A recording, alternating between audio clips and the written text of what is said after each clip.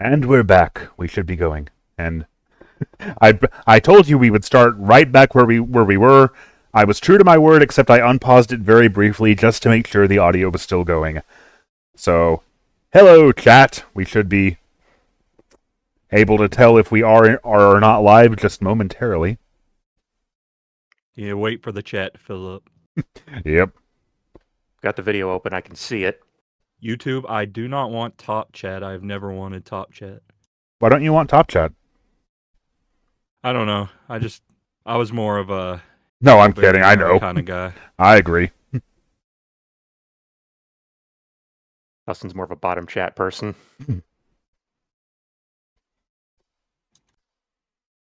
I was more of a AOL hometown kind of guy. Hello, the Mr. L1, the Mr. L01. He's All right. back. I think we're good to get going. And we were on the Pre-rendered robot. Alright, the game audio seems a little loud to me now. Crank that down a little more. Hello, the Brotherhood of Gaming. I missed the entire first half of this, but I came just in time for the only Sonic game that matters. Well, all I got done with earlier was I played Sonic 1 in mirror mode, and then I got through, what are we, like halfway through 3D Blast, I think? I actually don't remember how to handle this boss. This kind of reminds me of Chaos 6 from Sonic Adventure. Yeah, just sit there and wait. Yeah, I think you just have to jump over the things, but better. It feels very weird to pick up a Sonic game after a few hours and be right at a boss immediately. Oh, speaking of Sonic Adventure, though, I guess that is how it starts. Yeah, a bit of an odd start, but I guess it makes sense. I want to get you in the action. Ah, shit. Introduce a frozen and dead hedgehog. What's up? Our new plot device. Yeah, well, I played... The first Dreamcast game I played was the demo disc that came with it. And I played Sonic Adventure there, and I'm glad I did. Because I think starting by playing Emerald Coast was a much better choice and, like, gave me more of an opportunity to, like, get to grips with the controls a little bit. More than immediately being thrust into the Chaos Zero boss battle. As easy as it is. A most geek critique complaint, I think, is that Chaos Zero's third hit makes you wait around for like 5 seconds. I know. It's like, oh, if only I had the light speed dash right now.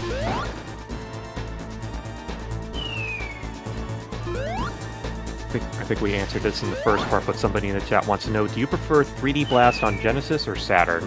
I don't think we did answer that. I don't remember talking about that before, but,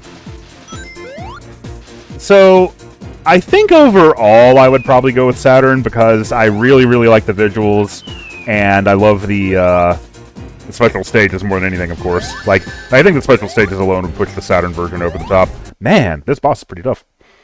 Oh, I might get a game over. Wouldn't that be novel? I don't think I've ever gotten a game over on a Sonic game on stream. So, You're witnessing First history, time for folks. everything.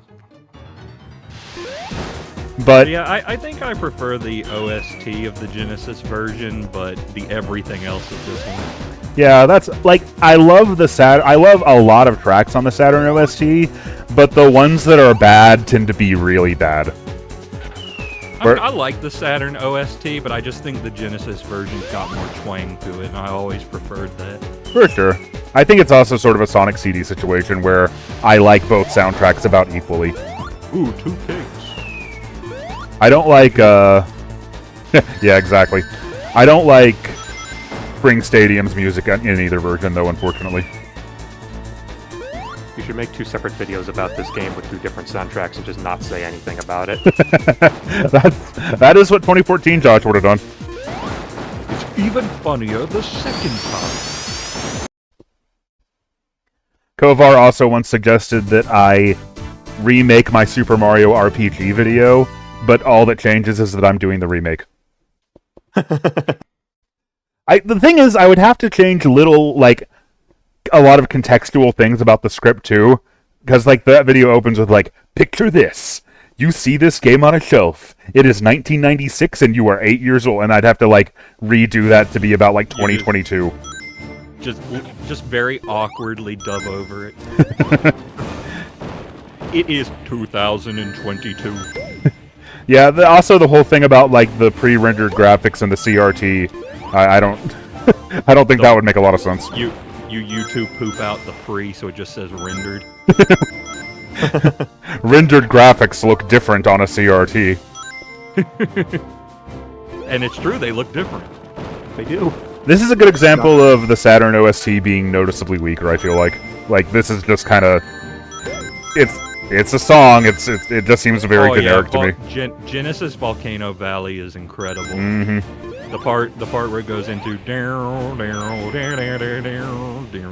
Because I don't know your policy on this stream. I don't know if I can describe what I do when that part comes on.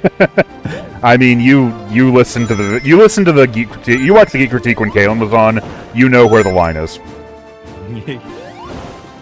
Well, I just figure the line is different now. Things have changed since I was a boy.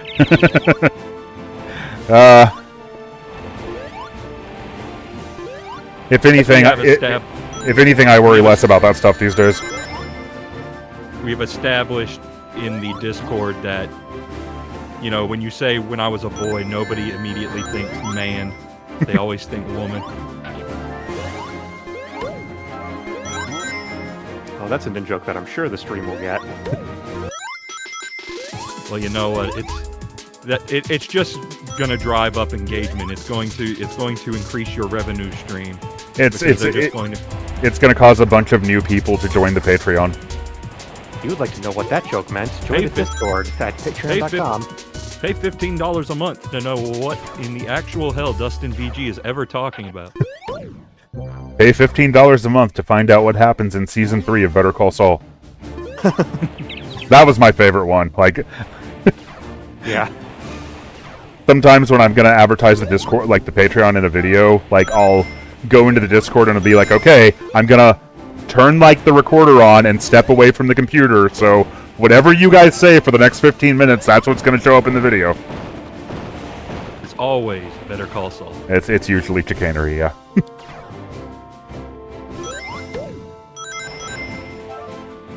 Motherhood of Gaming says, I feel regardless of Genesis or Saturn with this specific game, I always turn it off shortly after I get to level 2. I don't want to get too invested in it without recording footage for the channel. Yeah, there's some games where I kind of just have to stop myself. Like I'll pop on Mega Man 2 or 3, and I'll be like, I'm just gonna play like 1 or 2 stages, and then I have to stop myself from playing the entire rest of the game. Mega Man games are real bad for that, yeah. Yeah. Oh yeah. Like, just one more, just one more. I mean, I have his weakness now. I can't stop here. Yeah, exactly. I have so many pictures of, like, Mega Man password screens just saved on my cloud storage now. Yeah. I was doing that when I was playing through the Mega Man X games on my Ein 4. I was, like, taking screenshots of the passwords. And, I mean, yes, I know I could just use save states, but... Well, sometimes I play on original hardware, so... Yeah. One of these days, I'd like to get the 2 Mega Man X games that are a little bit more expensive. A little bit? Are you kidding? Well, okay, they're a lot more. Like, you can get the first one. Like, the first hit is free. The second 2 are going to cost you. I'm so mad that as a kid, I loved Mega Man X. Absolutely loved it. I'm so mad that for some reason, the only one I ever got was 1. Yeah, that's... Like, I rented X2 and X3, but I never got them. And I really wish I had back then. Josh, I mean, Mega Man is a game that you could get through on a rental. Yeah.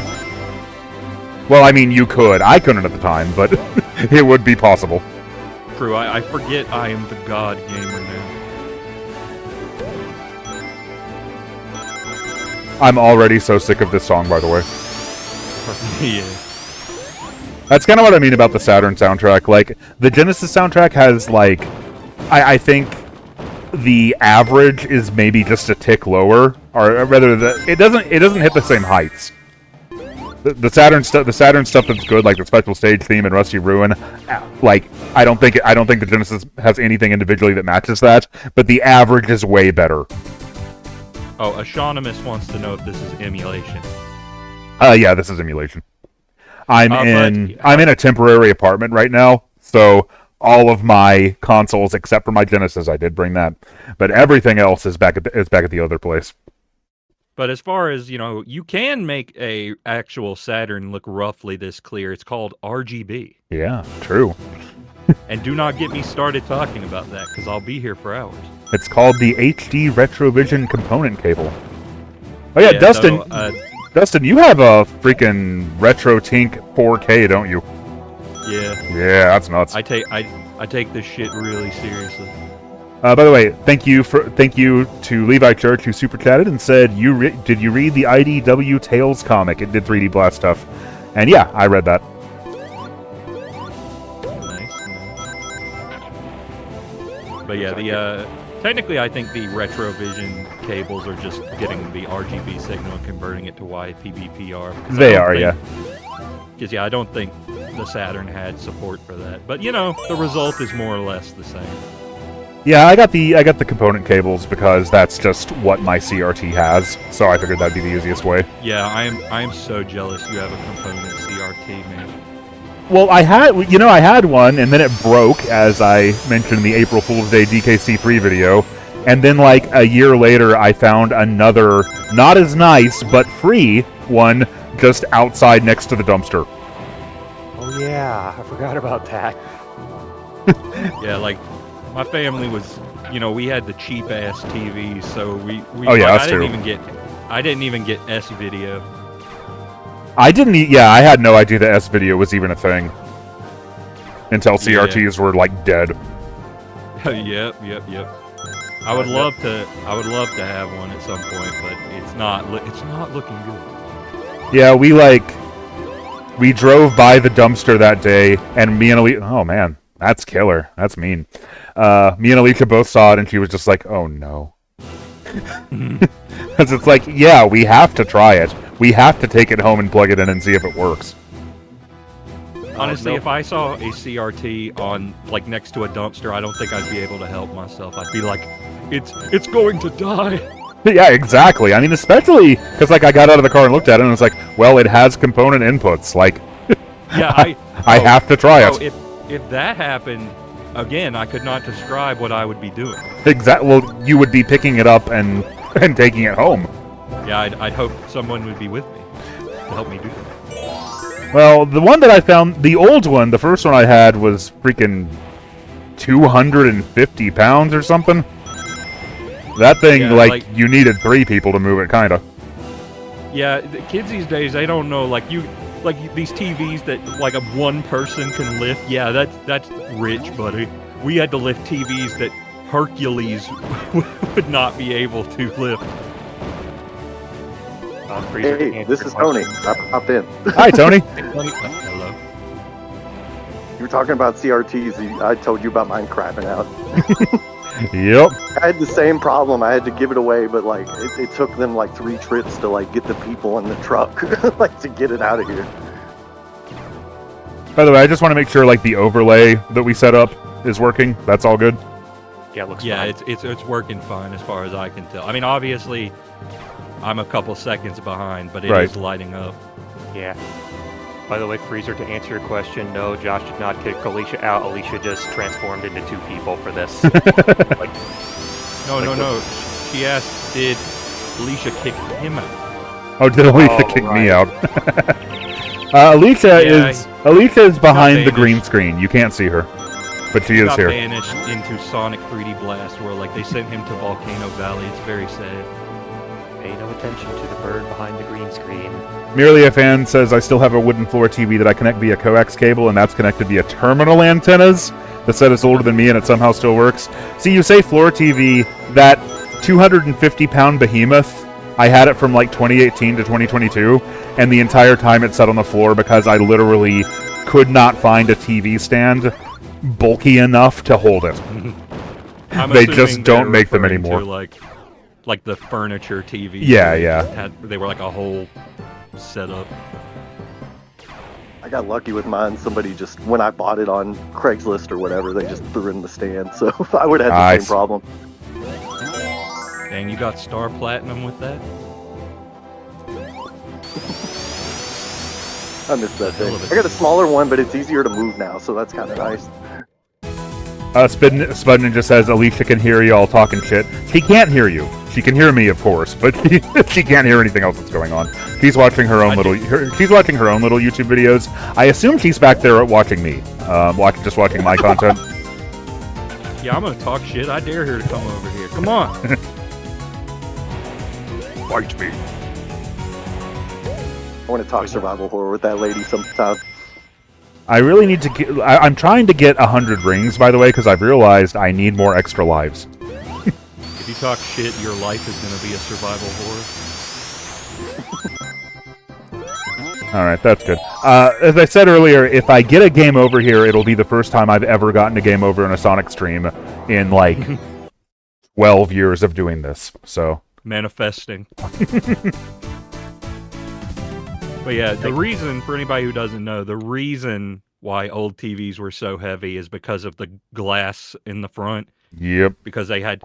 Basically, the bigger the TV, I think the more powerful the electron beam had to be, and they wanted to make absolutely sure they did not irradiate your balls when you turn the TV on, so they... That was nice of them. Yeah, so they had to put like a thick old glass thing in there. And it weighed 1 trillion pounds. Well, the dumpster TV that we found a few years ago, fortunately, isn't that heavy. It's heavy, but I can move it myself. Yeah, unfortunately, we got a couple of the old cheapos we're gonna have to get rid of at some point, and I'm hoping to find like a good home for them instead of just tossing them out. I mean, take them to a retro game store. Like, retro game stores around here always have, you know, a couple laying around for people to buy, but they're very expensive. Yeah, I may ask. I do have a couple, and I could ask if they want them. Yeah, they might be willing. They'd probably be willing to buy them from you. At least the smaller ones. I mean, there's a big old honker, but I don't know what I'm gonna do with that. Mine was busted, and people were still like messaging me about it. Like, it's. I mean, people can fix them. I can't. Yeah. Some people can fix them, but be warned, it's dangerous to do so. So it's not for the faint of heart. Yeah, I got some comments on that I got some comments on that DKC3 video. That's like, why don't you just fix the capacitors? I'm like, I don't want to die. Okay. Yeah, you have to know how to safely discharge those things if you are going to work on them. I'd rather not get my balls irradiated, thank you very much. No, that's what the glass is for. Oh, I think this is the song that sounds like Lost Impact from Shadow the Hedgehog. No, you mean Lost Impact is the song that sounds like this. Well, yeah. Technically. From the famous Sonic spin-off game, Shadow the Hedgehog. Yeah, I'm a pedantic asshole, everybody. Get used to it. He knows that. Y'all probably don't know that. Why do you think we keep you around? I'm kidding. I call it the geek.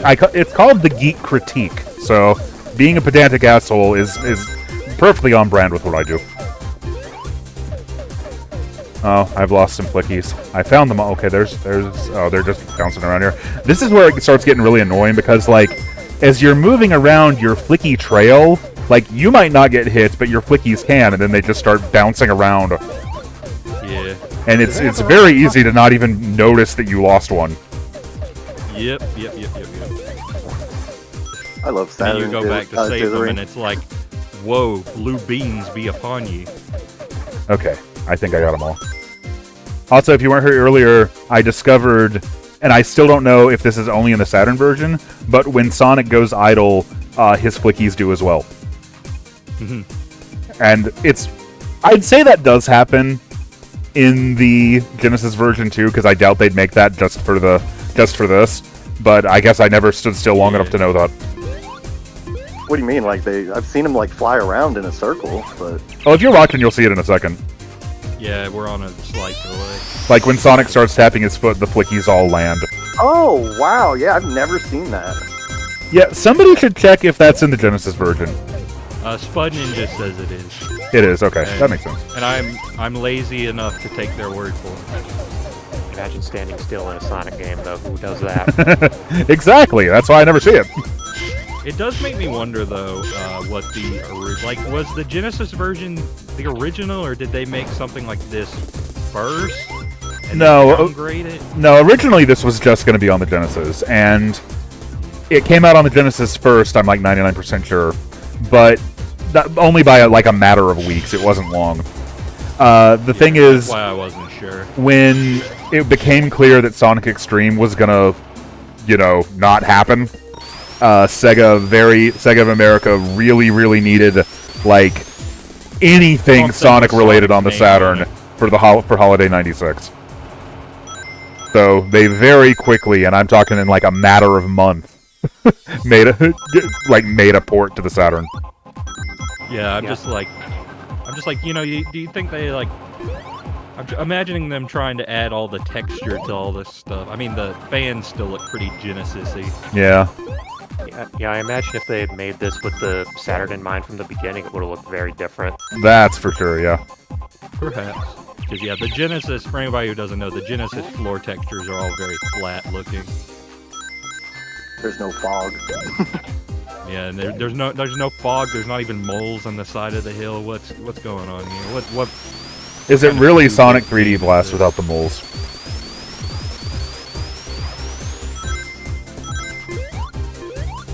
But yeah, it's a shame Sonic Extreme didn't happen. Even though it seemed, honestly, I've said before, it didn't look like it was shaping up that good. It didn't, but we were so easily impressed in 1996 that at least at the time, I don't think it would have mattered. Definitely wouldn't have compared well to Mario 64, though. I've always said that. No, not at all. Maybe not even Crash Bandicoot. It's hard knowing what it would have been, but Crash is real good for 96, Yeah, Crash is... I always get a bit sad when there's one fewer video game for me to play on my Saturn. I mean, I had absolutely no... As a kid, I had no interest at all in the Saturn until they put a Sonic game on it. And not this one, because, I knew this was a Genesis game. And I got it, I rented it, and I didn't like it that much. I like 3D Blast way more now than I did back then. Right. I mean, I like 3D Blast. I think it's good. It's not as good as, like, Sonic 3, don't get me wrong, but, I think it's a decent enough time. It's a fun way to kill an hour or two. There are worse. I wish there was a save function. That would be something. Yeah. There are far worse video games with Sonic the Hedgehog in them. True, but it was a lot less true in 1996. Yeah, I mean, maybe if you were playing on the Game Gear, like you could be playing Sonic Spinball 8-bit, which I'd rather play this. I don't think I've ever finished Sonic Spinball 8-bit. I mean to try at some point. I have finally finished the Genesis version. I did that on stream a couple years ago. Mm-hmm. I clipped through a wall trying to do it, which was nice. Well-coded video game. I saved Scrum through the hell out of that game. It was the only way I could beat it. That's how I beat it the first time. I never actually beat Spinball until the PlayStation 2 Mega Collection Plus, because it had save states. Yeah, that's how I did it. I did it like this year. And trying to knock out these littler Sonic games. Super chat, it said, been a while, good to see you active again. Thank you, Cucumbers. And yeah, it has been a while. By what divine right do you rule over the cucumbers? That's a good question. And apparently it's a very long lineage. It says 4059. Is that like the 4059th king of cucumbers? I mean, I guess cucumbers don't really have that long of a life, so they have to replace the king fairly often. Whoa, Spud Ninja says Sonic Spinball was the first Sonic game I ever bought with my own money. Oh, damn. That's like...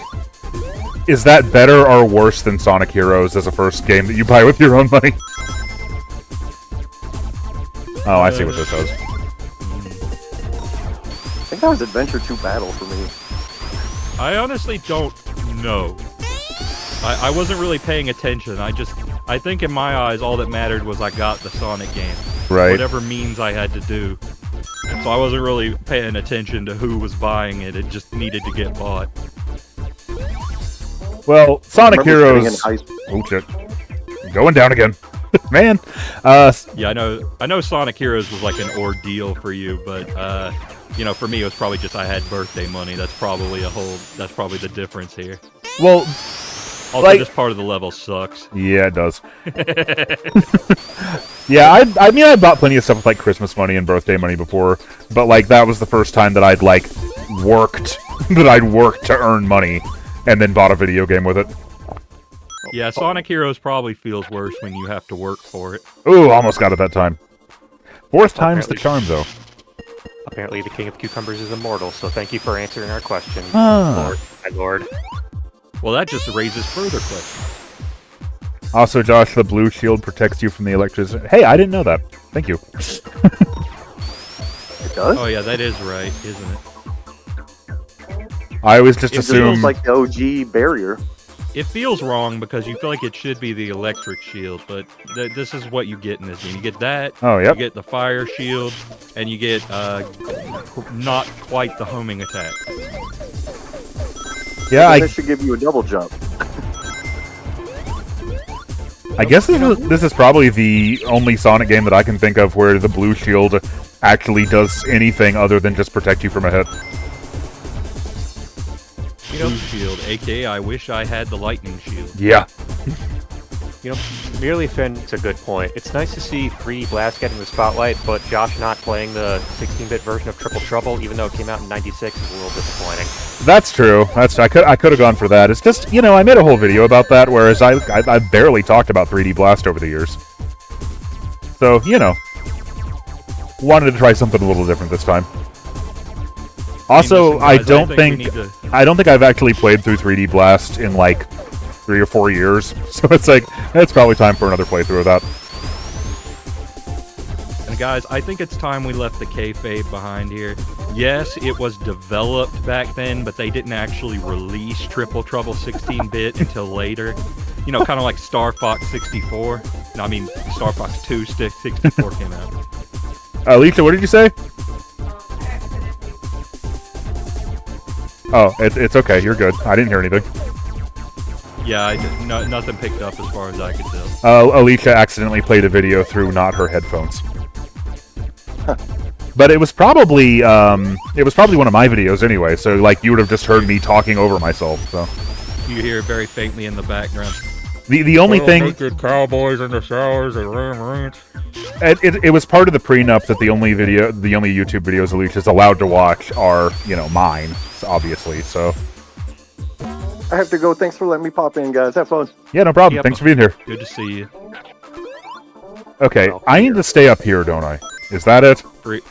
Freezer says she might hop in. Oh yeah, please do.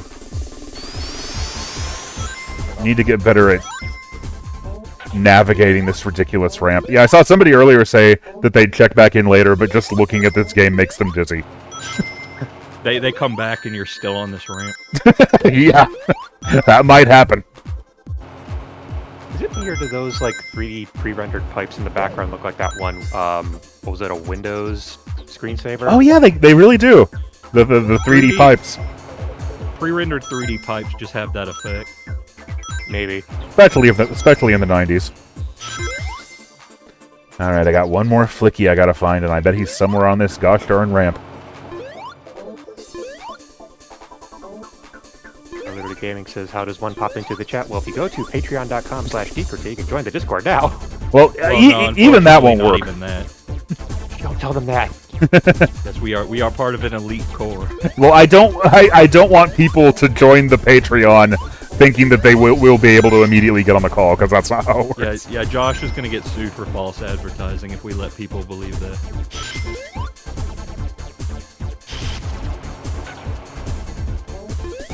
Okay, it's got to be somewhere over to the left over there. I mean, I'm only in here because I'm one of the ancients. I've been here since Kalen was talking about blue penises, so that's why I'm here.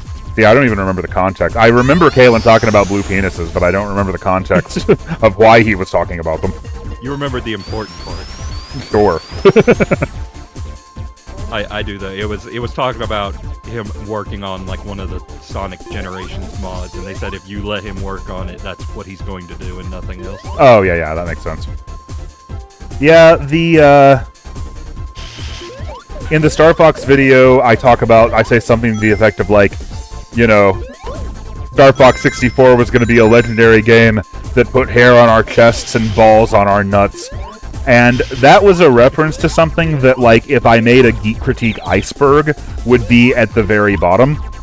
Because that was something that Kalen said during a mic test in 2013. That wasn't even, like, a reference to anything that was publicly available. That would be off the iceberg. That wouldn't even be part of it. It would be like the Marianas Trench. True. But now everybody knows it. We were just like, okay, let's try to come up with taglines for the channel. It's like the Geek Critique. It puts hair on your chests and balls on your nuts. Again, false advertising though. It does not do either of those things. Yeah, it's such a way with words, Kalen. Too bad we had to bury him back in 2015. Yeah. I think the last time he did show up was actually the 30th anniversary Sonic stream. I believe he came over for a while. I don't know. That whole day's a blur to me. Look at me. I am Kalen now.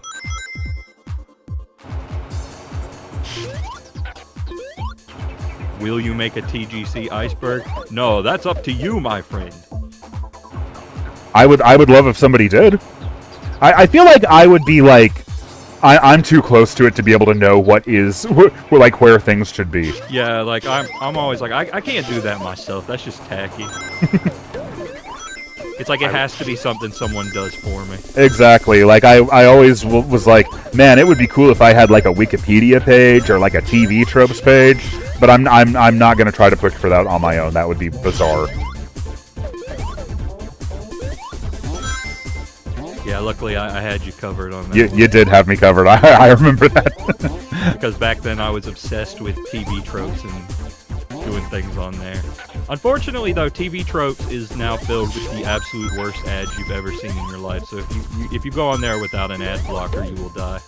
I still like TV tropes quite a bit, but it is very intentionally not as fun as it used to be. Yeah. I mean, I never understood that, because it's like, brother, you're not Wikipedia. You've even said you're not Wikipedia. Don't try to be Wikipedia. Yeah, they used to have, like, these, like, troper tales and, like, I don't know. I mean, I guess I understand why they got rid of that one, because there was too many people going, okay, so here's a story of how I got fucked in the McDonald's bathroom. True. And it's like, yeah, I don't know about that one, but yeah, there's a lot of, like, trope names that it was sort of a cumulative effect.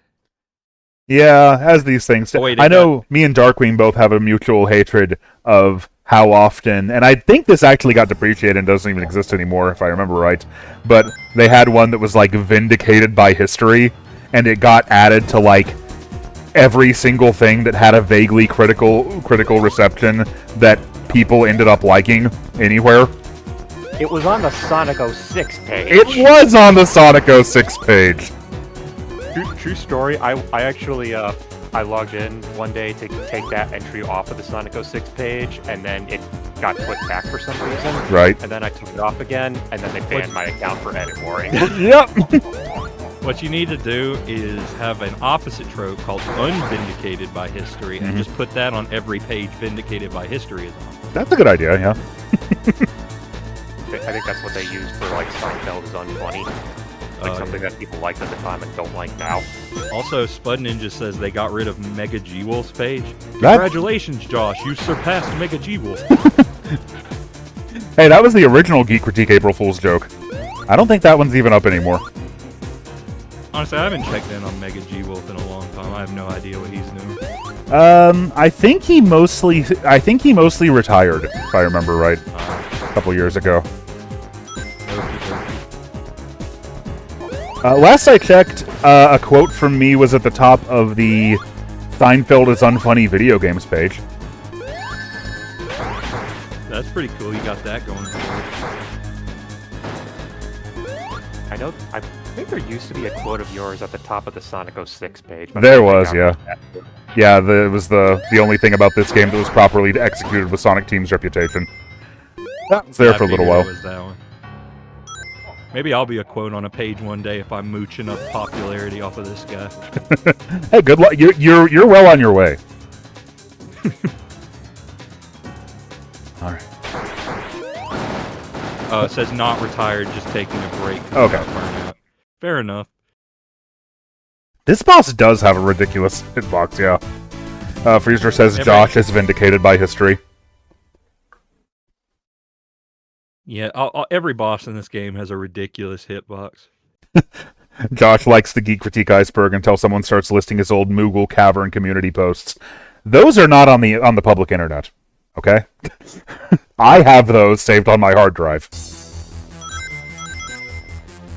I don't even know even know what would be in there, but I'm glad that I grew up on an internet that was not so well archived. Yeah, I mean, I've probably said a couple things that wouldn't reflect the best on my modern self, but I don't think too bad, like, not like, oh, Dustin is over party, but I feel like, you know, I was definitely a dumb teenager, as we all were. Indeed, yeah. Every once in a while, I'll go watch, like, old, I don't know, IGN review videos or something, and I'll see a comment that I left, like, 13 years ago, and just think, oh god, why? Yeah. But, you know, like I always say, on the bright side, to anybody watching this, anybody listening to me right now, shame is not that bad, because it just means you're better than you used to be. Yeah. Well, probably, but you know, there's a good chance. Well, if you feel bad about something that you once said or did or believed, then that does just show that you've grown as a person. It just means you wouldn't do it anymore. And also, if it's stuff that you did when you were a teenager in particular, like, everybody's gonna understand that, you know? Yeah, kids are dumb, teenagers are dumb, adults are dumb, but we're all dumb in different ways, and then you die. Yeah. That's the only time you won't be dumb. Well, I probably wasn't that dumb before I was born either. That's true. But then again, you don't even really exist as a concept in that point, so we're getting into, like, metaphysical stuff, and I don't know. Or do I? This channel. I don't know if this channel is ready for that. Oh no! See, that was dumb. That was dumb right there. I made it all the way to the top of this, what in any other game would be an extremely simple platforming segment. Everybody's gonna understand that except other teenagers. Yeah, that's a good point, yeah. Yeah. Yeah, but they don't count. Teenagers aren't people, we all know this. Except for the teenagers in chat, you guys are cool. I saw somebody the other day criticizing, like, a piece of dialogue in Undertale, or rather Deltarune Chapter 1, and somebody was pointing out that, like, Deltarune has lasted long enough now for, like, that phenomenon that you get where, when you're a teenager, you think that the things that you liked 3 years ago were extremely cringe and lame, and, but it's lasted for so long that, like, they're still invested in it. The same game. Yeah. I'm sure kids are doing that with Fortnite, where they're like, Oh yeah. like, I can't believe I liked this old season of Fortnite. Thankfully, new season is better. Yeah, like 10 years ago, I saw a teenager, like, dunking on themselves and their friends for being into Minecraft, and we were all like, "Aw." I enjoyed the one that was like, what was it? Deltarune is this generation's Undertale. Yeah, I saw that too. Wait till I tell you what. I have no idea if it was a joke or not, but I want to believe that they meant it. I don't know. Either way, it's funny. When Deltarune first came out, I came across a bunch of people on the subreddit who I assumed they were teenagers, but they were debating over whether it was a good idea for Deltarune to have so much more, like, bad language in it. And somebody was like, you know, the thing is, though, like, all of Undertale's fans have grown up and matured so much over the past 3 years. Like, I think it makes sense for that to happen. And I was like, oh yeah, some of us went all the way from 27 to 30. Yeah. Yeah, you can finally say damn. Exactly. And you can even I follow did it up with a notice that. not here if you want to. I did notice when I was playing Deltarune for the first time. I'm like, oh hey, they cuss in this one. Like I didn't think that was a bad thing, but I'm just like, oh, that's different. But yeah, it shows though. You know, like the main character of Undertale is a kid, and the main character of Deltarune is a teenager. So you know, Right. it all goes back. See, like Frisk wouldn't be doing all this if they were an adult. Right. Yeah, I mean, I never minded it one way or the other. But yeah, Toby Fox taking so long to finish this dang game, it makes me feel a little bit better about myself. That's true. So by all means, Toby, like, okay, like, yeah, I want to play Chapter 6, but at the same time, I'm like, you know, Toby, the more years you take to finish this, the better I feel.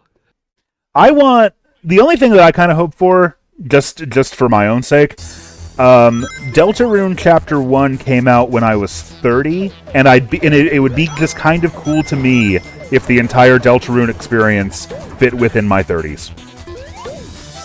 You. So you got like 2 more years on that.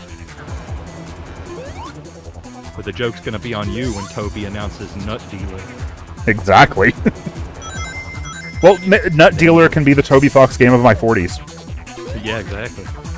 Oh, speaking of which, okay, I saw a post on the Deltarune subreddit the other day from somebody who was like really, really hopeful that like once Deltarune is done, that Toby Fox has time to make one more game, because like they said, like kids growing up now deserve to grow up with a Toby Fox game, just like we all did.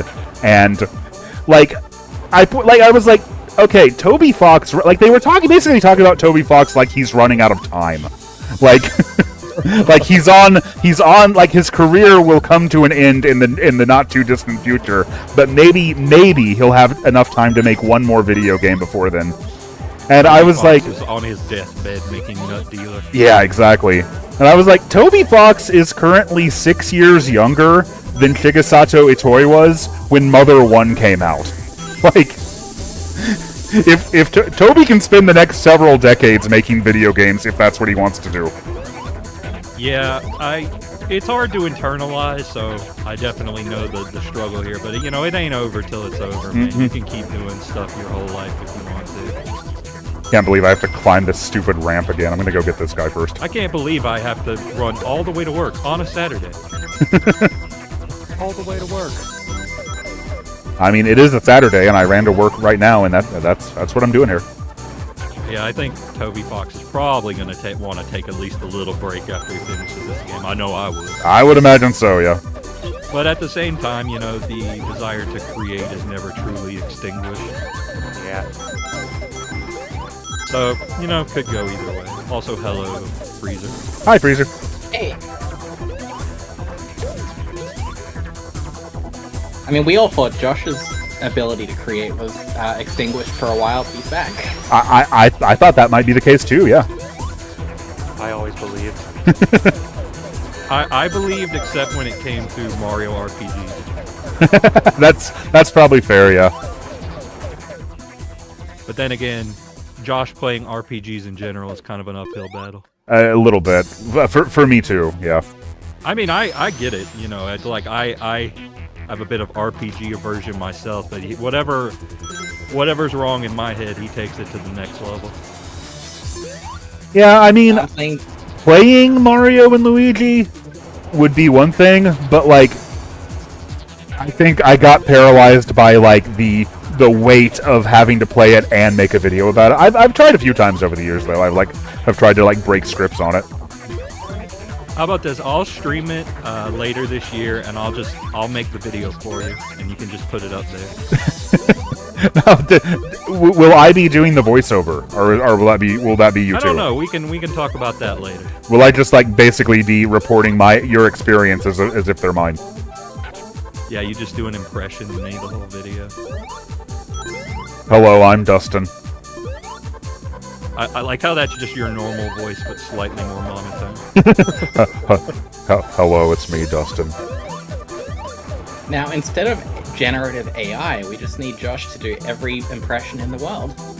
I mean, I can do some of them okay, but I don't know. I don't fancy myself an impression. Okay, I've been in this elevator before. Which elevator do I need to go down?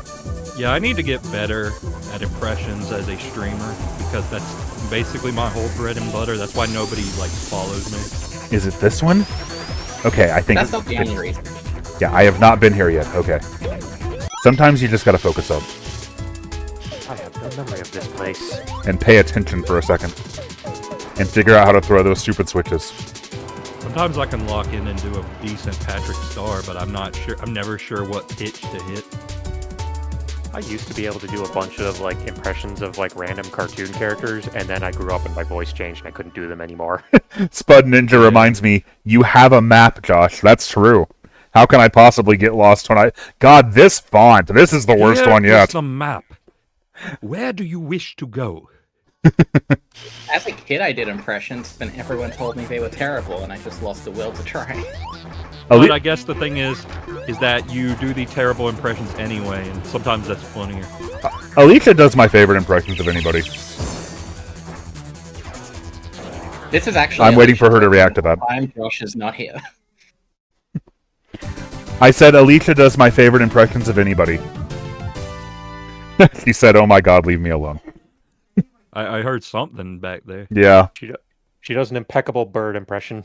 she does. You do an impeccable bird impression. Was the map in the Genesis? Bird I impression. don't think it was. She said "caw." I don't know if you guys heard of that. The feeling was understood. All right, this is the best level in Sonic 3D Blast because it's the only one where you do not have to collect flickies. You just have to get to the end of it. Also, I'm not sure, but I don't think I got all the Chaos Emeralds, so this will this will not be a completionist run. Are you playing a good game after this? What's that? Are you playing a good game after this one? It depends on how you feel about Sonic Adventure 2. So no. It depends on the person. Every Sonic game is in a superposition. That's true, yeah. Glad I'm not the one who said it. Like I said, I like both of those games. I think they're cool. Yeah, they're neat. I think Sonic's pretty okay. Well, I'm specifically going to be playing Sonic Adventure 2 Good Edition, so given that, I will say yeah, I will be playing a good Sonic game. And you're I already don't like- playing 3D Blast Good Edition. I mean, I don't like the mechs. I'll say that much. Like I'm the weirdo that is all right with the treasure hunting, but doesn't like the mechs. I like Eggman's mech stages. I don't like Tails'. I mean, yeah, Eggman has a better set of them. I'll definitely say like Cosmic Wall and Weapons Bed are better for me than most of the others. And accordingly, I think Knuckles' treasure hunting stages are a lot better than Rouge's overall. Yeah, it's almost like the others were added very late in development. A lot of dev time. Wonder if that is the case. I wonder if anybody's ever thought about that before. Yeah. Yeah, it's especially sad because like Shadow has what, like 3 stages. Well, one of them we had there were like press pictures released of Sonic and Skyrail. Oh yeah, so like 2, and they just decided to give him one of Sonic. Yeah, pretty much. Yeah, that's a shame because it means like, okay, you're playing the dark story. Get ready for the lesser part of the game. Yeah, get ready for 1 billion Eggman levels. Yep. It does make me wonder, like, if that is true and the game was just going to be those 3 originally, how it was going to be structured. Because we have the hero dark split in the final. Yeah, I wonder if it was just going to be like one long continuous story where you switched off playing as different characters. I was the one weird kid that did the dark story first, so my first experience of a 3D Sonic game is Eggman. That is wild, yeah. Oh, and I said this in the Discord server. Like, I never made it far in the dark story because when I was a kid, I was afraid of the stealth section you had to do in, like, what was it, egg quarters? Yeah. Egg quarters. Yeah, where that mech would come after you. Yeah, and it's really not even that big a deal, but just the insinuation of having to stealth around made me really anxious. So I finished the hero story way before I ever did. But I was like, eventually I was like, I gotta see the rest of this game. Yeah, and then I beat the dark story first because I got totally stumped by the puzzle room in, oh no, what's it called? Crazy Gadget. That's crazy to me. That's Gadget to me, even. Yeah, exactly. But because of that, like, okay, so we all knew this was going to be the last Sonic game released on Sega hardware. And there were persistent rumors on the internet that it was going to be the last Sonic game ever made, and that Sonic was going to die in Sonic Adventure 2. And, of course, like, I was always like that, like, and the other people would come in and be like, that's absolutely ridiculous. Sonic is way too valuable a brand. Like, he's always going to be part of Sega's strategy. Like, also, the dithering pattern is mirrored on this boss in a very unsatisfying way. I'm sorry to make you all see that. Interesting. Well, I still don't really see it. I'm not... Like, look right at the middle of the boss. Look at how the... Oh, yeah, I see it. How it, like, yeah, it repeats. You're trying to kill me, aren't you? You're trying to make me lose. But yeah, I'm trying to get that game over to happen still. Sonic was going to die in Adventure 2 because the new Sega mascot was Rio from Shenmue. There you go, yeah. Sonic was going to die, but he'd get better. I mean, Shadow did, so that's not totally off base. Yeah, I hate when people do that, where they just kill off a character and they're like, no, wait, I want him back, never mind. Because I had a GameCube and not a Dreamcast, like most people, I figured, oh, this Shadow and this Rouge person, they must have been in Sonic Adventure 1. You'd think so. I was so confused. Yeah, I was also the GameCube kid. I have a Dreamcast now. It's right over here. But yeah, merely a fan mentioned, goodbye, Sonic.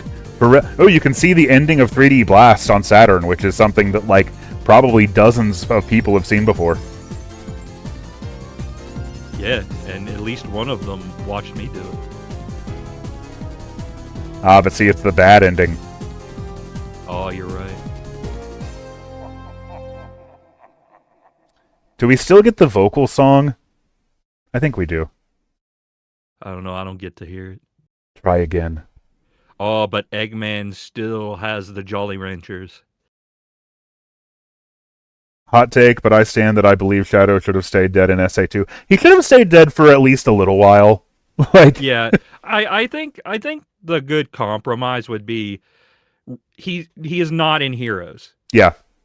Okay, like Heroes, somebody else is there, and then it makes you think like, oh, he's gone for good. That was serious, and then Shadow happens, and it's like, oh wait, he's back. What is this mystery? One thing I like to imagine is like, what if Shadow had stayed dead all the way until Sonic Generations? And then, like, him coming back via that would have been such a big deal. Yeah, that would have been very interesting. There's no way they ever would have held off that long, though.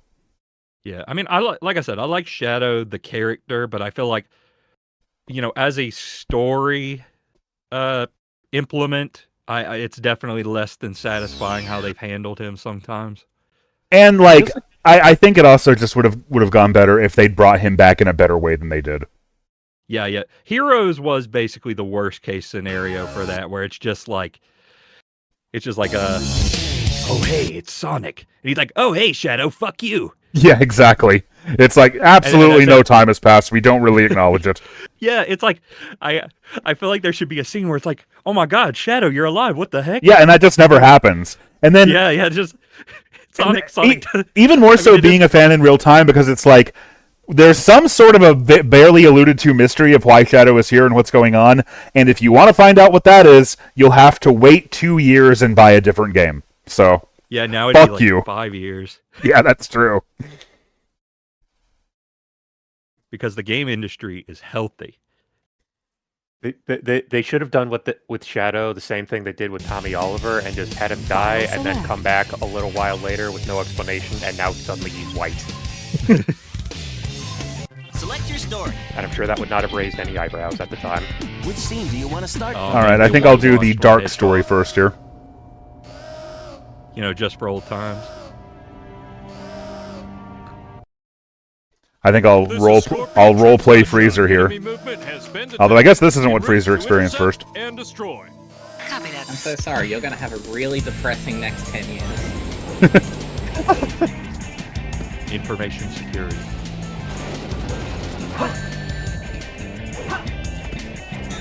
For some reason, when I play Sonic's version of this boss, like, I do it flawlessly most of the time, and when I play Shadow's, like, I do not. Hello, this big old chicken legs. I'm gonna show up 3 times in this game. This is Scorpion Troops Hotshot. The enemy is stronger. I mean, look, Gun didn't have the budget to make more than this type of robot. This is what they had. It's a pretty cool boss, but you sure... I like it. I was gonna say you sure do fight it a lot, but then I was like, I still like it a lot more than Chaos 4. Yep. Because at least this one you can like you're supposed to wait, but you can still cheese it. Need to turn the game volume down a little more, I think. That should be good. Like, the other day I was testing out something with the Dreamcast, and I was able to get this guy down in 1 cycle, and I was very happy about that. Levi points out, and I agree with this, if Shadow wasn't in Heroes, then Omega wouldn't exist. That is true. I mean, I guess... Maybe he would have. Yeah, you could do Omega... I don't know. They could have made another Sonic friend to fill in the dark path. That's it! I will... Yeah. I mean, I will say, though, that the original pitch for Heroes might have been even worse, because they, like, they brought back Gamma. That's true. So I'd rather sacrifice Shadow for Gamma. Yeah, if they had to bring back one of them, I'd rather... I guess I'm glad they brought back Shadow instead of Gamma. Yeah. I guess they could have used Chaos, maybe. I don't know how that would have possibly made sense, though. I mean, I do kind of like how they handled it in Sonic Battle, if I recall right, where, I mean, spoilers for Sonic Battle if you care about that,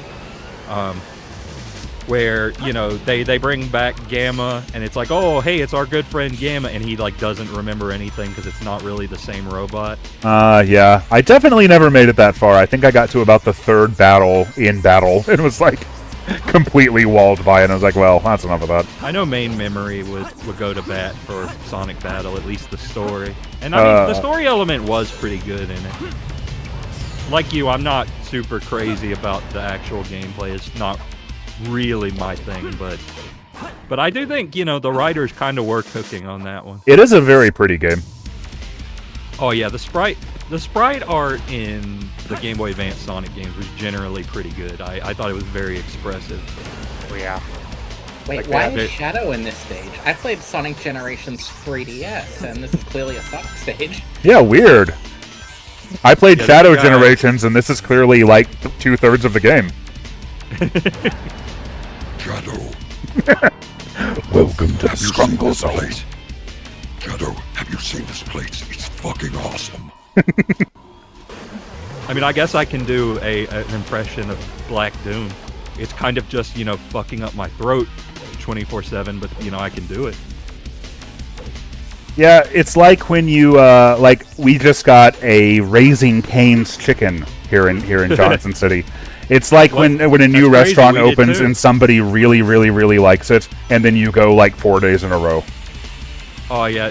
We got one here recently, too. It's like, well, not here, but it's a town or two over. Mm-hmm. And I've been getting it whenever I head down that way. It's pretty good, honestly. We had it on vacation one time a couple years ago, but we haven't gone to this one yet. They just opened, like, 5 days ago, and every time you drive by there, they've got, like, a drive-through line wrapping around the building. So...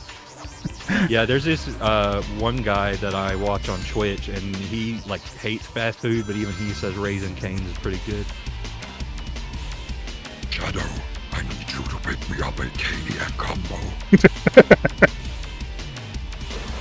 Honestly, when I get around to streaming Shadow the Hedgehog in maybe like the year 2036, it's just going to be 99% me making dumbass requests in Black Doom's voice. That's going to be most of the stream. Well, it's gonna fuck up your throat forever, so, you know, put that off as long as possible. Yeah. Ultimate victory.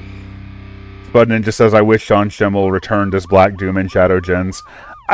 I don't feel like I understand Sean Schimmel, yeah, but I don't feel like I would ever be able to detect the difference. It's just, I thought it was. It's just this voice. Yeah, like I said, I could be Black Doom. Sega, I'll work for cheap. It just sounds like no one in chat has played this game, but there's a PC game called Harvester, and it just sounds like a guy from that. I've heard of it. I mean, it's just the standard edgy voice. Really, it's like, I mean, even as somebody who kind of took Shadow seriously back in the day, I did find Black Doom completely ridiculous because he just was trying so hard. He sounds like a 4Kids cartoon villain. Yeah, he's just the standard like he's just. I mean, his design does. I do like his design the more I look at it though, because it kind of looks like edgier Wise Man from Knights. He is very similar to Wise Man, yeah. Speaking of games that nobody in chat's played. But I have. I always really liked this part of the level right here, because the camera locks there, and you just kind of get to, like, admire the character model for a second. I'm gonna have to wait a second to see what you're talking about. Yeah, you'll see it. Like, that's a good design. You admit to liking a part of the game when you don't actually do anything? I admit to what? Yeah, exactly. You admit to liking a part of the game where you're not actually doing anything? It's a part of the game where you can choose not to do anything, and you still have full control, so I think that's what makes the difference. It's a bold artistic decision. Does Shadow have his 2 mustaches? Not with this character model, no. Okay, you swap that. Is that in the cutscenes? What is that? No, it's definitely on the player character model, at least on the Dreamcast version. I usually run with the Dreamcast version. Right now I'm using some kind of a model improvement mod. I can't remember what it is. You modded out Shadow's stash. I can't believe you. Well, his double mustache. I do know this, whatever this mod is, and you'll probably be able to find it based on this. In the vanilla game, when you uncurl from a rolling state, like the character doesn't have an animation from that, so you'll kind of just T-pose for a second. Whatever this mod is, it actually adds an animation for that. Also, Brotherhood of Gaming resents you saying they haven't played Knights. Okay, I'm sure some people in the chat have played Knights. More than have played Harvester, anyway. Around the time that Shadow Generations came out, there was a bit of a meme going around Blue Sky about, I think it was a Macintosh game from the early 90s called Scrungle. And when you launched the game, you got this voice going, "Welcome to the Scrungle Zone." So ever since then, I have been meaning to mod that into, like, the intro of every Radical Highway area of Shadow Generations. I didn't actually know that until now. Thank you for telling me. Because that's beautiful. Yeah, in the future, if I play Shadow Gens on stream, I will do that every time. I'm still annoyed that Shadow doesn't get a bounce bracelet to claim with me. Right? I think I'm using a mod that just lets him do it anyway. But yeah, he really should. I mean, he's just Sonic with a different model. Let's be real here. Does the special stages in Sonic Robo Blast 2 count as playing Knights? Yes. Yeah, it's Knights adjacent. It's trying to be Knights. In fact, that's kind of what spurred me on to actually play Knights, because for years I just looked at Knights and I did not understand what I was doing. Yeah. I played that and I was like, oh my god, I get it. Yeah, Shaymay has a really good video about how Knights basically gives you absolutely no conveyance whatsoever. Which was just kind of in line with how a lot of Sega games did things. Yeah, I mean, I feel like most games I'm able to pick up, but something about Knights just perplexed me.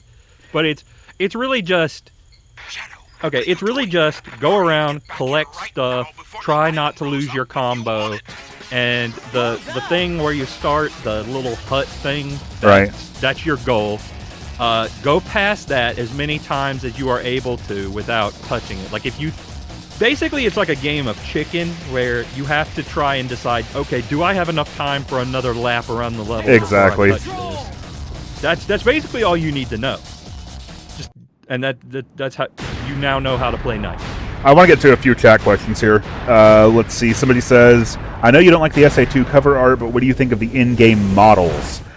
I actually really like the SA2 models. I think that it was the first time that they kind of managed to figure out how to render modern Sonic's proportions. Like, they're very stylized. I get that they're a little goofy, but I always really liked them. I always really liked the obviously mo-capped animations in the cutscenes. Yeah. There's a real charm to them, I think. I like that we still call him Modern Sonic, even though he's 25. He's more than 25. He's like 27. I was doing the math wrong, I guess. Yeah, you gotta count. If you're American, you can count from 99. If you're not going on like such an American-centric view, you count from 98. Like, guys, Modern Sonic can vote. Shadow's 25. That's true. Yeah. Shadow is legally allowed to purchase liquor. I didn't come to save you. Sonic can be president as of this year. Yeah, and at this rate, he will be. Yeah. Well, actually, he wasn't born in America, so he can't be. Christmas Island might be in America. We don't know. No, I think Christmas Island's a real place. That's not in America, actually. It is. Oh, it is? Well, there you go. I trust Sonic more than any president we have had the past 5 decades. Wow, I can actually read that katakana in the background this time. Oh, nice. It says Eggman. How about that?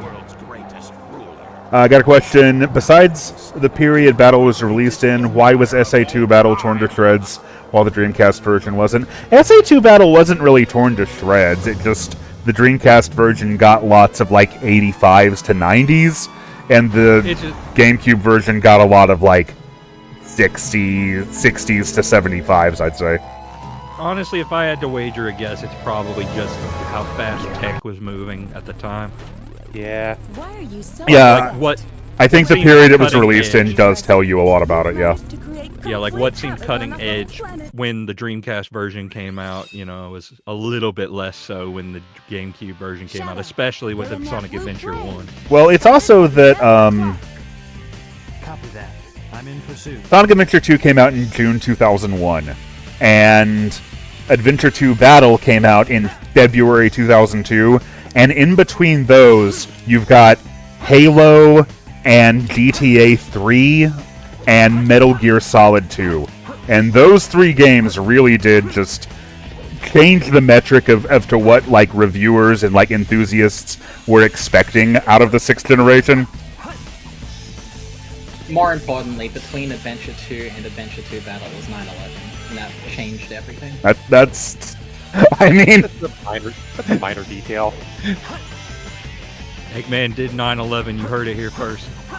I mean, that scene where he blows up the moon did hit different after that. I can personally attest. I was like, this feels a lot worse now.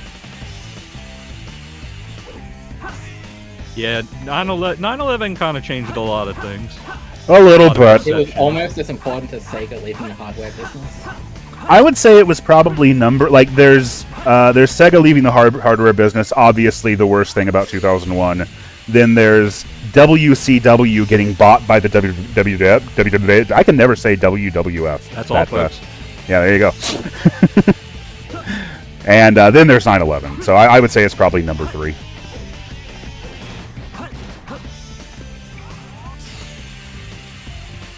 I've completely lost my train of thought after that. Here we go. I wish Sega would do something for Knight's 30th anniversary. Yeah, me too. I wish Sega would do something. They're doing that new Crazy Taxi. Doesn't it look great? Don't look too closely. Yeah, ignore the fact that the billboards don't actually say anything. You raised my hopes and dashed them quite expertly, sir. Well done. The other thing, to answer the question, though, is that video game review sites were a little bit more, and probably, this probably isn't a good thing, but basically, like, you sort of had a team of reviewers, and they were, like, Dreamcast enthusiasts. This wasn't true at every site or at every magazine, of course, but I do remember this being somewhat of a common thing. Like, you'd have a guy, and his entire job was, like, standing for the Dreamcast or standing for the GameCube. And those were often the people reviewing them. So, well, dang, I can do that. You pay me. The job market used to be so easy, people. It did, yeah. But I think that Sonic Adventure 2 had a little bit of a higher chance of like getting reviewed by somebody who was very like who appreciated it. Yeah, who was very sad to see Sega leaving the hardware business and reviewed it like sort of through that lens and on those terms. Whereas the GameCube version was somewhat more likely to be reviewed by somebody who, you know, maybe grew up with an NES and saw Sega as like coming in and changing the video game industry for the worst. Says, on the topic of old perceptions of Sega, I know the Dreamcast flopped, but how often did people like outright hate it? I wouldn't say the general thing was like hating it any more than, oh man, I hate when that happens. I think people were just wary of Sega at that point because of the 32X and the Saturn. Yeah. Yeah, the most common thing you'd hear was just like, well, what, like, I don't really care what the Dreamcast is or what it does because, like, the PS2 is going to be out within a year. So I'm just going to wait for that. Honestly, it cannot be understated how much of a seismic shift the PS2 was. Like the Dreamcast definitely got hit the hardest, but I think even the GameCube and Xbox for sure, yeah, owe their performances slightly to just how much Sony was kicking ass. Yep. Like I always say this, like I'm a GameCube defender, much to the chagrin, to the disappointment of everybody in that server, but. And that's so funny because as a teenager, I felt like the only person who was defending the GameCube. Well, you know, as we've established, you like the GameCube, you just hate every game on it. I like some of the games on it. But yeah, I mean, Nintendo was doing a lot wrong back then. F-Zero GX, Eternal Darkness, WWE. I do think Nintendo would basically have had to make every possible right decision to have beat the PS2. I'm just gonna say that. I don't think it would have mattered. I really don't think the cards were stacked against them at that point. Yeah, they would have needed like legit future sight to be able to, like the DVD thing alone. Like people always say the DVD, but you know, like even that, you know, may not have helped when Sony was doing it. But yeah, it was a very cheap DVD player, and I'm sure that helped get it into a lot of households. Much to the chagrin of us real gamers who were like, man, video game consoles shouldn't play movies. Yeah, that was before the Xbox One happened. Yeah, right. It is kind of funny how history repeats itself in things like that, though. It's like poetry, it rhymes. There you go. Yeah. Speaking of impressions. Yeah, like I said, I can't do a good George Lucas impression, but I'll try anyway. Oh, I just want George Lucas throwing this out. Well, we got Jeff Keighley. We don't have him yet. No. Yeah, occasionally, especially around the time of Game Awards or Summer Games Fest, Jeff Keighley mysteriously joins the Discord server. Yeah, we have no idea who runs that account. They've never come forward, so we can only assume it's actually him. He's never given us any reason to doubt him. Yeah, what do you mean? That is Jeff Keighley. I mean, if anybody, like any, quote, you know, famous person were to join that server, Jeff Keighley probably would be towards the top of the list. That's true, yeah. But at least one could watch The Price is Right on Xbox One. Yeah, that was like the first thing we ever saw on Xbox One running, I'm pretty sure. Was The Price is Right. And, you know, Sony managed to run away with it again that time. Coincidence? I think not. Yeah, we were watching a really good video on the history of Resident Evil on the GameCube, and it reminded me a lot of like how people were talking about Bayonetta 2 when it came to the Wii U, where it's like there was an audience who really wanted to play Bayonetta, but they absolutely were not going to buy a Wii U just to do that. And I think it was very similar with the GameCube and Resident Evil. That's why those games are so gosh darn expensive now.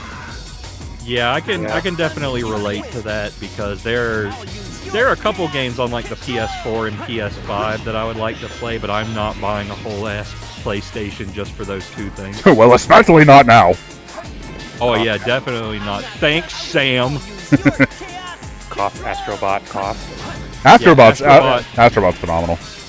Astrobot and Dreams are the two that I would like to play, but like I said, I can't justify buying a whole PlayStation just to do that. I mean, you know, give it a few years and the console will become even more expensive, and then maybe you can get it. I'm really curious. Thank you, Sam. I'm really curious what the market for that stuff is going to look like in 10 years once it's all not being made anymore. I'm telling you, once society is not ready for the ramifications of the PS6. Ramifications. Huh? Yeah, exactly. It is like people are going to see the price, and it's going to make $599 US look like nothing. It is, yeah. It's going to be ridiculous. Nevermint says, when I was 11, I hated Bayonetta 2's existence because I was small baby and I wanted Nintendo to make small baby games and not scary grown-up games. I can relate to that, yeah. Yeah, that's fair, though. You gotta keep in mind, Nintendo wasn't making it. They just gave Platinum a small loan of $1 million and told them to go crazy. Yeah, I love Ben that. said you've got to make the second best Star Fox game. That's true, yeah. Me and Fraser are probably the only people who think that. Honestly, I've never played Star Fox Zero, so I'm just being a hater for the love of the game. Yeah, somebody, Brotherhood of Gaming quotes, "I'll use your chaos control!" The audio mixing in this game is brilliant. I can't skip the credits, can I? No, but why would I want to? Why would I want to? The story goes that, you know, they had basically just had to match the Japanese cadence, and they just couldn't do it half the time. Yeah, that makes a lot of sense. Which is crazy because I think it was written in English first, which is, I mean, I guess you would expect nothing else from a Sonic game development. Right. Somebody said Nintendo wins this generation by doing really very little. Yeah, it's the meme of Luigi winning Mario Party games by pressing nothing. I mean, the Switch 2 is, even that's getting more expensive. Yeah. So, you know, nobody's safe. Sam Altman comes for you all. Yeah, I've finally broken the fever of having to play Star Fox 26 to the exclusion of pretty much everything else. For like the first week to 10 days that it was out, I was doing like multiple runs a day on it. But it's been a few days now, so I think I'm in the clear. I was playing the new Star Fox constantly. You were playing it like 4 times more than I was, yeah. Yeah, I've got 65 hours in it, and I've only stopped because the new Digimon game came out for Switch. Oh, you should have stopped at 64 hours. Oh, that, yeah. Oh, you should have stopped at 67. So we have a spreadsheet where I'm beating Josh a lot at Star Fox, which is good. I updated my expert mode mode scores on that. Where I'm beating Josh a lot. I'm going to get a good score in spreadsheet, something that is normal to want and possible to achieve. Spud Ninja says, would now be a good time to admit I kinda hate Shadow's SA2 theme. I like the chorus and nothing else. I don't really love it. I like Cord Smith, I know him. I like the part at the beginning where you go, and then it's like, well, okay, that's the whole song. Bye. Yeah, the Sonic Heroes Team Dark. The Sonic Heroes Team Dark song was a lot better than this. That said, Eggman's theme kicks ass. For sure. They should have played that over the credits instead, honestly. I read Matt Brooks as Mel Brooks. I'm in the clear, Josh says, nervously eyeing his Switch 2 under the table. The funny thing is, you're right. It is under the table. Underwhelming Switch 2 job. Oh, here we go. Now remember, if you want cheap physical media, the PSP has a UMD library where you can watch all your favorite movies from the 2000s. Last episode. Wishes are eternal.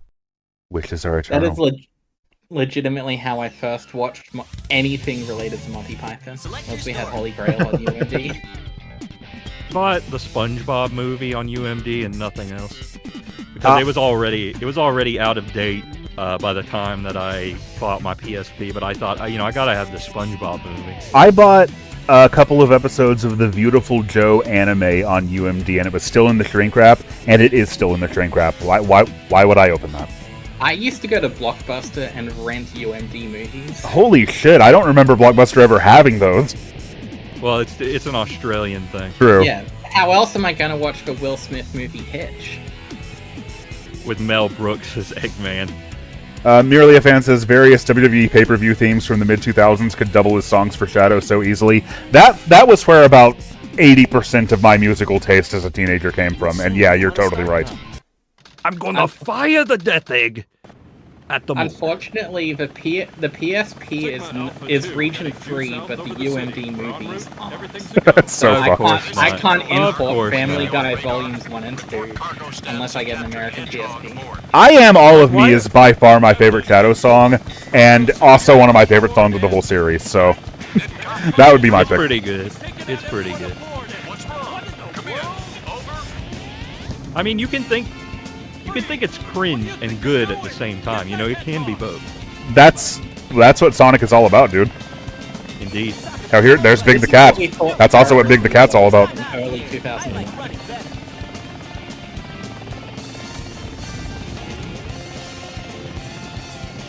Hi, D. What's a Russian gunship doing here? Alright, I gotta hop off. Y'all have fun. It's been great. All right. Thanks for being here.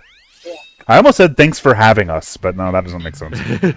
I am having you. Attention all units. Suspect seen We can't have fun at Sonic Adventure 2. major roads and capture the suspect. Well, that's embarrassing. I missed the first ramp. Okay, you're still, like, on my YouTube video, you're still in the cutscene, and I was just thinking, like, wow, Yeah, we're a little bit behind. Yeah. You guys will be a little behind me. Somebody just drove by my window playing the loudest music I've ever heard. Were they playing City Escape? Sadly not. I would be way more into it. It sounded like some kind of country music. Now, little nice 13-year-old Josh felt so vindicated by this. Playing SA2 is habit forming. Don't turn off your DC. That little white text underneath it.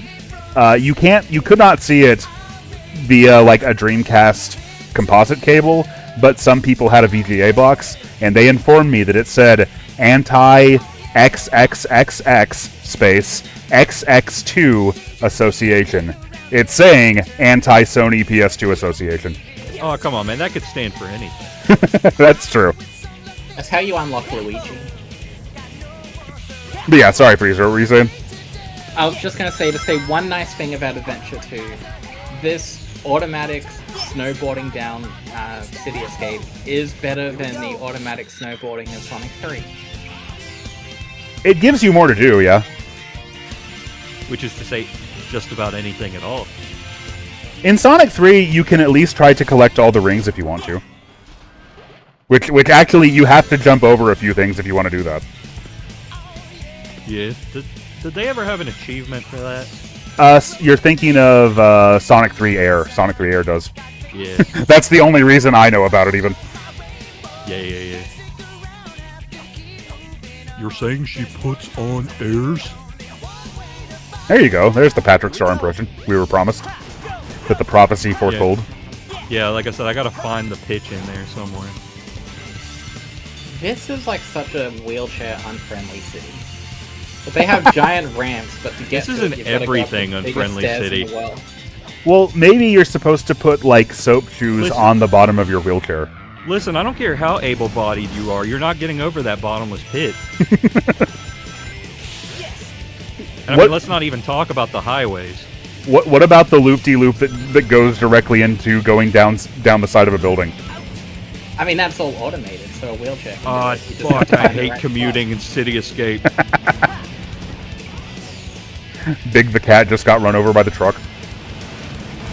He'll be okay. He always is. After playing so much Generations, it's weird to see this truck just be a truck. Listen, I told you, Gun's budget was a little low at this time. I didn't have the money for the saw blades yet. That was later. After playing so much Generations, it's weird to see the truck sequence be over in a reasonable amount of time. Yeah. Like, the truck sequence is really cool the first time you play it, not so much the 38. Yeah. Finally decided to show up, eh?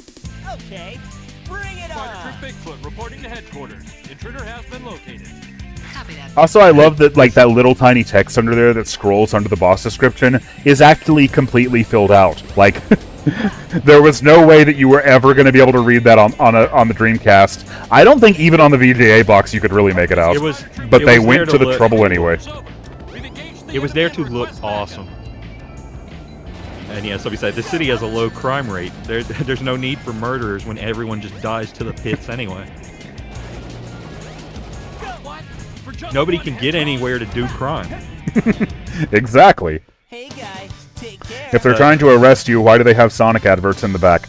Don't worry about it. Well, I mean, listen. You know, he was a celebrity until recently. Yeah. You know, how do we know? Like nobody knew that people didn't know that Bill Cosby did all that stuff. Nobody knew that Sonic was running around destroying government property. The plot of this game still wouldn't make any fucking sense at all, but it would make an iota more sense if Shadow had had his original design, where at a glance, at a distance, moving at speed, it was reasonable to think why he might be mistaken for Sonic. I mean, I always liked the theory that they know it's not Sonic, it's just a cover-up. That's good. I mean, that's probably the best possible explanation, given what we see. Also, Sonic's feet are clipping through the shadow here. That's pretty cool. Of course. I just assumed everyone in this world was colorblind. That's possible, too. But, like, blue-black colorblindness? It's a fictional universe. We don't have talking hedgehogs. Using the Chaos Emerald to warp. I'm the world's ultimate light force. No, they're just blind straight up. Brotherhood of Gaming just says, I'm worrying about it! And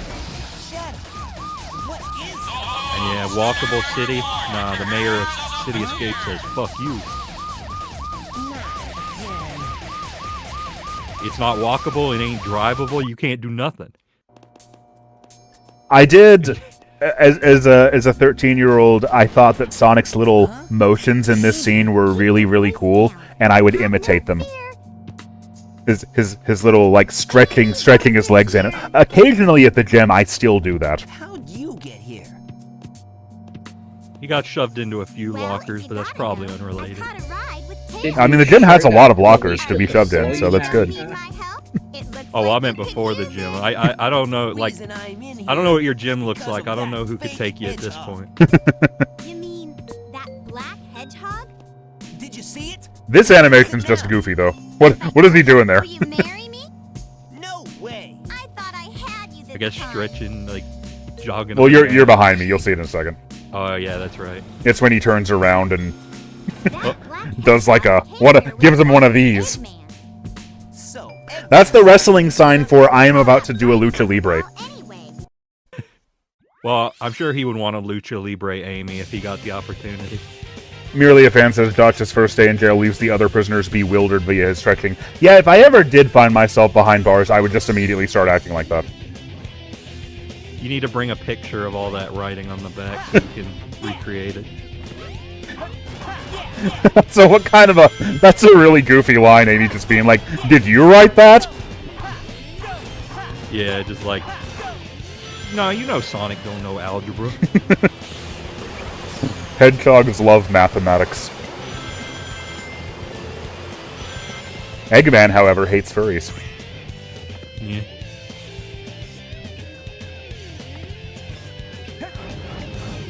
Could be worse. The subtitles. Yeah. Subtitles could be Comic Sans. Listen, it was a different time. It was wrong then, and it's wrong now. Yeah, I don't remember a time when Comic Sans wasn't getting dunked on. I mean, this game is the reason it's getting dunked on. Saying that anything to do with Sans is getting dunked on is a pretty good joke. Good job. Ooh, I also have a mod to turn off Omochow, I've just noticed.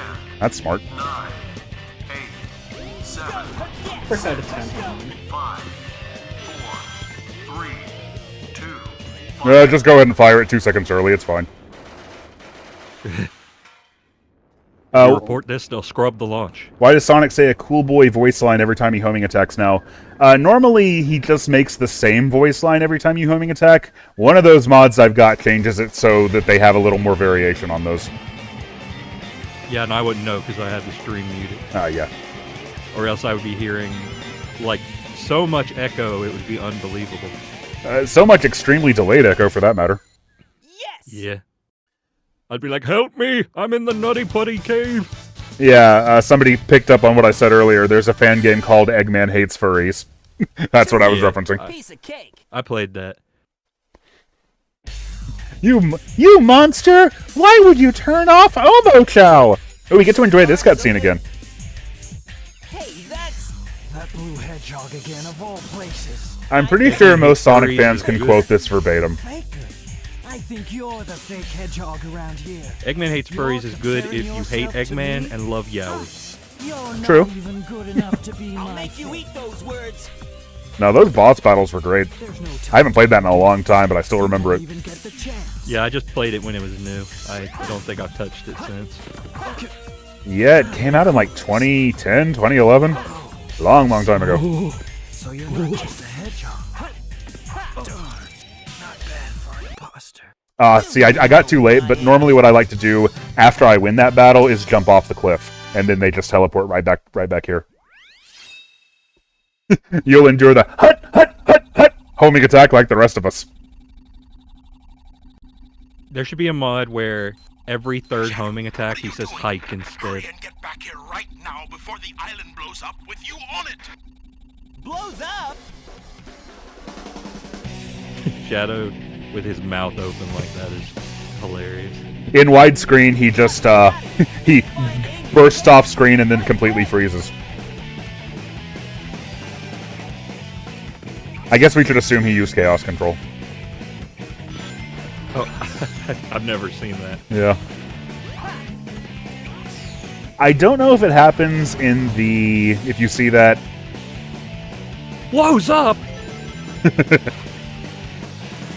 I don't know if you see that in like the 360 and PS3 versions. I don't remember if those actually are widescreen. I haven't played those in a long time. PC gamers stay winning. I know Sonic Adventure DX on those consoles has that like lame-ass border.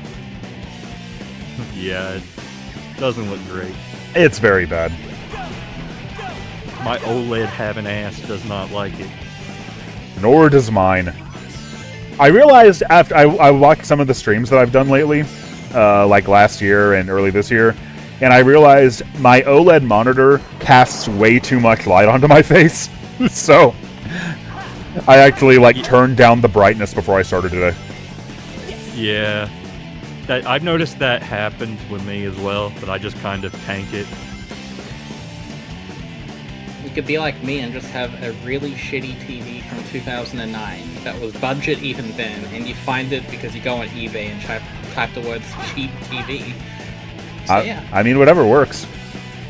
Listen, there's nothing I can say. There's nothing I can say in response to that doesn't make me sound bougie. I just got a new soundbar, and I'm having to like get 1 million converters to fit it into this TV because, yeah, I'm having to plug it in through like AV cables. I should probably get a soundbar eventually, at least for the living room. On the bright side, your TV probably still has VGA input, so you can very easily connect a Dreamcast to it. And it doesn't have motion smoothing as an option. Well, that's good. Yeah, that's just objectively good. I have to run my Dreamcast through a retro thing, so yeah, you stay winning on that one. I was so excited when I got my first HD TV, and it had just a VGA port right there. Though the question is how well the TV handles the upscaling. Not well at all. Oh my god. Yeah, it's usually not. That's why the retro tanks exist. Getting that HD TV, which I got in 2008, it was like a 720p set. It's cheap as hell. Well, it was $450, but you know, in terms of what it could do, in terms of like HD TV terms in 2008, it was cheap as hell. But that was pretty much the absolute end of me playing the PS2, because the input lag, and for that matter, how terrible it looked, was just unbearable through it.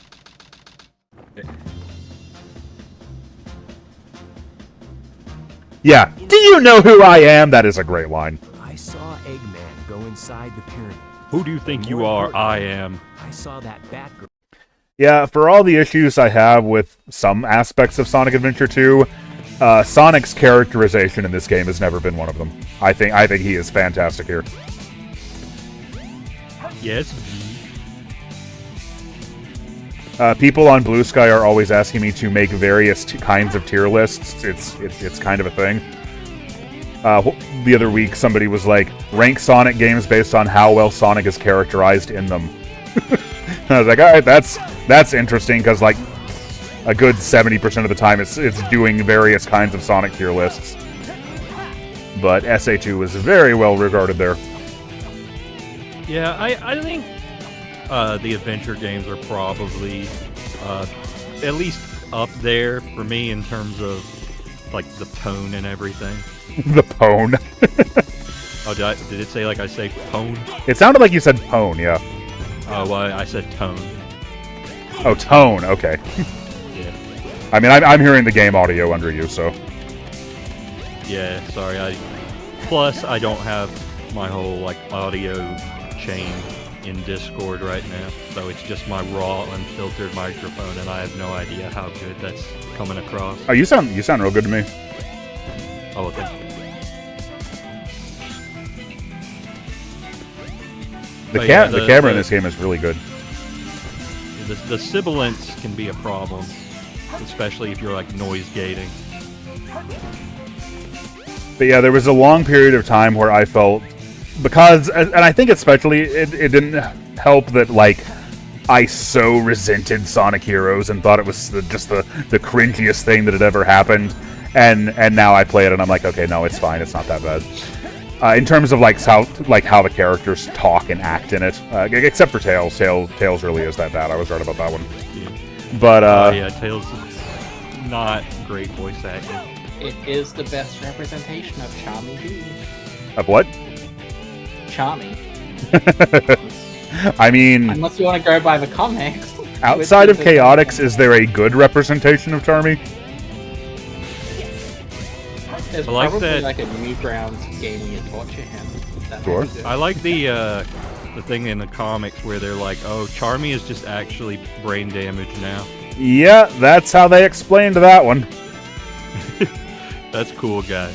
So if y'all don't know, Charmy in Chaotix was said to be like 16 years old and extremely laid back, and kind of like a chilled out kind of dude. And so, initially, that's how the comics tended to portray him. But then, of course, Charmy came back in Heroes and was essentially just a completely different, unrelated character, because, obviously, classic Sonic and modern Sonic are two different canons. It's not really the same thing. Like, everybody understands this, right?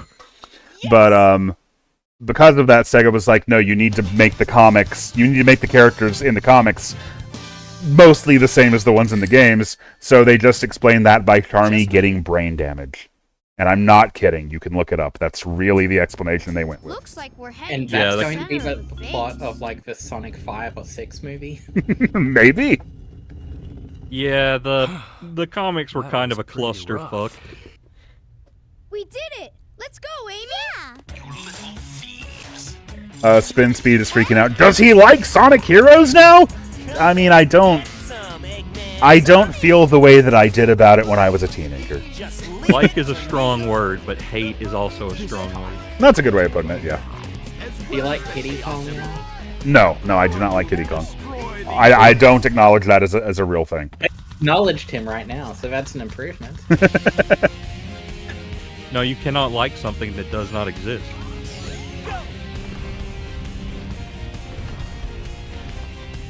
Let's see.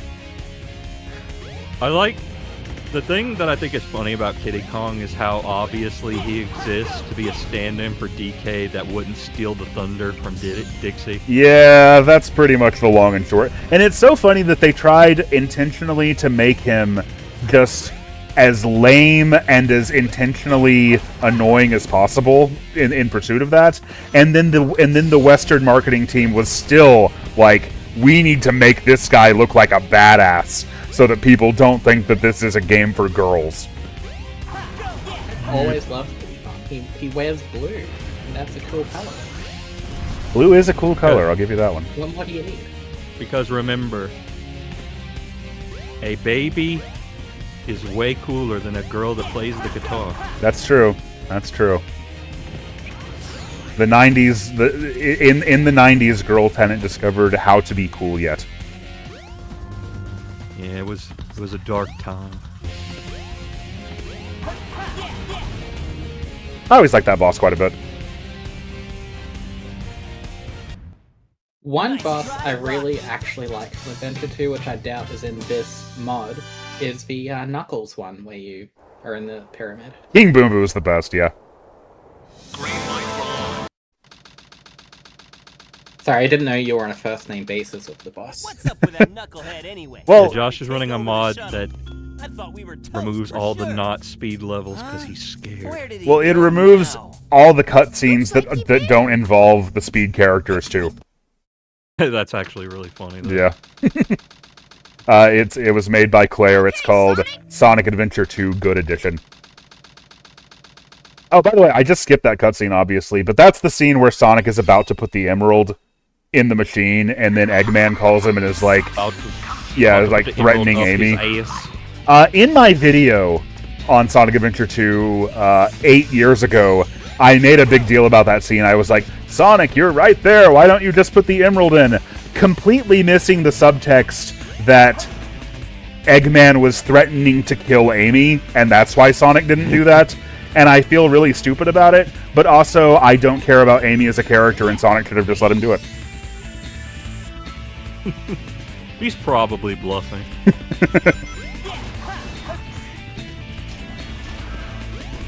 I mean, maybe, but he did appear to kill Sonic later on. Right, but that's personal. That's true. So which one of your videos is Alicia watching right now? That's a good question. Alicia, Freezer wants to know which one of my videos you're watching right now. We've established that because of the prenup, you are only allowed to watch my videos. Oh, she says she's watching the live stream that's happening right now. That makes sense. Hello. I'm so sorry. Freezer says, I'm so sorry. That's so I mean, if she's watching the live stream, she'll know. By the way, Freezer, feel free to promote the Sci-Fright Zone. Josh is making me promote my podcast with Alicia. It's called the Sci-Fright Zone. We talk about old anthology shows like The Twilight Zone, Night Gallery, The Outer Limits. It's very infrequent and not that good, but some people seem to like it. Just like Sonic the Hedgehog. There you go. Yeah, if you like Sonic, you will love the Sci-Fright Zone. And speaking of things that aren't good, please buy from my website. Please do! rockostyles.com.au. I am very broke, and I've had to leave my graphic design job for reasons I will not elaborate on for fear. Yeah, of, it's bad. Yeah, I don't want to get into it, but I'm doing the same thing but not making money. So, yeah, do that. And I have a YouTube channel no one watches, and I haven't made a video on in like 8 months. But that's also good. Josh appeared in it very briefly once when he appeared in it briefly twice, actually, where I told him to say exactly what I wrote, and he didn't get any creative choices. But my voice is there. Yeah, that's true. I recently rewatched your Star Fox 64 video while I was like getting stuff set up at the new temporary apartment, and it was excellent. Yeah, and on Star Fox 64 3D, I recently appeared on the Flashback 64 podcast to talk about that game. Oh my gosh. And they are inviting me back on in like a month or so to talk about the new Star Fox 64 region. Oh, speaking of not making any money from things, I saw somebody earlier ask, and this is a very good point that I had not considered. You guys are getting paid? Jesus Christ. Okay, there we go. Somebody asked, will I be playing Sonic Frontiers Nintendo Switch 2 Edition? Because that, and I hadn't even thought about this, that does count as the only 35th anniversary game, as of right now. And I do not have Sonic Frontiers Nintendo Switch 2 Edition because I cannot currently afford to buy that game yet again. So you bought Star Fox yet again? That's different. That's Star Fox. Like when they release a remake of Sonic Frontiers, call us. Yeah, that'll be good. That said, when they eventually do Sonic Superstars again, you will be buying that. I'll buy that on every platform. Yeah, I'll sell other games to make the money to do that. Alicia only needs one kidney to live. Exactly. He has a political agenda. Sonic Pico Park. That's true. That counts, I guess, as a 35th anniversary game. Crossworlds is so. All right, I'll tell you what. This is actually it. This is the 35th anniversary game. It's classic Sonic and Crossworlds. That's it. Maybe I should play that. Wouldn't this be considered a business expense? That's true. But it's only tax deductible. That's the thing. Energy. Nevermint says, yet again, how many times have you already bought Sonic Frontiers? Only twice, actually, I believe. Because I bought it on PC and I bought it on Switch. Jerry, these YouTubers, they just write it off. What's that? That is 2 more times than anyone actually should. Explode. Love this level. You like grinding? We got grinding for you. Yeah, I remember a particular morning in the summer of 2003. I had been up on the internet all night, as I often was, and I was still awake that morning, and I spent the entire morning playing Final Rush over and over again while listening to Power Man 5000 songs. And it's like, that is peak 14 years old right there. It's beautiful. Yeah, what I did as a peak 14-year-old, I'm not allowed to say on YouTube. Oh, come on, Kalen would. I was never a peak 14-year-old, only a mid one.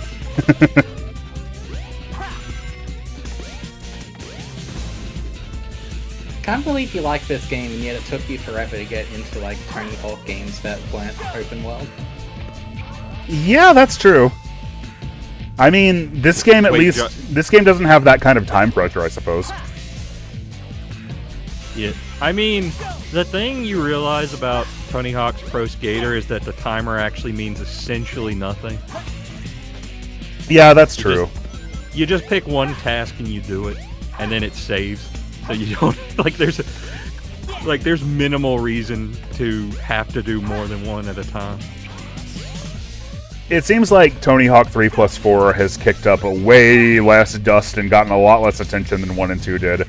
So I am not expecting that we'll get Underground, which is too bad because that's the one I would have been most excited about. Yeah, I mean, that's Pro Skater 4 and Underground are the two that I have the most time in.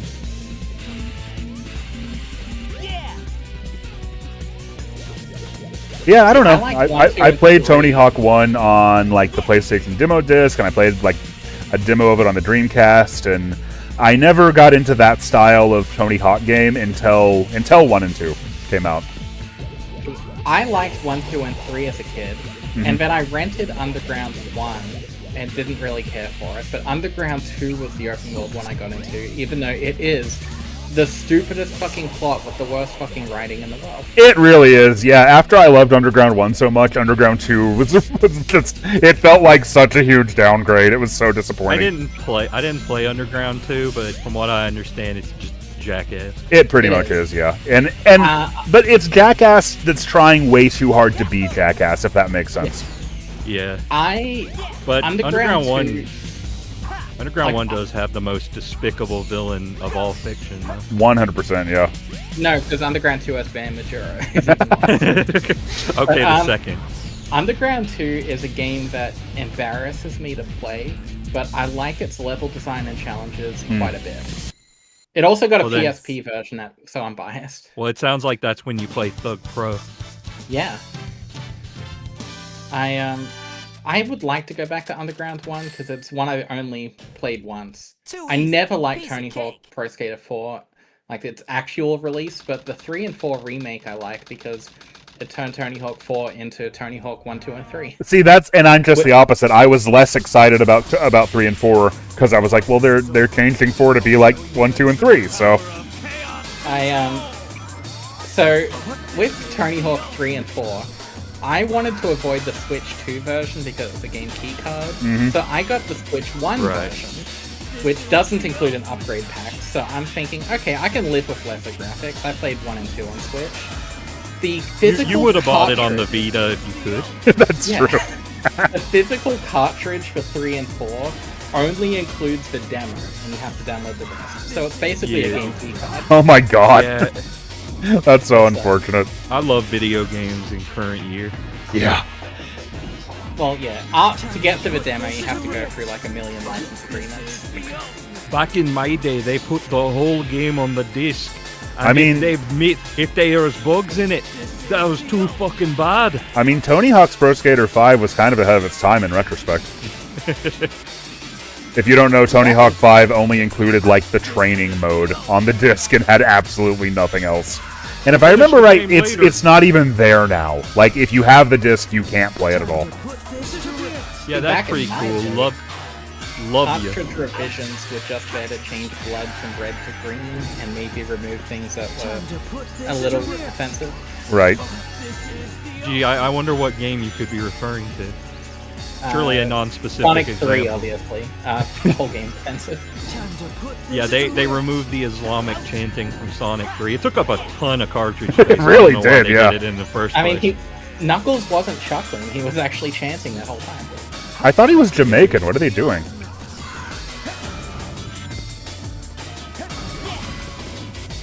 Yeah, everybody's just like download the whole game, idiot. And then Sony's trying to get rid of discs. And I mean, I would boycott them, but I already haven't bought the last 2 PlayStations. The last PlayStation I bought was a Vita. That makes sense. That checks out. I mean, technically me too. Once Sony proved to you that they weren't going to support the Vita anymore, you were done with them, and I respect that.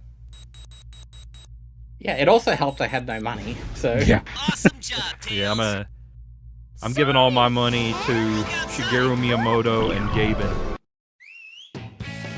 That's where all of it's going. The last PlayStation I got was the PS5, and I got it way back in the olden days when you could get it for only $550 US. Wow, what a steal. Yeah, right? How was I possibly to know that that would be the best possible outcome? Yep. So after Adventure 2, you're obviously doing Balan Wonderworld, right? And that was the game that came out for Sonic's 25th anniversary, so yeah. Wait, no, 15 is next. Yep, Balan Wonderworld, 15th anniversary. I can count.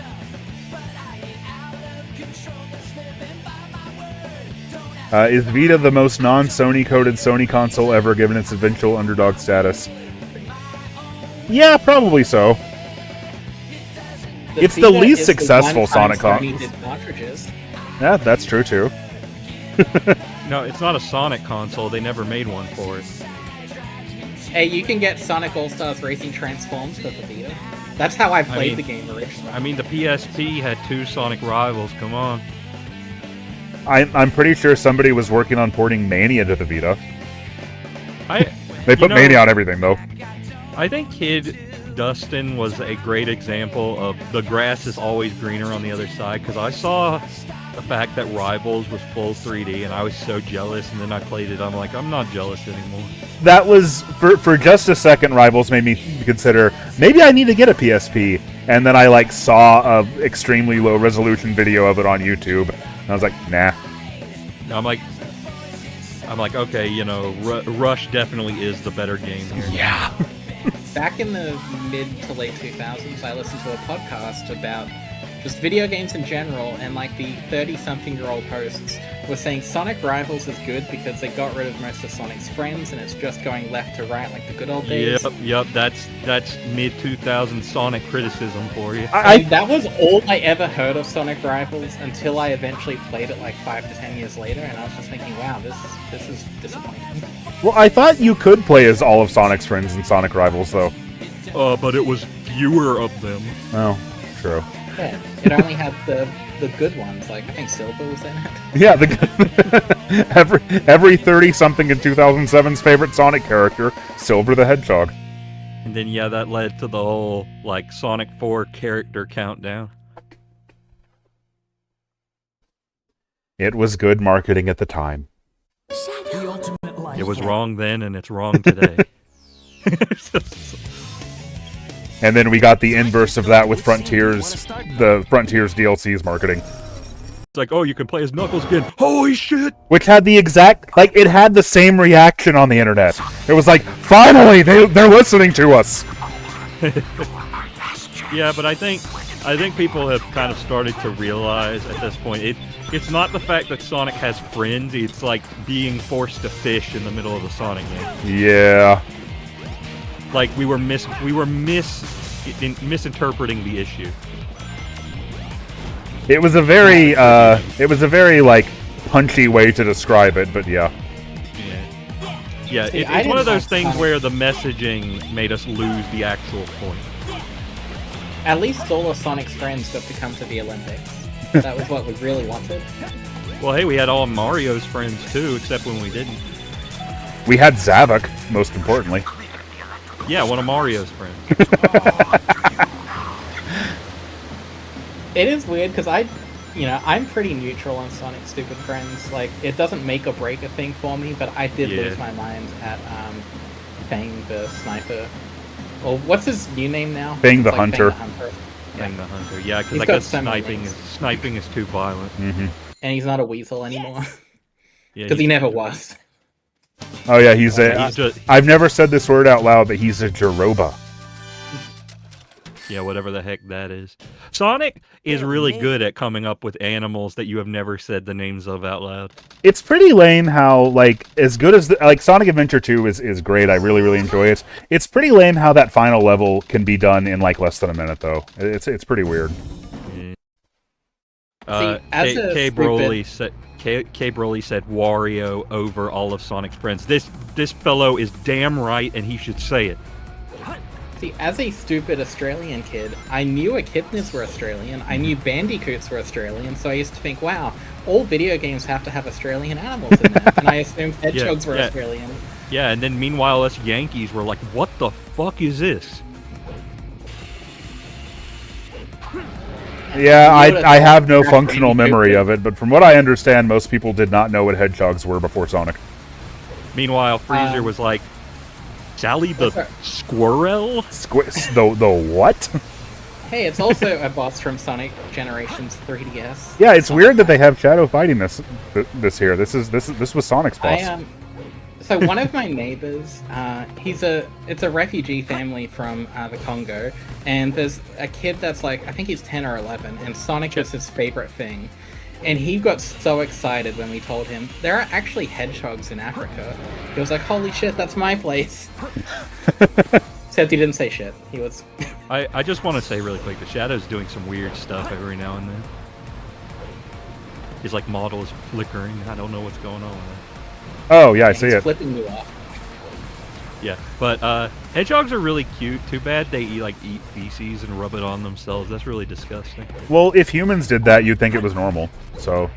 I've seen videos of humans doing it, and why? You were on the internet in the 2000s. I understand. We cannot describe why.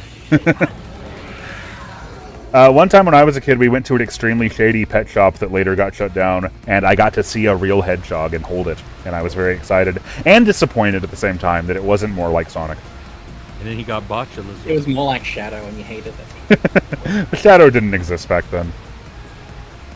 This was pre 9/11. My hot take is Roger Craig's Sonic voice is perfectly fine. I mean, I think everybody in here thinks it's all right. It's my favorite game Sonic voice, so yeah. I mean, besides as Sonic a kid, CD, of course. as a kid with nostalgia for the GameCube, like I grew up with the GameCube and the Wii, there's a part of me that's always going to think of Sonic as like, yeah, what's up? You know, but Roger Craig's is pretty good. I have no real complaints. And as somebody who will always think of Sonic as way past cool, yeah, I get that. Yeah. Yeah, we got sort of a generational gap here, but it's okay. We don't beat each other up too hard most of the time. Time to juice and cut it loose. Yeah, time to... I don't even know. Basically, just take phrases that you might hear in Top Gun. I'm to jack it and crack it. Got a speed, kid. Yeah, that one always bothered me. What does that even mean? I think it was in Top Gun. I've never seen Top Gun, so I don't know. But yeah, I've never seen Top Gun either. So we just assume Sonic invented it. Well, movie Sonic really likes watching movies, so he's probably seen it. Yeah, I do agree that like Roger's performance sounds a bit more natural, for lack of a better word. Yeah, he doesn't sound like he's putting on a voice. Yeah. But even though he is. Well, true. But I think it also really helps, and this would have benefited anybody, that just American voice recording got a whole lot better around that time. Like, the whole dubbing process improved a lot. Yeah, I mean, dubbing anything sucked. What do you mean? I played Resident Evil, I played Shenmue. Those were pretty good. You were almost a Jill sandwich. So I do have to say, though, I said Roger Craig Smith is my favorite video game Sonic voice. I always have to make an asterisk now because, except in Frontiers. In Frontiers, I like everyone else better.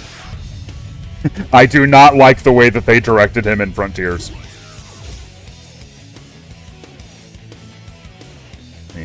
Wow, Tails. All's well that ends well. Ha ha ha ha. He's not that bad. That's an exaggeration, but just him doing the Sonic Deep voice is just really weird. And I was like, when I first started playing, I was like, well, you know, maybe I'll get used to it, and I never did.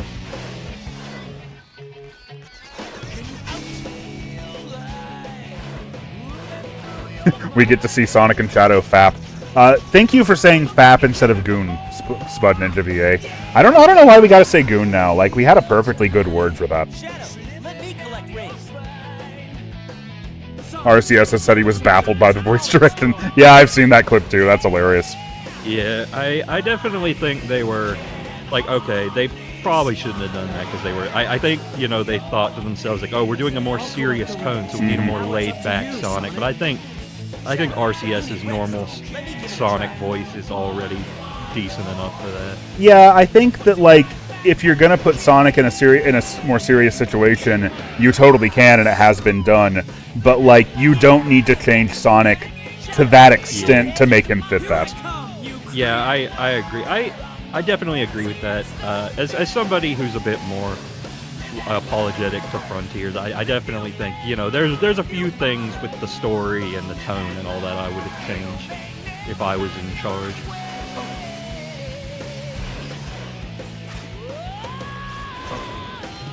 The hit detection on this guy has always been so hit or miss. Yeah, I'm not crazy about this boss. Ben Schwartz is better. Ben Schwartz is good. Yeah, I like it. He's definitely a bit... He leans a bit more Jaleel, probably. Yeah. And the guy, I always forget his name, Devin... Is it Devin Macklin? Mackie? Something like that.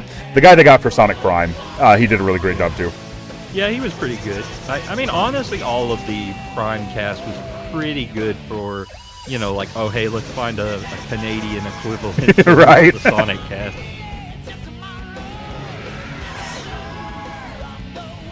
There are Sonic Boom episodes with better serious Sonic deliveries than Frontiers. Yeah, Boom is great because it's like, that was when the modern voice cast really all seemed to gel. Like, that's when they have been so good ever since then. Devin Mack, yeah. Sega probably didn't give a shit about the show, and that kind of worked out in its favor that time because I got the feeling like they just did whatever. Shadow, I beg of you, Sonic Maria. Boom's TV show is my favorite depiction of like a talking Sonic. Like, that show had some legitimately banger writing. Mm-hmm. Now, Shadow. Like, there are numerous jokes from the Boom show that I still think about. like involving Shadow, appropriately enough, where like Eggman just YouTube poops Sonic to being like, that blowhard is, that wind bag is a weak wind bag, and Shadow just unquestionably believes it. He's like, this aggression will not stand. Right. Yeah. The thing that probably popped me the hardest thing the entire show was the gag where Knuckles takes a piece of paper and goes, "Let me see," and puts on glasses, and there's just this perfect amount of time before he goes, "Oh wait, I can't read." Yeah, it's been done before, but it's always funny. Yeah. I also like the, go, like, when you're in school, go find the biggest kid and beat him up. Knuckles, that's prison. Only if you let it be. Where is Shadow? Somebody says, what's with Sonic Anniversaries having the number 5 being some of Sonic's weakest years? Well, that's just the result of yet another of the never-ending list of Sonic cycles that we can come up with. The anniversary rush. Yeah, this one being the one where the early part of any given decade will be pretty dang great. It'll be considered, wow, Sonic's in a renaissance now, he's really tearing it up. But then once you pass the midpoint of the decade, everything just falls apart, leading up to the next anniversary ending in a 0 when they get it together again. And finally, Sonic is back. Yeah, it's like Star Trek. It's kind of, yeah. Yeah, like the movies. But this year, this time they just didn't bother. They're like, classic Sonics in Crossworld. That's about all you get. But what I do know They still have a few months left to announce something disappointing. It's true. I think Sonic Prime is alright, but I'm contractually obligated to say every Sonic cartoon is shit compared to Adventures. Well, I mean, So what's next for you? every other Sonic show does not have that Robotnik, so they're starting off at a disadvantage. That's true. Yeah. I don't think there's ever been a bad Robotnik voice, but Adventures of Sonic the Hedgehog is definitely my favorite. Yeah, that's one of my favorite depictions of the character. And we never saw Shadow again. He just captures everything so perfectly. I think it helps that just about every Eggman voice actor just goes completely off the rails, chewing the scenery. Yeah, like the weakest one that I can think of is probably the one from the OVA, and even he was excellent. I mean, if anything, I think Mike Pollock could stand to up his game a little bit. I think he needs to get a little bit more in his teeth. You think so? Yeah. Like, I think he needs to be like this! I mean, he kind of is. What more do you want him to do? I don't know. I just feel like he's fallen a little. He's gotten a little mellower. I think we need to reverse that. Jim Cummings Robotnik, yeah, he was great. He was more like Snively. Snively? What's his name? Is Snively. Snively. You've read about that show more than you watched it. Yeah. I haven't heard his name pronounced all that much, but Snively. That's like how the Gen 5 grass starter, I always pronounce its name wrong for that exact reason. I always pronounce that one Smugleaf. Yeah, everybody gives me crap for, like, I'm a frequent victim of readers' curse. Same, yeah. Yeah, and I just pronounce things like I had trouble with archipelago.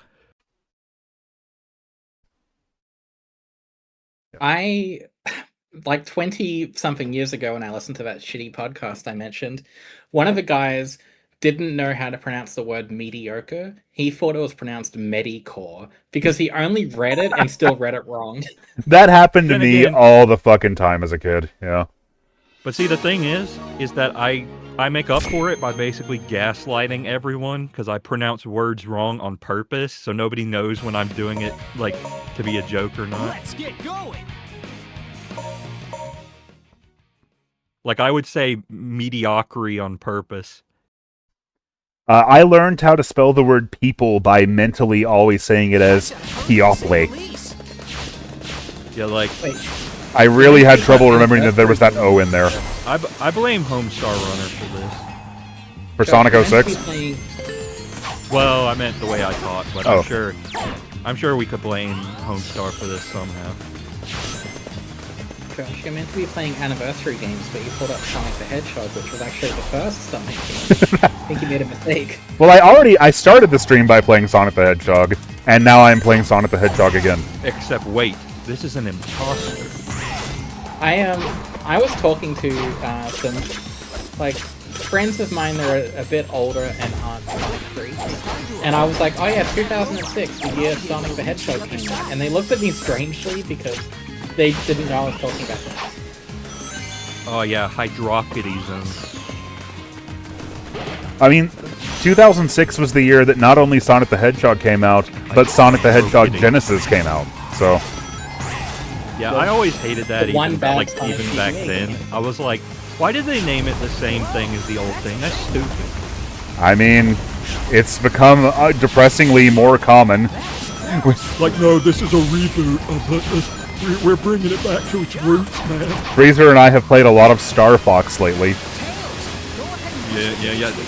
Nintendo's still doing it. Just like why didn't they even call it Star Fox 64 or something? Like, what if it's just a remake of Star Fox? What is wrong with you people? It is the first time that PAL Territory has got a game called Star Fox, so that's good. Well, there you go.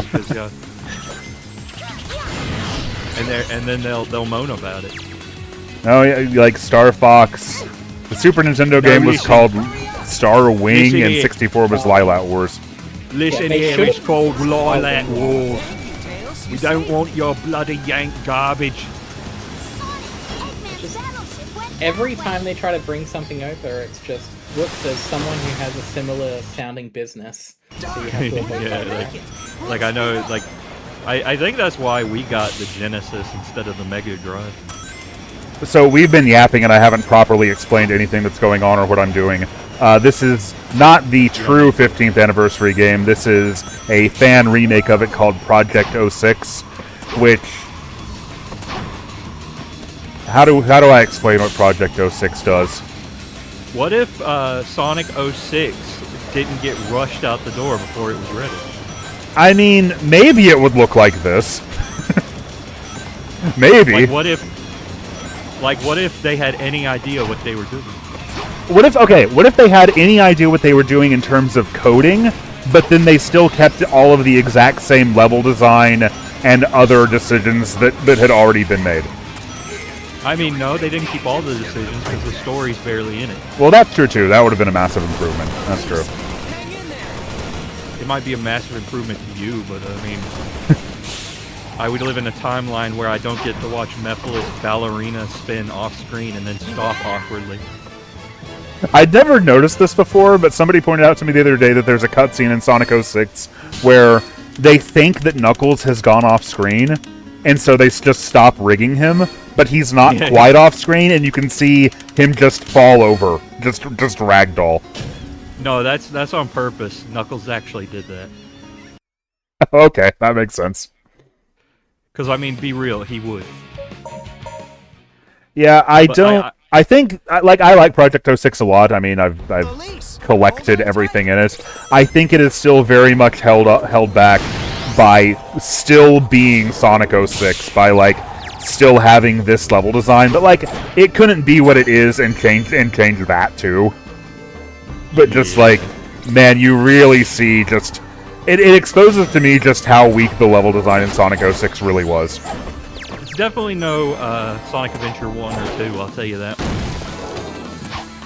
Yeah, it kind of makes me this would have been in the absolute best case scenario. It still would have had a lot of the problems and growing pains that early 7th gen stuff did anyway, as compared to 6th gen stuff.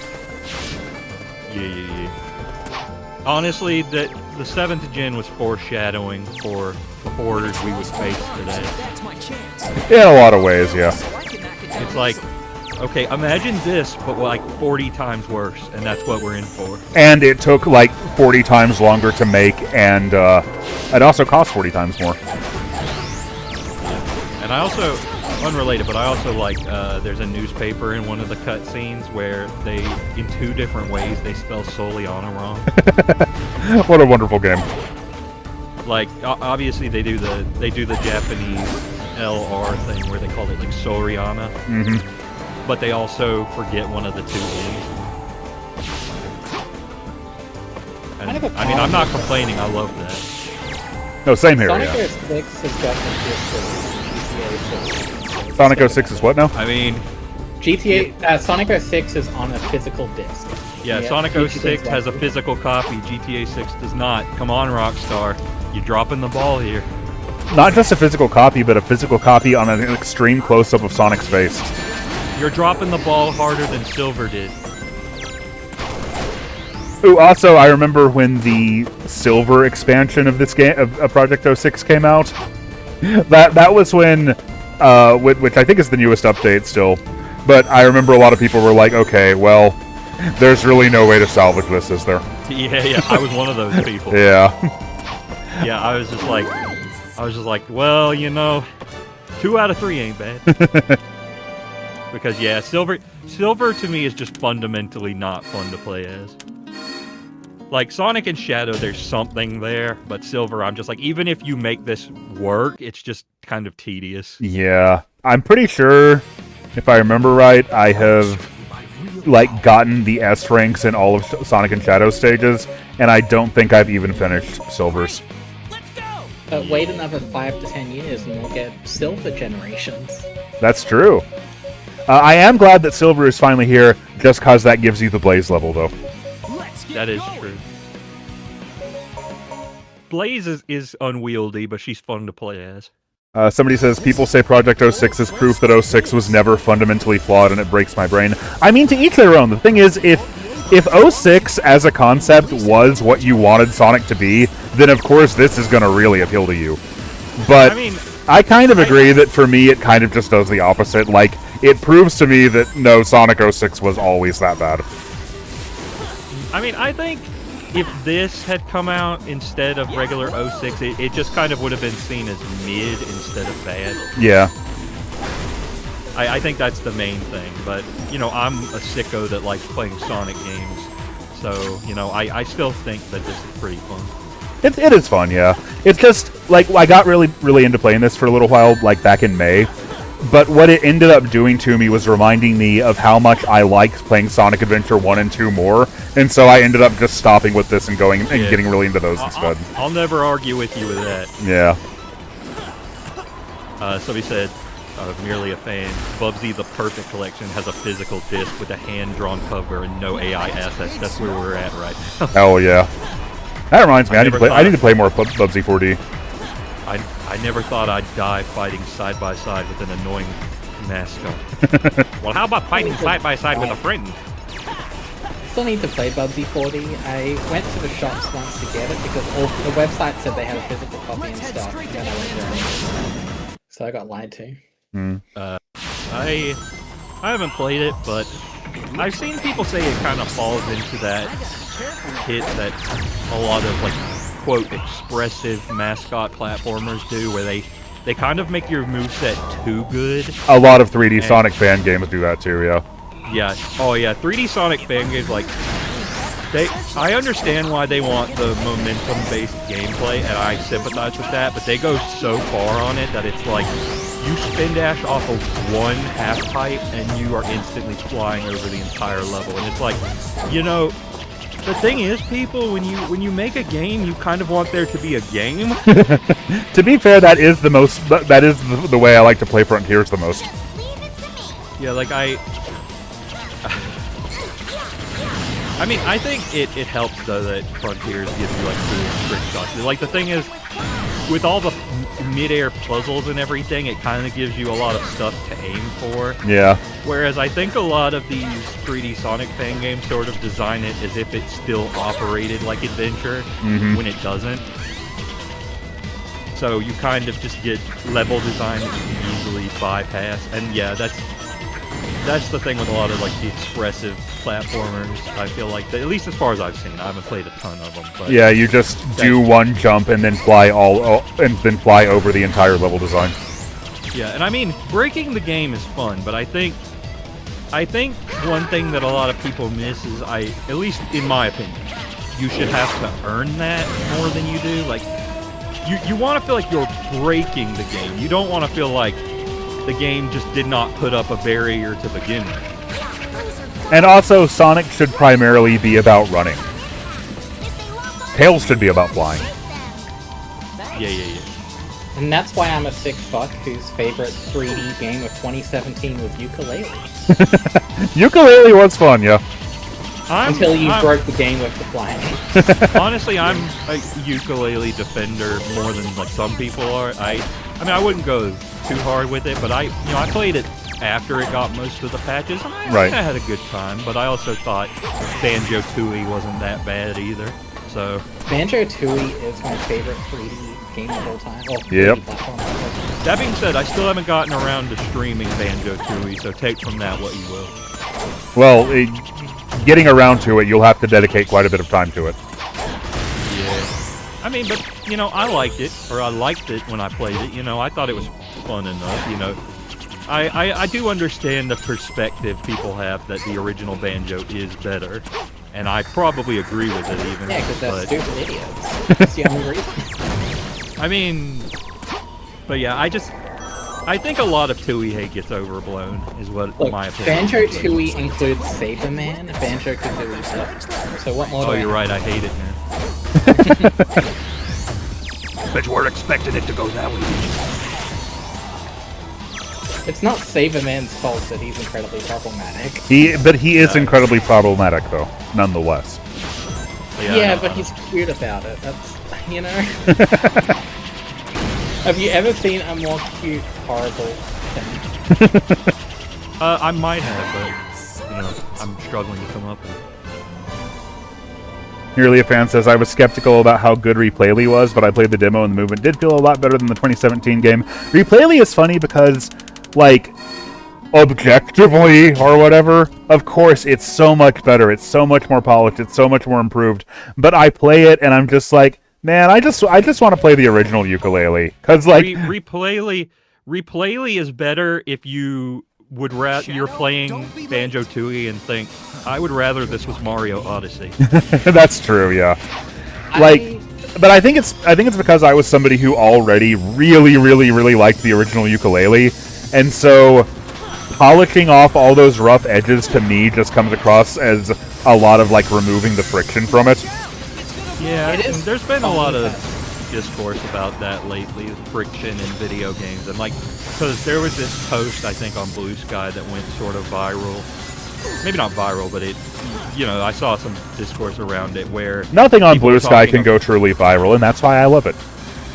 But, where they were talking about the new Monster Hunter, and they said, turns out the clunk was load-bearing. Yeah, I remember that. So...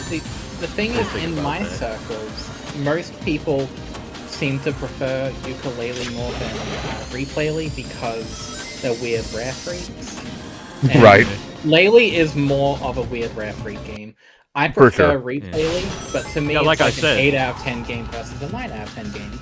Like I said, Replayly is if you want to be playing Mario Odyssey instead. Well, I didn't care for Mario Odyssey that much, but Replayly is perfect. The only thing I will say with Replayly,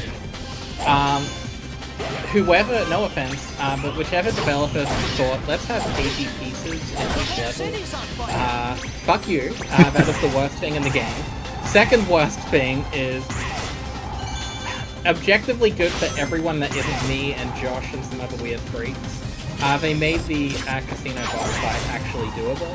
And Aw, dang it. When it was. I don't even remember the casino boss fight. It was the minecart one. Yeah, I barely even remember that. It would take most people...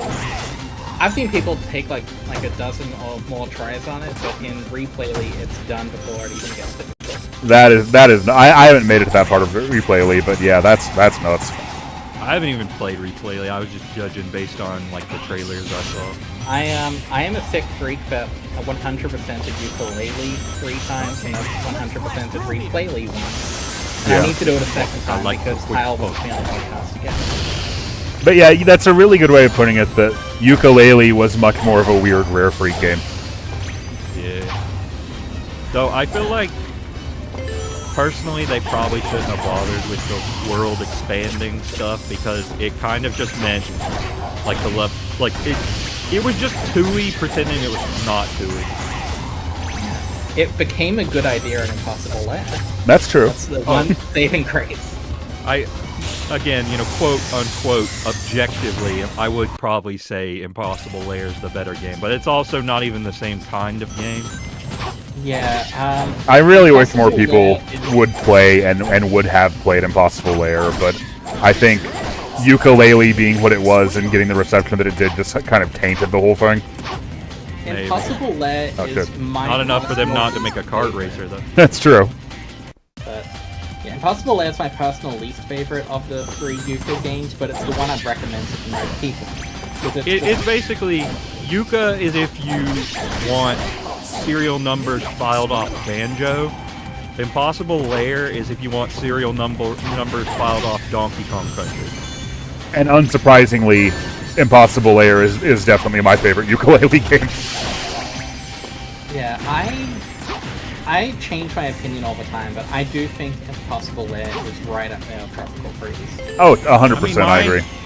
My hot take is that they probably should have come up with a different character to be in Impossible Lair than Yooka-Laylee, but I understand they're trying to build, like, they're trying to build a brand. What upsets me the most is Impossible Lair originally had a really shitty, like, bad pun title, and they had to change it. It was going to be called Yooka-Laylee and Plan B. Right. Yeah. I think the title they ultimately... But I think the title they ultimately went with was pretty bad, too, because it sounds too much like it's just DLC, some sort of DLC thing for the original Yooka-Laylee. Yeah, but then they couldn't call it Yooka-Laylee 2 because it's very much not that. I genuinely think this, like, someone at Playtonic wished on a monkey's paw, and this is what keeps happening. Man, wouldn't it be cool if they could just use Banjo? When this, when I first played Project 06, I died at this part so many times because it went so, like, being able to control Sonic like this went so hard against all my extremely well-worn muscle memory. I kept like trying Sonic, to play it like it was Vanilla 06, and it just doesn't work that way. Like Sonic controls, like somebody play-tested this. What is this? Right? I can jump and then move while I'm in midair. What is this casual bullshit? And you guys are complaining this heat wave is terrible. England right now. Right. Oh, thank you, Spud Ninja. That tornado is carrying a car. That physics engine is carrying a car. Yeah, show me when a car is carrying a tornado, then I'll be impressed. It is weird that they remade this into like That's one of the best Sonic Generations levels. Yeah, that is funny. It's like they go in there with something to prove. Yeah, I appreciate that it was Crisis City. I do. Especially because the music's a banger. I would have preferred it more if Sonic Generations wasn't half city levels. Yeah, I mean, I definitely think the level of trope variety in Sonic Generations leaves a little bit to be desired. Because I understand that, like, Sonic Generations kind of shows a logical fallacy in this kind of polling. Because they're like, okay, let's go for the most popular level. Yeah. And it turns out that, most of the time that's the first level that most people have experienced and that they probably put the most playtesting into. Yeah, I think the level choices themselves were like too samey, but the way that the way that the levels within Generations are designed totally make up for that. They did the best with the hand they had. Mm-hmm. I mean, the levels all play differently, but it is a crime that the main version of Generations doesn't have the casino level. Yeah, I think I've had many a discussion about what sort of levels I would have put in there instead. Like if I was giving no regard to level popularity. Mm-hmm. Like I definitely would have put Hang Castle as the hero's level, I think. Yeah, that would have been a lot better than Seaside Hill. Especially because Seaside Hill is such like a Green Hill-like stage anyway. Yeah, it's trying to, that's the level where they're trying to hammer home, like, oh, we're going back to Sonic's roots. Yeah, for like the second game in a row. Because they also promoted Sonic Adventure 2 as going back to Sonic's roots. Always been going back to Sonic's roots, bitch. Because it didn't have fishing or adventure fields. So that's, we've heard the fans, and now the game will have less variety.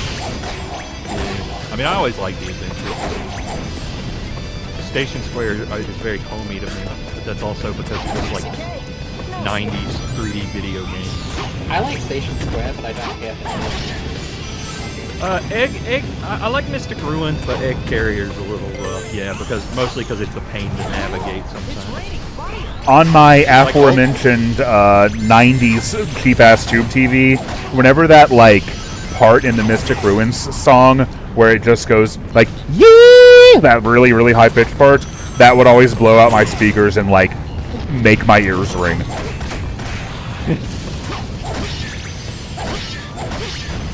And yeah, Generations really did need a casino stage. Like, that part of me is, maybe wanting to, like, say I would put in, Bingo Highway or, like, Casinopolis instead of Hang Castle, but I don't know, I just like Hang Castle, and I think the Generations team could have done a lot with that. Generations, the main Generations game is obviously far better, but in terms of level themes, I think... Yeah, level variety, the 3DS version has it beat, like, no question. Freezer, I appreciate you being here because it's so rare that I find anyone else who has any familiarity whatsoever with the 3DS version of Generations. I played the 3DS version first. I played the 3DS version. Mm-hmm. I know. The 3DS version was, for a time, my most played 3DS game. I'm so sorry. Yeah, I remember everybody talking about how... Star Fox was already out by then, wasn't it? What were you doing? It was, yeah.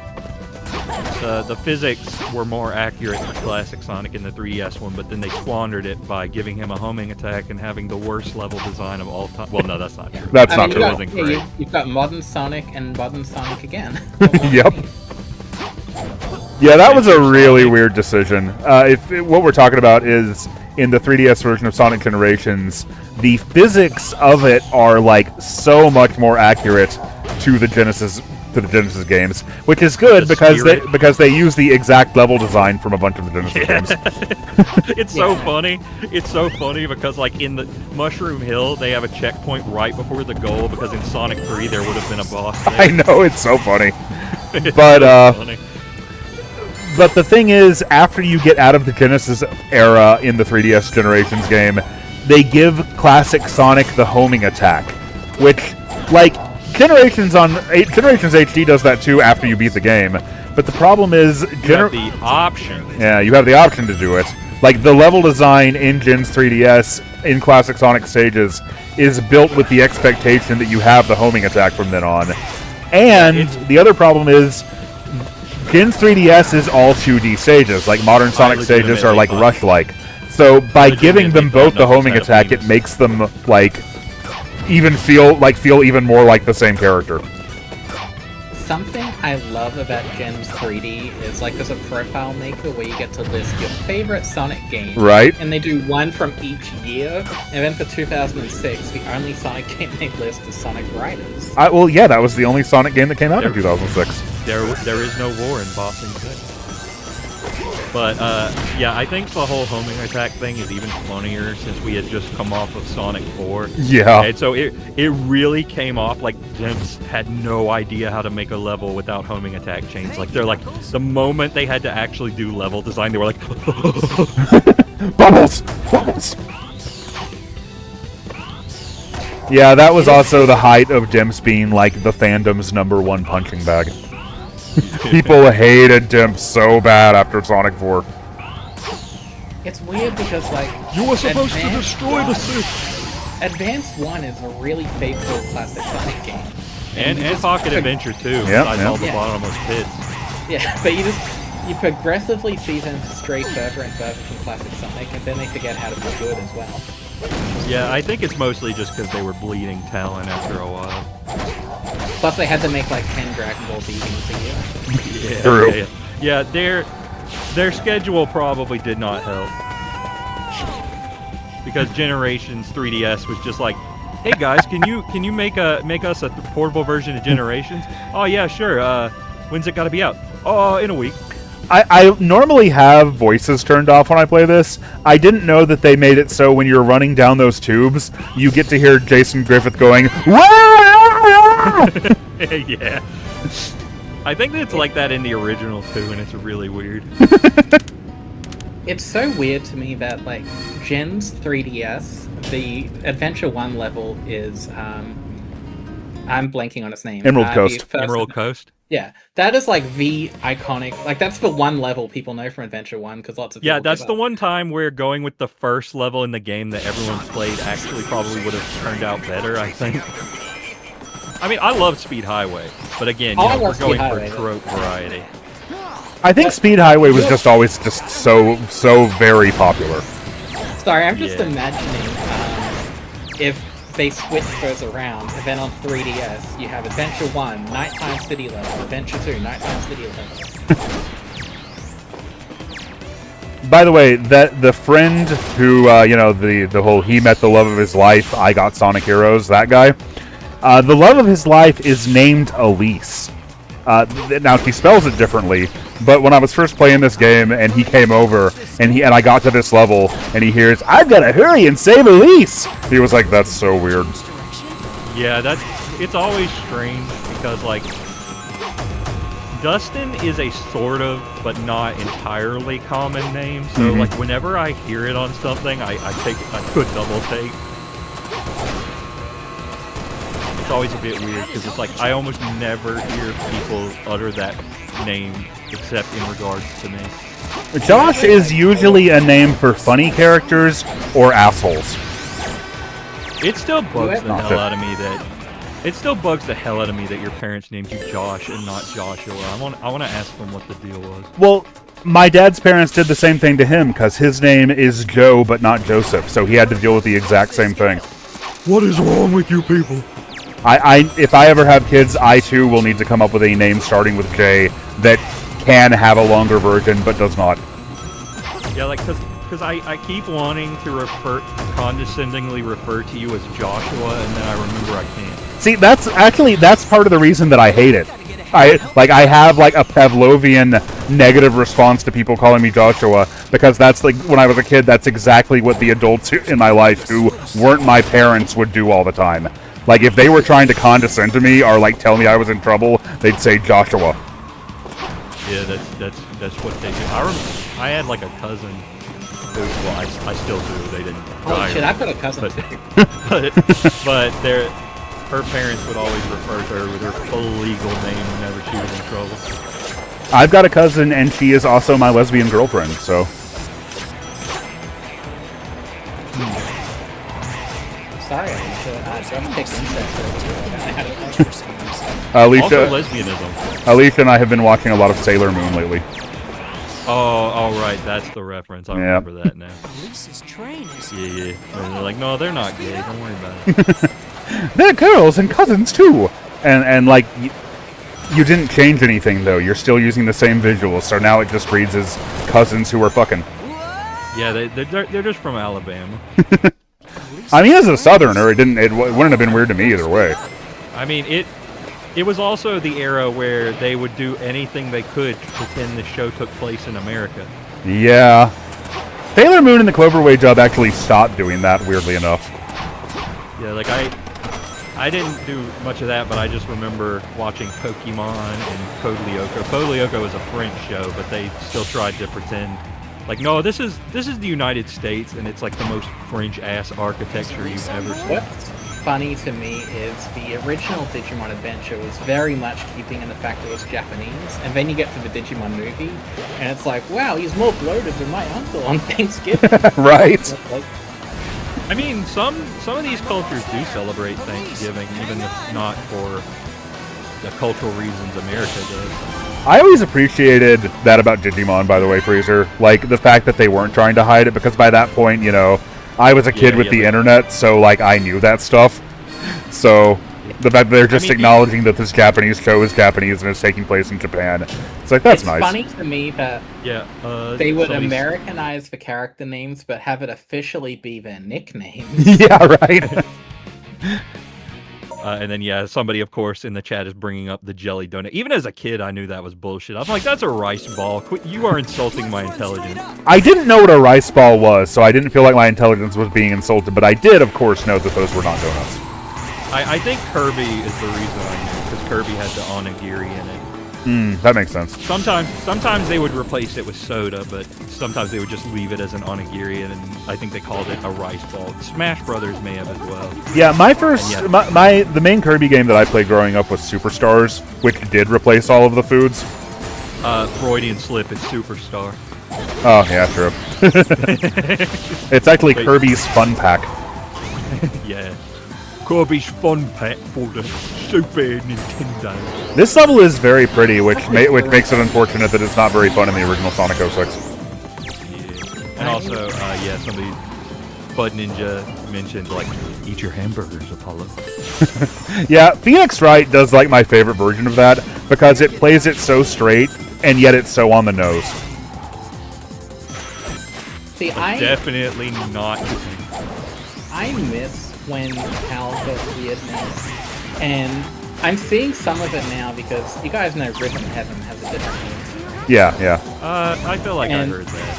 And like whenever my friends, American friends, are playing the game on Switch, it still says like, "Oh, Josh is playing Rhythm Paradise." Oh, really? I didn't know that. That's funny. Yeah, no, it gives us not this time. The funniest one to me was Rhythm Heaven Fever on the Wii.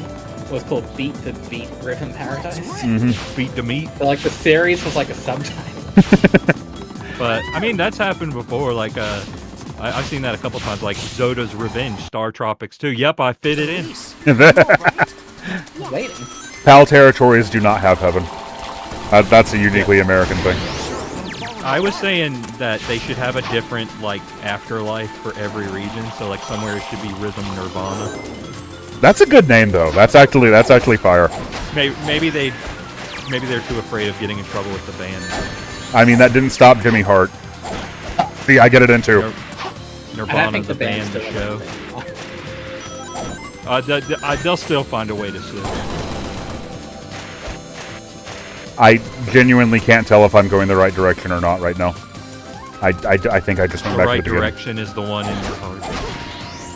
But I need to open my heart, so I can't look in there. I opened my heart and all I found was blood. So don't listen to Sonic for medical advice. Yeah, and also, I did mention Code Lyoko. I watched that show all the time growing up. Honestly, I had, dude. You had what? A giant forehead. Everybody on Code Lyoko, like, it's one of the more strange character design decisions where it's just everybody has a giant forehead. Well, the kids do at least. I think the adults were more normal looking. But we're finally through both of the carrying Elise around levels. And Code Lyoko, I think, is coming back at some point. Hopefully that's good. Maybe I'll watch it. The more cultured Kirby anime. Yeah, Right Back At You was good stuff.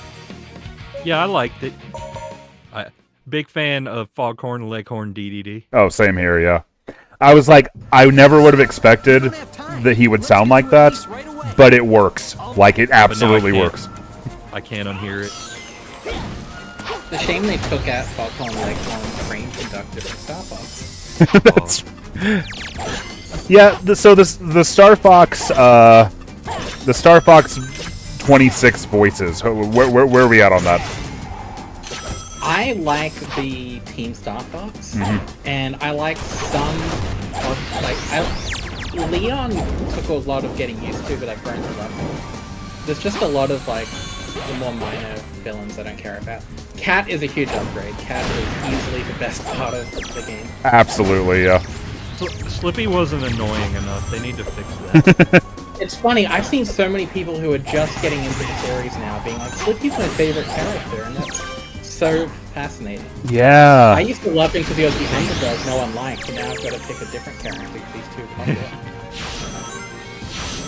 But yeah, I only played like to the end of Corneria because I kind of just wanted to see what it was, and I'm like, yeah, this is basically Star Fox 64, and I haven't played all of Star Fox 64 in my life, so I still got to do that at some point, and I didn't want it to be with that. It'll take a while.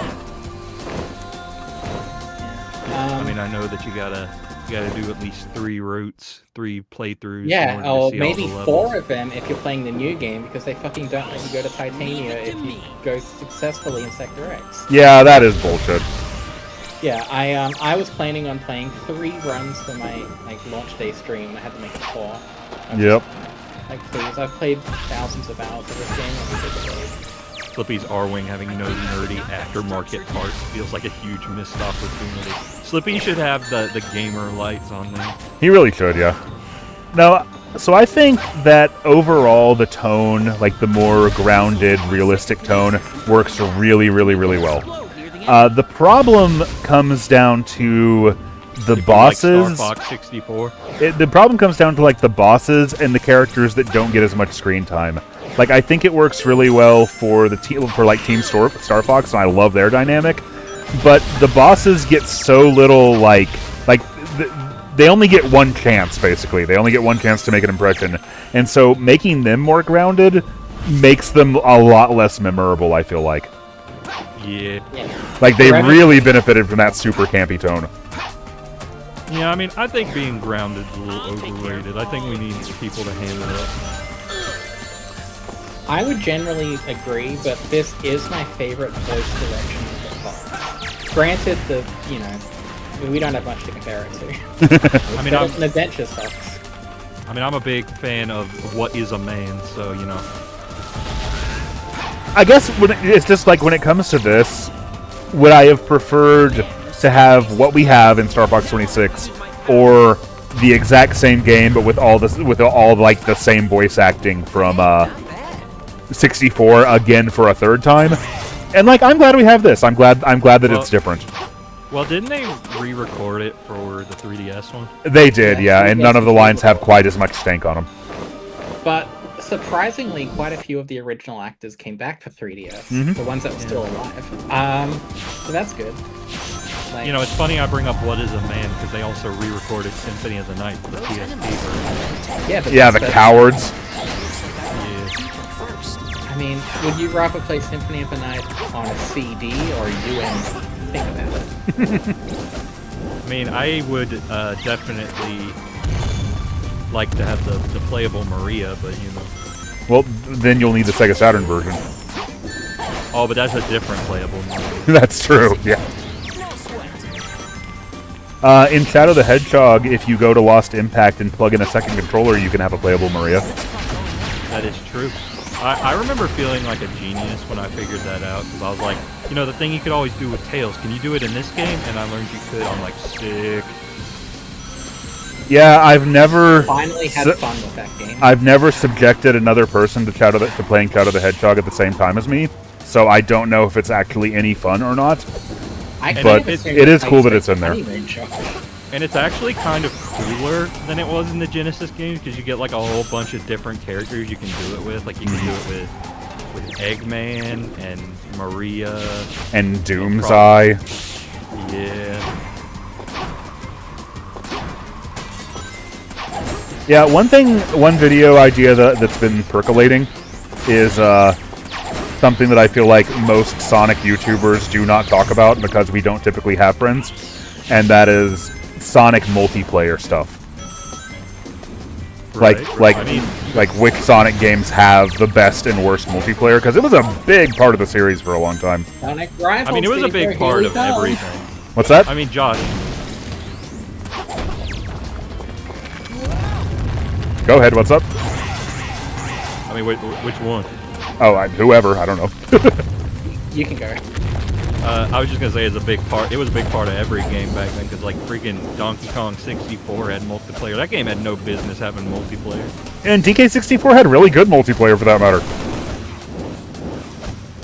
Yeah, was the Star Fox Assault on a Stage, disappointing single-player game fun multiplayer. God, Star Fox 26's multiplayer died so fast. It is really fun. It is my favorite Star Fox multiplayer, but also it's only 3 levels. But yeah, like, Sonic 2 was, like, the first split-screen game. The first game to have split-screen, so... Like, or at least it really popularized it. I need to fact-check that before I wrote it into a script, but... And they had to switch to a whole different Genesis video mode to make it happen. Yep. And that's why it looks like complete ass. Yeah, I was doing a little preliminary research for it. Apparently Lost World had some kind of a multiplayer mode, and I have no memory of that whatsoever. And somebody said, Yakio said, shoutouts to the Secret Rings multiplayer that almost nobody played, but was weirdly robust. Yeah, I get a lot of comments from people who have very fond memories of that. Yeah, I didn't play a ton of it, but I think I went in there with my family at least once or twice just to see what it was. But, yeah, Lost World, I don't know what it entailed, but I don't think it was very substantial. Like I said, I have no real idea. I think Colors was the last 3D Sonic game to have, like, a substantial multiplayer mode. I guarantee you that Lost World had some bullshit you could do on the gamepad. Yeah, I'm sure. Like, according to the advertisement, Sonic Superstars is all about its multiplayer. Well, that's why I specified 3D Sonic game. And of course, I mean, Superstars is probably the best multiplayer Sonic game, as long as you have everybody who knows intimately what they're doing playing Sonic games. Otherwise, it's going to be the most miserable time you've ever had. Yeah. Does anyone have any memories of Lost World? Yeah, that's true. The people who keep ironically posting about Zavok do. I like Lost World on Wii U. Honestly, the first step is admitting that you have a problem. Honestly, as much as I like clown on Zavok, I actually don't hate Lost World that much. I think it's alright. See, the thing is, I'm one of those people that wants classic Sonic aesthetic, but they keep putting it in the weird experimental 3D Sonic games. Like I know. It's so unfortunate. Every decade has had a weird experimental 3D Sonic game with classic aesthetics that they try once and then abandon immediately. Yeah, because, you know, Sega and Sonic Team are kind of like wild animals in that, you know, once you spook them, they just run for the hills without any regard to where they're actually going. So like, if a game fails, they're like, oh no. Yeah, exactly. Like, even the 90s had 3D Blast. Though maybe that's more like, oh, we just have to have a complete glut of Sonic games coming out at any given time. Hey, they had only had, like, a few come out in 95. They had really calmed it down compared to where they were in, like, 93 and 94. I mean, that's true. That was, like, the roughly... Sonic's first 3D game. Didn't you read the the thing about it? The what now? Sonic Jam was actually Sonic's first 3D game. Oh, that's true. That's true. Yeah, I remember seeing that and thinking like, oh, there's this secret 3D Sonic game I never played, and then I was kind of disappointed when I learned what Sonic World actually was. Yeah, I saw that, and I was like, that's bullshit. Why are you guys lying about this? Yeah, because you were there, man. What are you doing? Why are you portraying it like this? Yeah, I never owned a Saturn. Like, why not? Until like 1 year. Because I was a fetus. No, that's a good reason. Yeah. Yeah, that's like not really an excuse. By the time I had like something even resembling cognitive function, the Dreamcast was dying. Yep. That's how I feel. Except everyone called it Sega over here. And that was also shorthand for just the Mega Drive Genesis. So like no one ever talked about the Dreamcast that the Sega was just the one console. Yeah, I mean, Sega being shorthand for the Genesis was the exact same thing here. Like people did not seem to be like there wasn't like mainstream awareness that there even were other Sega consoles. Yeah. But I mean, it's service games, so it should be like Sega. That's a good point, yeah. No, even the Australian advertisement said as Sega. Yeah, Sega. we all said Sega. It was a weird, like, sign-up. Australia says lots of things weird, like, Boy, the tell me brand about it. Adidas isn't called Adidas here, it's called Adidas. Really? Holy shit! I've heard people say Adidas. That's wild. And I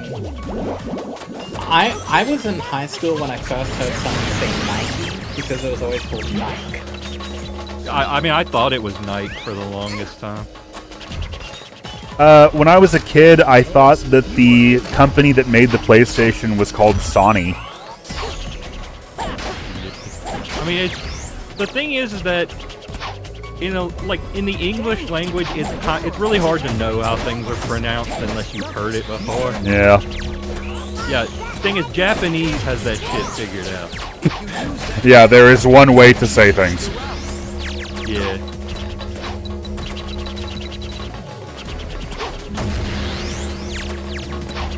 Well, hey, Sonny. As you guys have been watching this, it's very clear to me every time I play Sonic 06 that I am way better at the stages that have Mach speed sections in them. Because those were the ones that I replayed all the time. Because I unironically loved the Mach speed sections.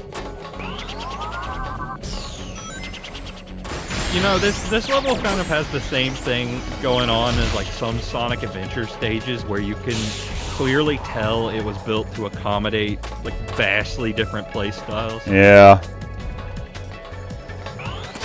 Where it's, you know, like in the Egg Carrier where you get to the end and it's like, yeah, this is a Knuckles stage that Sonic's just going through the motions in.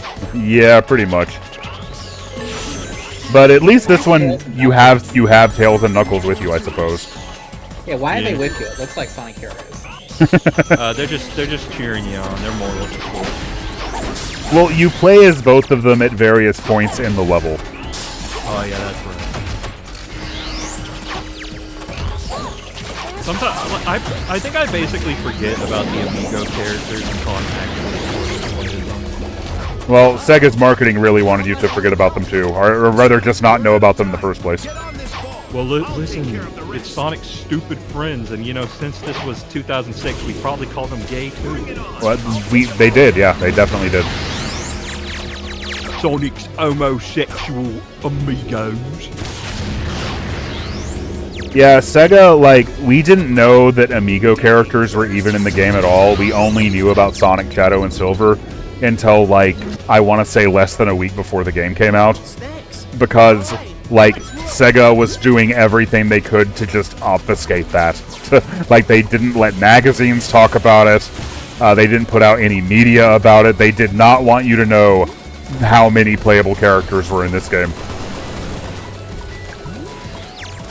Which begs the question of why'd they do it in the first place, then? Who knows? It adds more hours of content. That's probably it, yeah.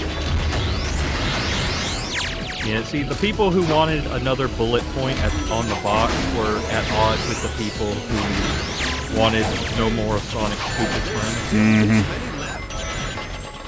So it was a bit of a dilemma. By 2006, we had definitely figured out that 27 playable characters in a platformer was not a good idea. Yeah, I mean, honestly, it wasn't just Sonic doing that kind of thing back then. Crash Bandicoot 3 also had a big problem with, hey, let's have 800 different types of gameplay so we can say, there's so much content. And it's like, I don't want to play as Coco on a jet ski. Leave me alone. I love Coco's levels where actually, come to think of it, Coco's levels where she's on the Tiger is pretty much just a much better version of Mach Speed stages, so of course I like it. I mean, honestly, Coco on the Tiger was just a reskin of, the pig levels from the first Crash Bandicoot. Yeah, that's true. They didn't have a lot of work to do there. Sonic the Hedgehog! Yeah. Yeah, I mean, it basically is Mach Speed done a little bit better. This does make me wonder if Sega knew 06's circumstances. Well, yeah, they definitely did, and they were trying everything they could to obfuscate it. Maybe the trailers for Sonic 06 honestly make this game look so much better than it is, because so much of it is just like the parts in Crisis City where you can't control anything and cool shit's happening, you know? Maybe Japan just didn't give a shit, and, when Sega of Japan delivered this to the American branch, they were like, oh no. Yeah, I imagine that is how it went. Like, I mean, you're right. Sega, like Japan, just didn't give a shit about Sonic in general. Yeah, I mean that's also true. Let's see, what am I even doing next? They're like, we would rather play Virtua Fighter. Actually, I was gonna bring up something earlier, and I think I forgot. But like, it's funny how Sega could be popular in Japan or America, but it seems like never both at the same time. Yeah, that's pretty true, because the Genesis kind of floundered over there, but it was massive here. Mm-hmm. Well, I mean, it was massive in most of the world outside of Japan in general. Yeah, but the blasted PC engine got to him first. I mean, Yakuza has kind of split the difference now. That's the one Sega franchise everyone likes. Excuse me, it is Yakuza. Actually, it's like a dragon. It's actually Shenmue, but not as good. Hell yeah! I'll be right back. You guys can keep talking. Look at me. I am the captain. Okay, while now. Josh is gone, let's start to dox him. So, do you have the numbers on the back of his credit card, Dustin? He lives at Aurora, New Mexico.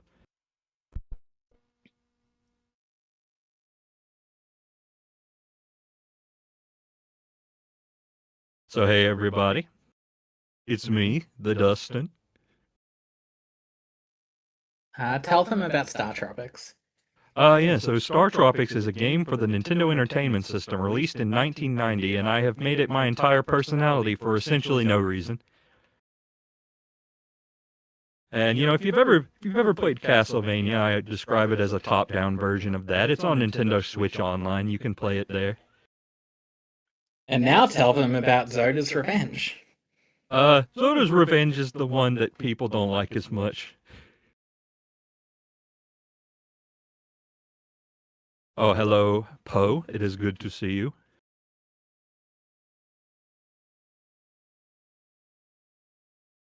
Yeah, like, I mean, that's a good point. Like, narrative-heavy Japanese games. I mean, also there's a fact that narrative-heavy Japanese games are kind of just hard to bring over in the first place. Why does it suddenly sound like there are 5 Dustins? I don't know. Probably something Josh did. Probably like some kind of echo or something. He maybe put his headphones on the mic. I don't know. Let's just run with it because it's his technical problems, not mine. So therefore, it's funny. Yeah, you sound good to me, like in Discord. So it's all Josh's fault. But yeah, I mean, the thing about narrative-heavy games is that they're kind of hard to bring over because you have so much text and voice acting you got to translate. So, I mean, I understand why it was kind of a hard sell. Like, if Japan was getting all these JRPGs and whatnot, and OBS is like, OBS, I was reading the chat, you know, Sega of America's like, oh man, I don't want to deal with this. I don't want to deal with this crap. Where's the hedgehog? But yeah, I mean, that was definitely something they needed to do if they wanted to appeal to Americans. But you know, like I said, they had success in Japan, and maybe they were content with that for the time being.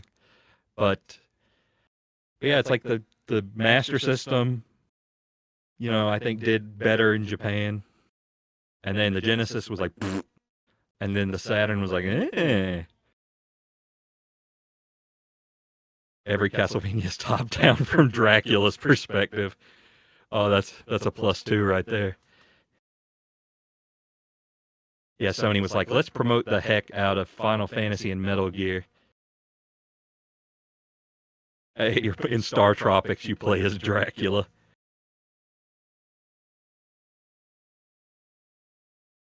Yeah, so I don't think there's any vampires in that game, but if you like the idea of an undead dodo bird, you know, it's got one of those in it. Like, it's got some pirates, I think. Ghosts. Because if they can bring back Famicom Detective Club, there's still a chance for a new Star Tropics. I mean, you know, given, you know, the whole monkey on a typewriter thing, it means eventually they will make a new Star Tropics. The question is, will I be alive to see it?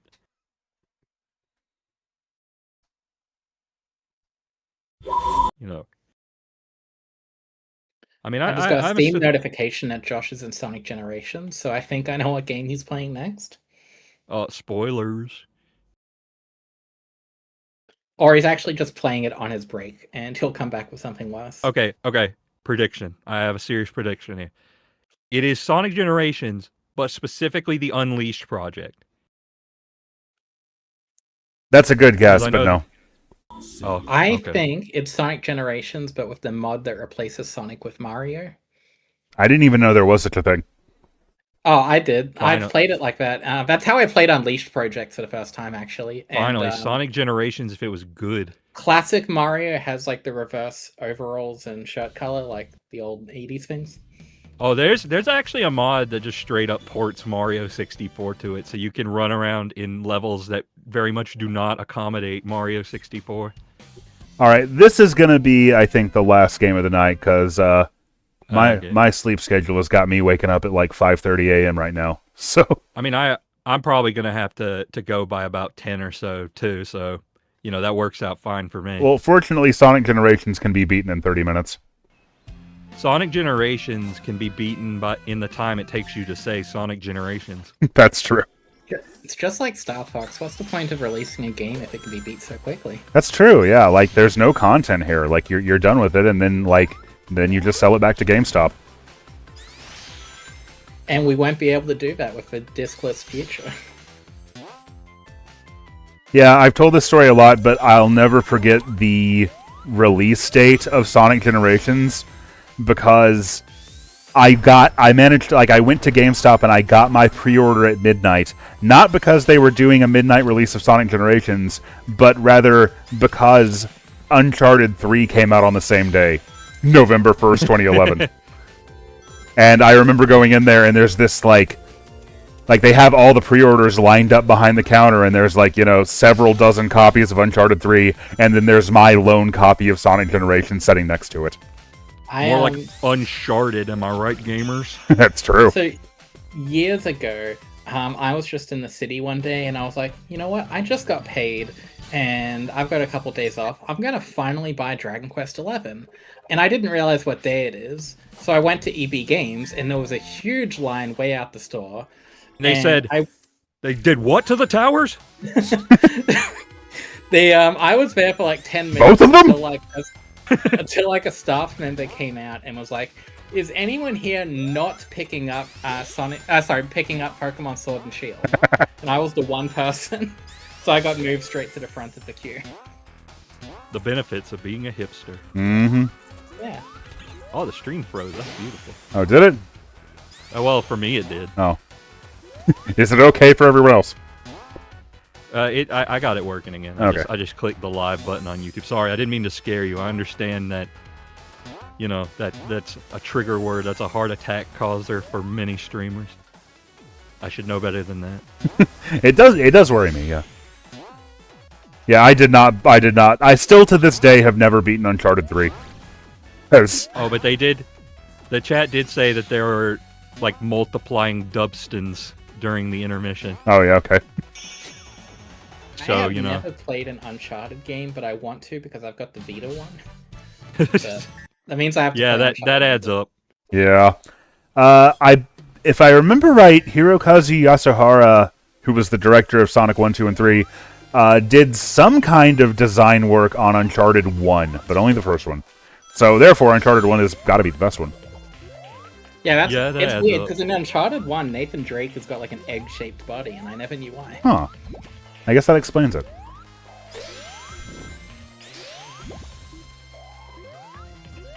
No, there's this post that comes up on my Facebook memories every year where it's super early 2011, maybe late 2010. It's when Uncharted 3 has just been announced, and I'm saying that I'm so excited about it, and that it's probably going to be my game of the year for 2011. Because I did not know about Sonic Generations yet. But you did know about Skyrim, and it still didn't change anything. Did not change a single thing. I tell this story all the time, but when Skyrim first came out, because Skyrim came out exactly 10 days after Generations. So, I actually got a little bit into Skyrim for a little bit. So here's what my days would look like. I would go to class, because I was in college at the time. I would come home, and, like, from the time I got home until, like, 3 in the morning, I would play Sonic Generations.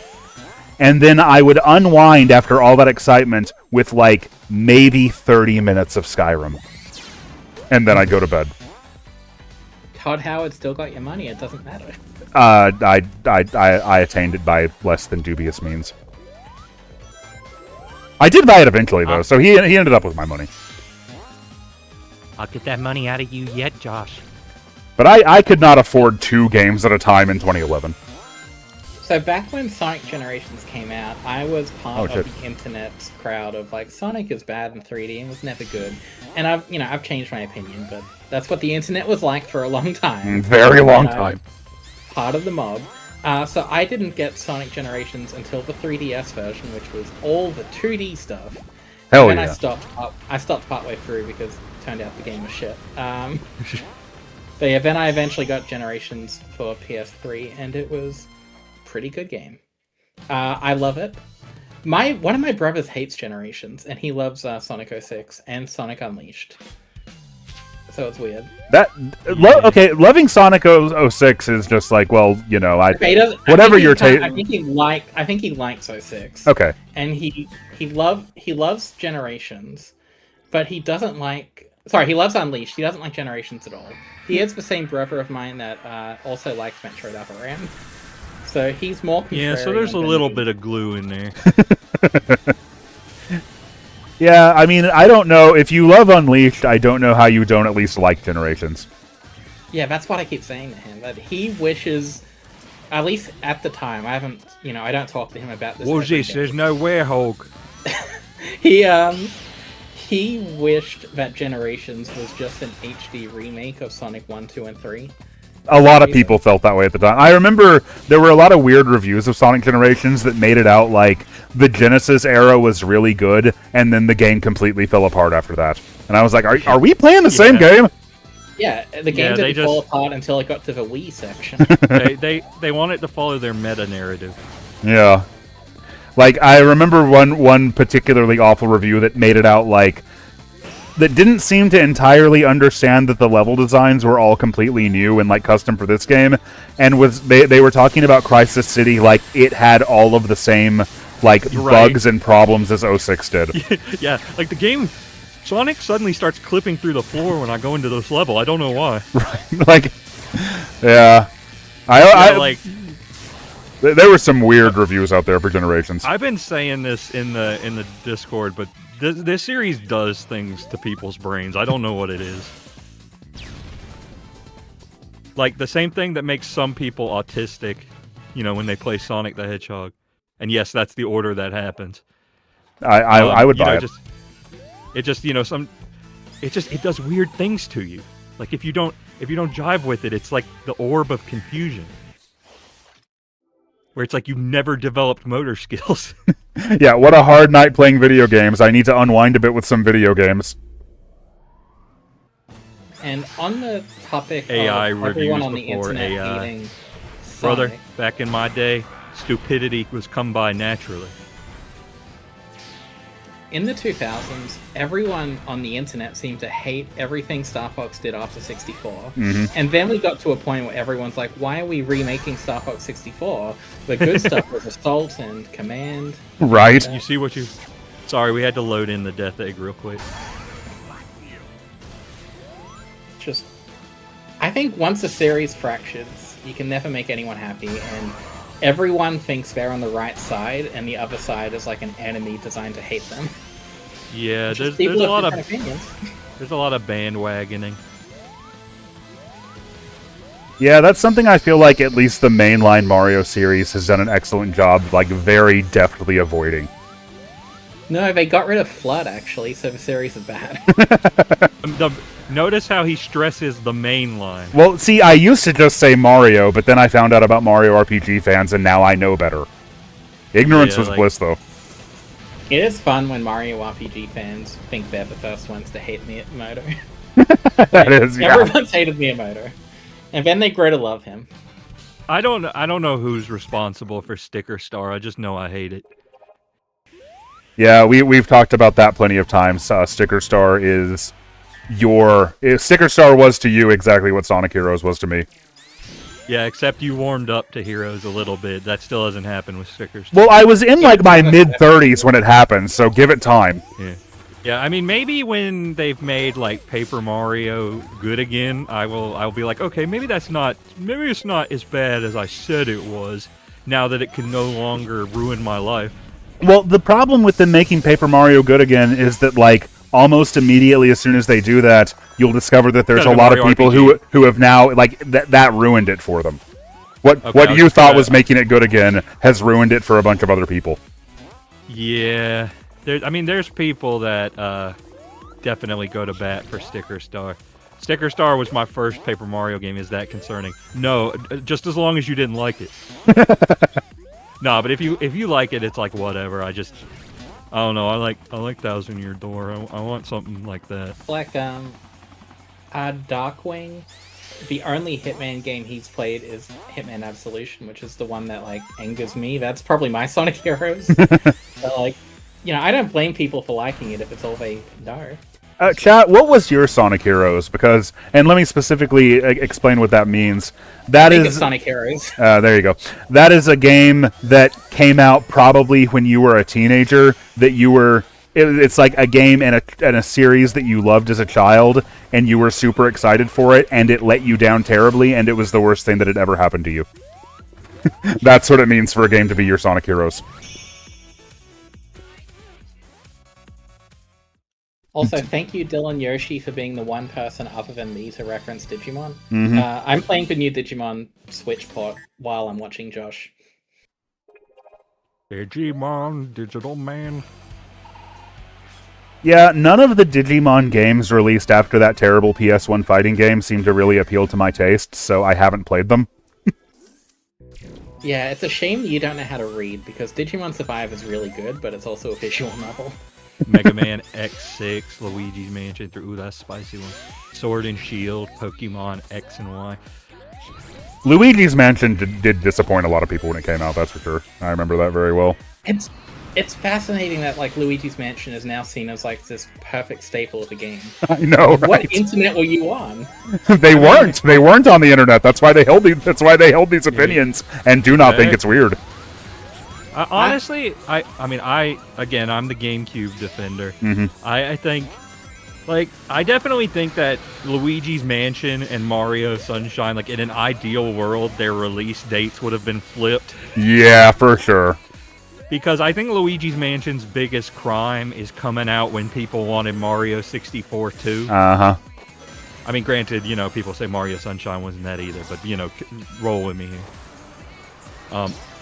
But yeah, I guess it makes sense though, because the reason Luigi's Mansion exists in the first place is because they wanted to show off like the cloth and dust tech that they had. Like it was first and foremost to show off the GameCube's power. And it was crazy impressive stuff. Like I remember when those like Space World 2000 images first came out, just like how are they doing this? But yeah, I think Luigi's Mansion is a pretty great game if you can accept that it is not your standard Mario game in any capacity whatsoever. Yeah, I like Luigi's Mansion. It's just I used to be on the side of no, you guys are too mean to it. It's actually pretty alright. And now I'm on the side of calm down. It's not that good. It's which is basically how it's gone for like a lot of stuff with the GameCube over the past like 7 years. Yeah. I wasn't crazy about a weird camera. I wasn't crazy about Luigi's Mansion 2 was just kind of okay to me. I think the third one... It's the best one, actually, but I think the third one kind of righted the ship a little bit. Though, also, I think the big reason why I wasn't crazy about Luigi's Mansion 2 is because it had the Sticker Star blowback. Because I was, I was extra critical. I was extra critical. Well, listen, I played it. I think it's pretty good. I had played Sticker Star. Right. And, that was an affront to everything I had ever known. Sure. So I was being extra critical of the Mario series at that point. Right, so you did to Luigi's Mansion 2 what I did to Sonic Advance 3. Yeah. Uh-huh, that makes sense. So, because yeah, I saw the portrait ghosts were gone, and I'm like, oh god, it's happening here too. Damn you, Miyamoto! Okay. Yeah. So we but then switched release dates of Luigi's Mansion and Mario Sunshine, and then switched the release dates of Luigi's Mansion 2 and Sticker Star. yeah, that would help as well. What if we switched the release dates of Uncharted 3 and Sonic Generations? I don't know what would happen then. Really no way to know. Yeah, like Bag Monster said, that's basically my opinion. Dark Moon is good, but I think it's the worst of the three. But I think it's still a good trilogy. Go ahead.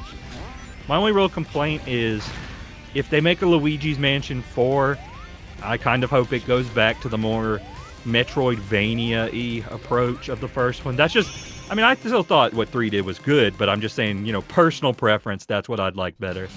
And also, I feel like it's gotten maybe a little too Tim Burton over the years. But like I said, I have nostalgia for the first one. That's, you know, that's probably coloring my opinion of that. I definitely have nostalgia for the first one because it was what I was playing when I first discovered instant messaging.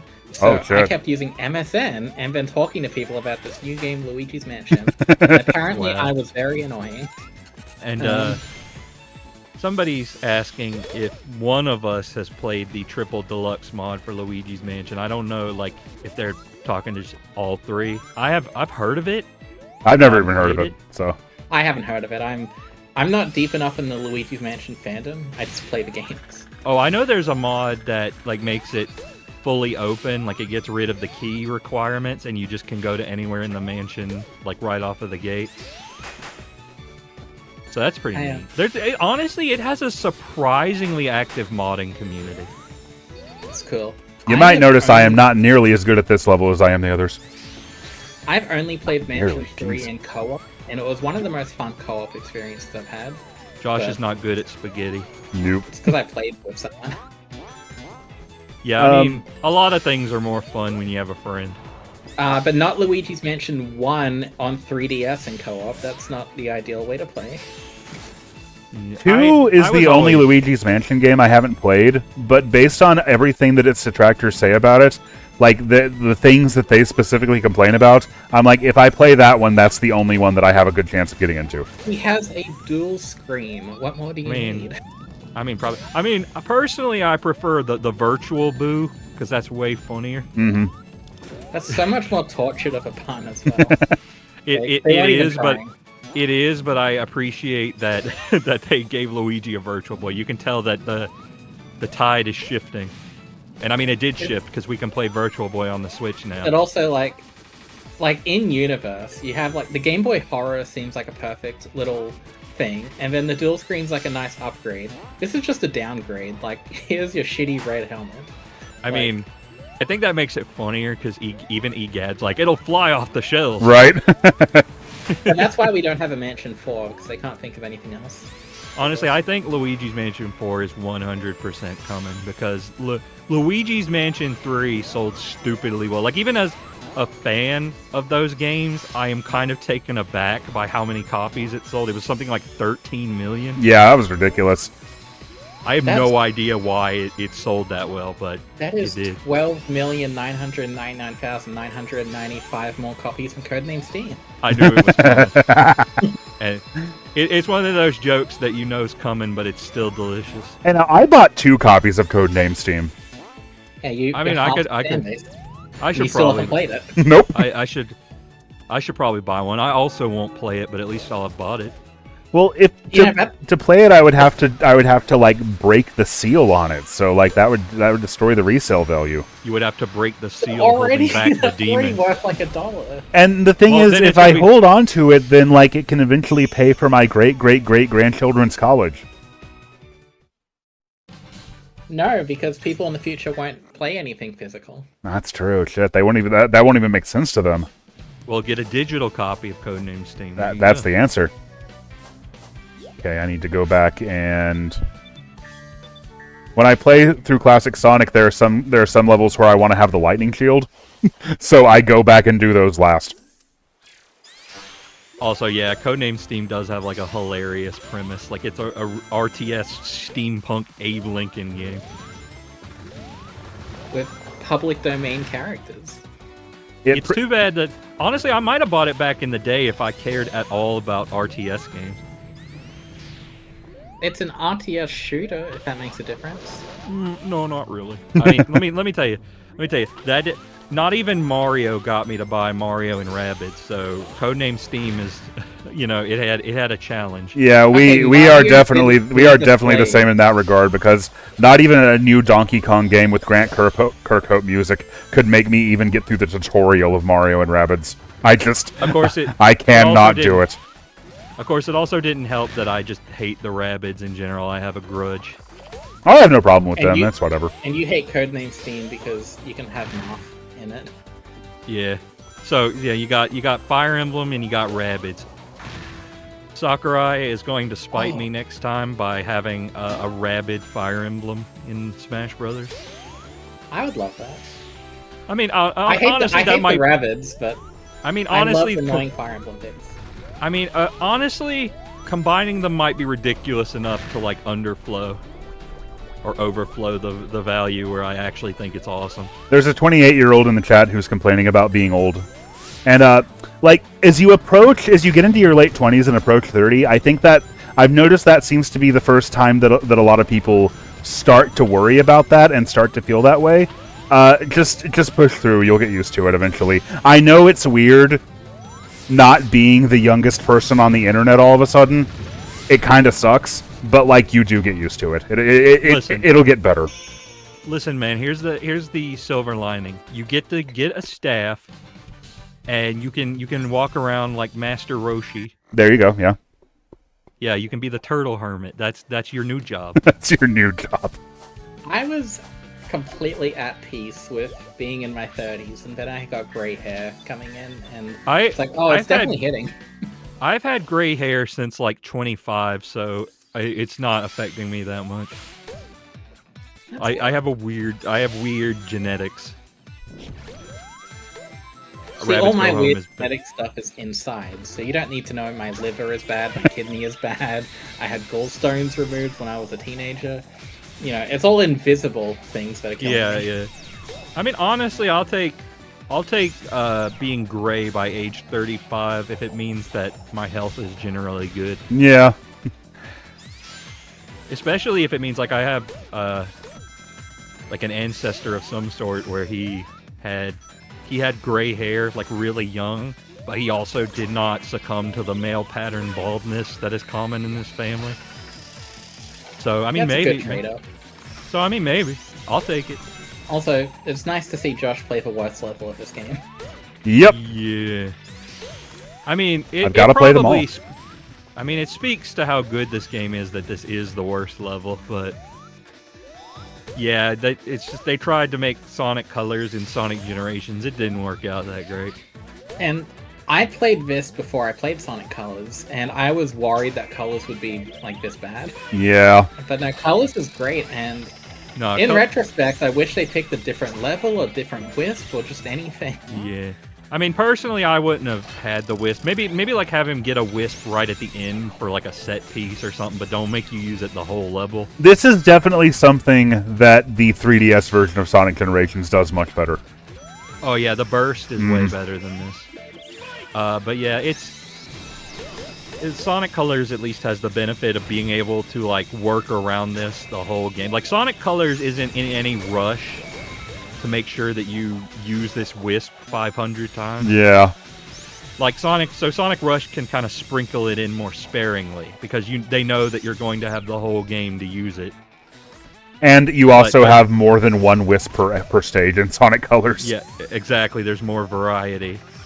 But yeah, this game is you got one Wisp because they can't program in all of them. And, you got to use it a whole bunch because otherwise, you're going to be where was the Wisp? Yeah, even including the Wisp powers in this was pretty dang weird. And every time the Wisps aren't on screen, people need to ask, where's the Wisp? That's a Simpsons reference, and Josh doesn't watch that show. But I do know that's a Simpsons reference. To me, it's more of a Kevin Nash reference, though. Colors is a good game. I'm tired of pretending it is. I think so. I love Colors. I was just gonna say, Colors is like the opposite of Luigi's Mansion, where like everyone on the internet loved it, and then they started to hate it. Well, I mean, my only real complaint with Sonic Colors is that the level design's a little too square, and I think Sonic works the best when there's slopes everywhere. Well, but if that's the worst thing you can say, then it's not. It's a throwback to the Master System games, clearly. That's true. I mean, even Sonic 1 on the Master System had slopes in it. Well, Colors in 2010 was giving the most vocal, most passionate Sonic fans on the internet everything that they had spent a very long time begging for. And that was, Sonic needs to remember that it's a platformer. Sonic needs to focus more on exploration and not just free speed for its own sake. Sonic needs to step in the right direction. Sonic needs to tell a more lighthearted story and stop, doing all this anime bullshit. And Sonic's friends were taken behind the shed and shot. And the problem is that over time, all of that stuff became a lot of the most vocal people in the fandom ended up wanting the opposite of all of that. Yeah, I guess the squeakiest wheel will get the grease. I'm just waiting for the Sonic Boom Renaissance to happen, where people realize that was the best game, actually. Oh, It's a shame no one had a Wii U, because we'd be there now. We would be, yeah, we absolutely would be. My boost aura is not rendering, but that's fine. I don't need it. So is that it? Oh no, I haven't done the modern levels. Oh, no, oh, that's right. I did all the classic levels first. Bad part of honestly, the game knowing you, I would fully expect you to play just the classic ones and leave. That is not true. This is Sonic Generations is my favorite video game, and it's and it's not because of the Act 1s. Yeah, I know, but I just think it's the kind of thing you'd do. Yeah. You'd be like, oh, I modded Shadow out of the game completely. Well, I didn't do that, but somebody else did. I definitely prefer the Act 2s, but I think Crisis City Act 1 is and City Escape Act 1 are some of my favorite stages in this game. Mm-hmm. I definitely think for what they lack in accurate physics, they managed to sort of keep the design ethos of the classic games. It doesn't nail the exact execution, but it nails the vibe of the whole thing. Yeah, I mean, as much as I want Sonic to feel like the original games, I don't need it, because the classic stuff in this is amazing, and it feels like nothing Sonic did before. Yeah, and when you try to take this, this sort of classic Sonic physics system and, ability system, and then put it in more traditionally classic Sonic levels, you get forces, and nobody's happy. Though I do think, I could be wrong, but I swear classic Sonic controls worse in that game. He does a little bit, yeah. Yeah, because I swear the whole, if you land while not holding a direction, he just stops. I am 90% sure that does not happen in Generations at all. Well, I think the bigger issue was that when Generations came out, our most recent point of comparison for a classic Sonic playing game was Sonic 4. And of course, this was a huge improvement over Sonic 4. Yeah, but it's like when you have the uglier looking person stand next to you, so you seem more attractive by comparison. But yeah, exactly. When Forces came out, Mania was 2 months ago, so yeah, it wasn't gonna look nearly as good. Anything looks better compared to Sonic 4. Anything looks worse compared to Mania. God, you might have seen me just trying to rapid fire the Y button, trying to hit that boost trail. It works that boost trail sucks. It works every maybe 33% of the time. It's for this one boost trail, we've decided to only read inputs 1 frame per second. Yeah. I have no idea. It's actually a tribute to Sonic 3's level select code. yeah. I remember trying that when I was a kid, and that just did not work. You're playing the 3DS version after this, obviously, right? I have played it on stream before. That would be the only person that finished that game. I really like the 3DS version, honestly. That felt a little weird right there because typically over the past year or two, I've played like the Sonic X Shadow generations of this game, and typically that's one of the few places where I do a drop dash, like jumping over there and then curling up right there. Right. Yeah, the drop dash isn't super useful for modern, is it? Nah. But we have to do it for parity with Frontiers. But yeah, I really did enjoy Generations 3DS quite a lot. I don't think it's nowhere near what it should have been, but like given the development constraints it was made under, it's still a lot of fun. I'm glad it exists. Like I said earlier, it's good considering that Dimps had a week to make it. Yeah. Oh, holy shit. Sorry, I just saw Poe in the chat say Generations 3DS was their first ever Sonic game. That is a hell of a place to start. I mean, you could do worse than that. It could be like Sonic Labyrinth or Spinball 8-bit. God, so how would your first Sonic game ever even be Sonic 2 8-bit? Because as far as I know, every single Game Gear ever made came with a copy of Sonic 2 8-bit. I don't know. That's not true, but it just feels like it. I honestly meant to say Spinball, but Sonic 2 8-bit works too. Yeah. Because it's like the lost levels of Sonic. Yeah, that's a good comparison. What if we got a good base for a game and just, made a version where it hates you all the time? And then we ported it to the Game Gear and made it hate you even more.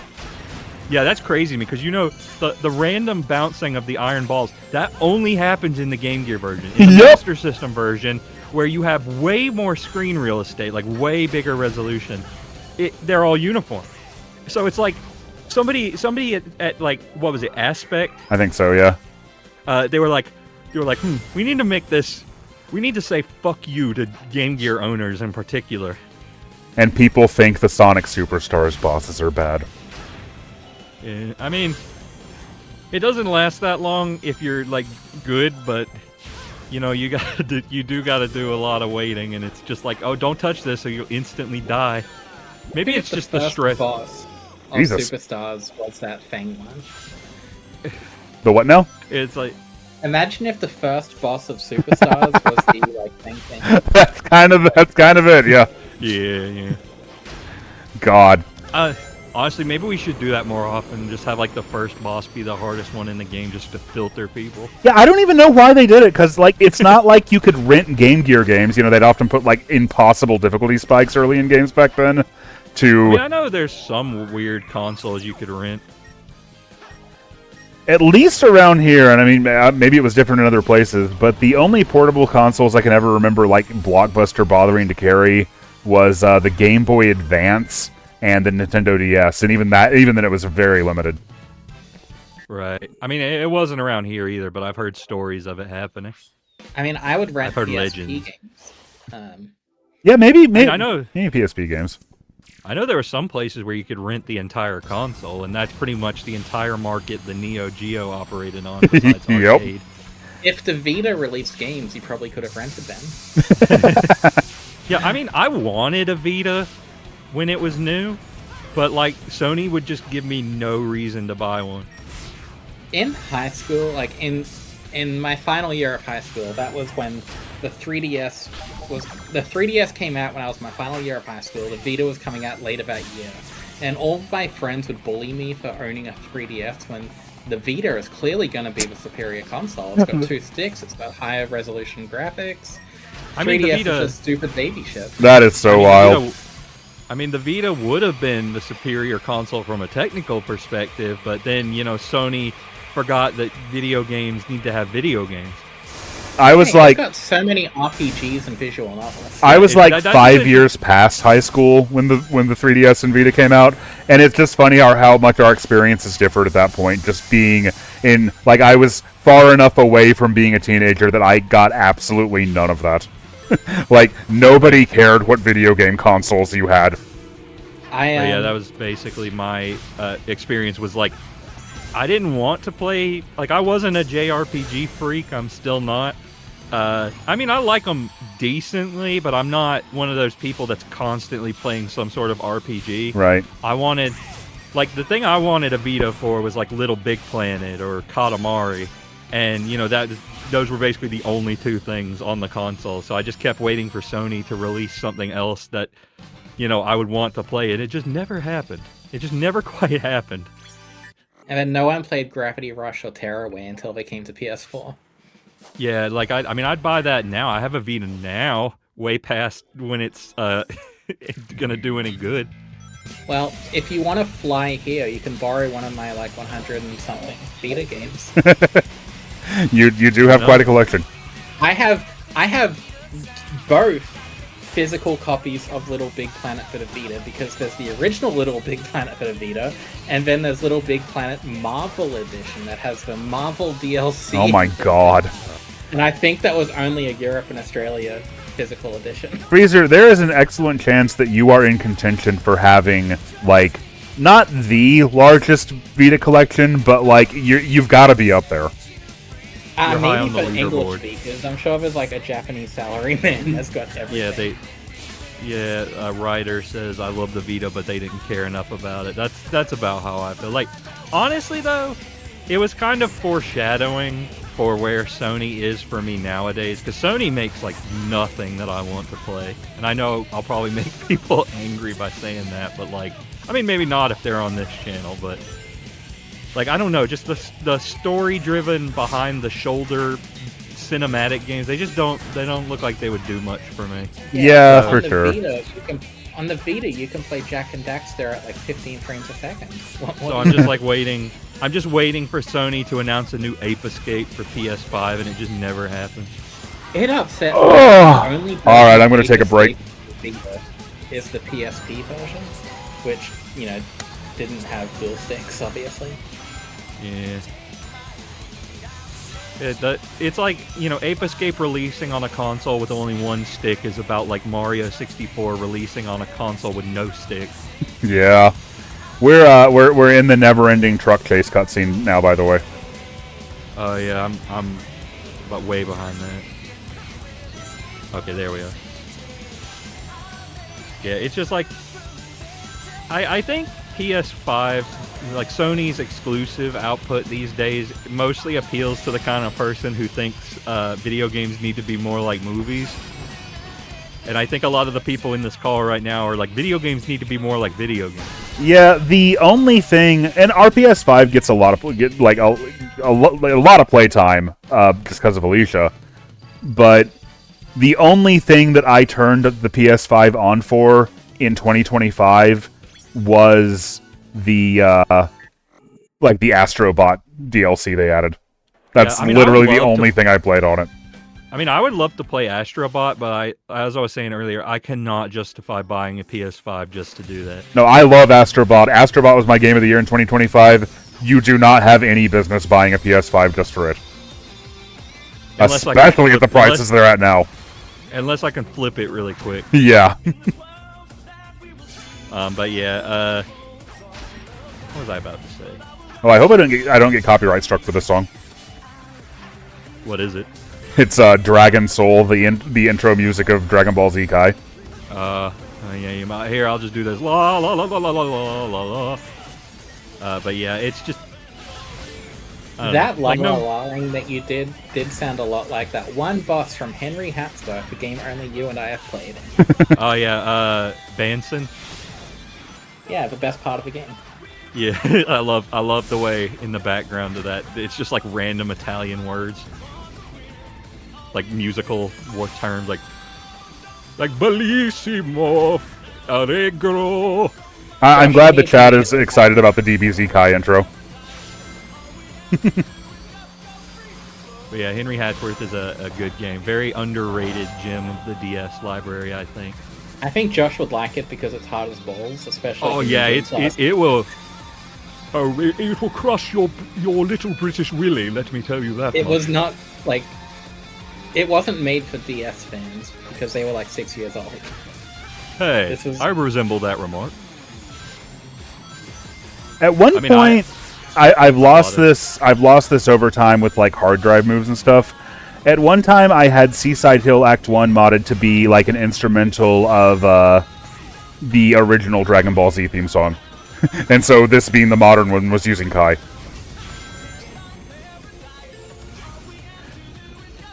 This is like one of the only things that I changed the music in on Sonic Generations because I still had no fidelity for Sonic Heroes soundtrack. Oh yeah, I remembered what I was going to say. I just want to say though, for any like PS5 owner, like a full disclaimer is that I am like 100% on Gabe Newell's party boat, so like so the PS5 has a little bit of an uphill battle with me because it's like if I didn't have a gaming PC and I, you know, this is where I bought multi-platform games, I'd probably like it a bit better, but you know, I judge the PS5 based on the exclusives. Exactly. Has none that interest me. But yeah, stuff like Pac-Man World 2 Repack, which I enjoyed a lot. I'm playing on computer or Switch 2 or something. Yeah, at least for now, I feel like the Switch 2 is the first time in a long time where if I really needed to, I could get by with just it. Yeah, I mean, at least for now. For now, yeah. We'll see how things look when the PS6 comes out for $2,000. I kind of hate the drop dash in Sonic X Shadow gens, by the way, because when I'm doing like complicated platform sequences like I was just doing there, like I sometimes accidentally trigger it. Yeah. Like I said, it wasn't the best thing to add to Modern Sonic. Classic Sonic, sure, go to town, but Modern Sonic already has like a go fast right now button. Oh my gosh, I'm actually ahead. That's surprising. I'm not going to get my hopes up, but oh my god. I'm excited to see just how crunchy and ugly ports will be when the PS6 is out for Switch 2. Right. I played Doom Eternal on Switch. That was impressive. It wasn't ideal, but it was impressive. The id Tech engine was pretty cool. I sure hope they don't like cut the entire dev team in half anytime soon. Well, they can't cut it in half again. I mean, apparently they said that they still have the people they need to do stuff, but I still think it's a crappy movie. Holy shit! Okay, this never happened. Sorry, I was like, I'm sweating a little bit. My heart rate's up. I set a new best time in Crisis City. And this is the 2011 version of Sonic Gen, so like that's probably pretty dang legit. That probably actually is a new PB. So that's really cool. It's like setting a world record at a GDQ. Yeah. Even you wanted to get out of Crisis City quickly. Exactly. Oh. All right, 2 more levels. And then I definitely will have to go after that, but I think you're going to have to go anyway. So yeah, I'm getting pretty tired. It works out. Final boss of Gens? No.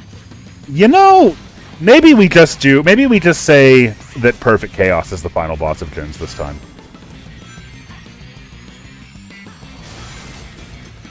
I know my neighbor kids really want a PS5, but one of them already owns a PS4, and I'm just like, you're going to play the exact same games. But you already only play Minecraft and Roblox. What do you need a 5 for? That's a good question, yeah. I mean, I understand the need for more processing power for Minecraft, but I don't know if I would say get a PS5 for it. Can you play Roblox on the PS4? I believe so, yeah. I have no idea. I don't know. I know Roblox is on PC and mobile, but that's all I know for sure. Maybe I don't even know. Maybe he's playing on the phone. I don't know. He's poor. Like, he's a poor family. He doesn't have too many games. So if they want to play good games, they've got to come over to my house. Right. I feel bad for the youngins who have grown up on Roblox. One of my friends explicitly, like, his son plays... It's the same kid who plays, like, so much, like, Super Nintendo and N64 on the NSO apps, but he's like, you can't play Roblox. And I'm like, that's probably for the best. Yeah, like, there's just, like, you know, sex pests and scams and sex scams. The 10-year-old that I'm talking about, he told us, by the way, oh, you need to make an account on Roblox, but don't use your real name. You've got to come up with a fake name. And then he gave an example. I'm like, that's adorable. Advice, do not cite the dark magic to me, which I was there when it was written. Also, he was genuinely shocked that like certain Disney movies came out when either I was a kid or long before I was born. I remember feeling that way too. Like when I found out how old Peter Pan actually was, I was like, "What?" Like, son, Disney is old as fuck. Yeah, but I like that movie. How can it be that old? Yeah, at least Disney's there to teach you that sometimes old things can be good. Sometimes. He already knows old things can be good because he wanted to watch my Monster Rancher DVDs because it looks like Beyblade. And you're like, you know what? I'll take it. How he knows what is Beyblade a current thing again or something? Apparently. Huh. Maybe there's like a YouTube Kids video about it. Spud Ninja says Josh would absolutely make a Roblox account just to play Sonic Speed Simulator. You're right, and I did. It's the only thing I've ever played on Roblox. And you're the first YouTuber to make a Roblox account and not go to prison, so congrats. Well, it helps that I didn't promote it or anything. I didn't go on go to prison. He hasn't gone to prison so far. That's true. Well, I've also... That's also a Simpsons joke. That's true. I've also, as far as I can remember, I don't think I've ever used my own footage of Minecraft in a video, so... Right. I mean, you don't really need to. There's so much of it. Yeah. I would use my footage of Minecraft, but unfortunately they stopped updating the beta version a few years ago. I mean, it could be worse. You could be playing the 3DS one. The new 3DS one. Oh, sorry, I forgot. Mm-hmm. You old 3DS people. This is only for the bourgeoisie. Yeah, you can only play, Xenoblade, Minecraft, and Super Nintendo games if you have a new 3DS. Yeah, that's pretty much the only time I played Xenoblade is on the 3DS, and then people were like, "Oh, the 3DS version is not actually that good," and I'm like, "Okay, well, I'll stop," and then I haven't ever picked it back up. I think I think Fire Emblem Warriors was a new 3DS exclusive. That sounds right. Yeah. And that was also a Switch game. And I think it's because Hyrule Warriors was on regular 3DS and it ran like dog shit. Mm-hmm. And it was also on Wii U and it ran like dog shit. Yeah, I was about to say, Warriors games, I think, just run like dog shit no matter what. The question is just how much dog shit. Yeah. Yeah. The Dragon Quest Warriors games, they got a Switch release in Japan only that ran like dog shit. And I wanted we just told you, you don't have to specify. It's a Warriors game. It runs like dog shit. They were like, no, we're not releasing that internationally because it's that bad. And it's like, please. Like, only Japan would put up with this. Like a normal person.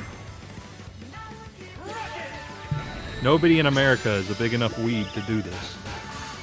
When this game came out, I still disliked Sonic Colors enough that I blamed it for this level being like this.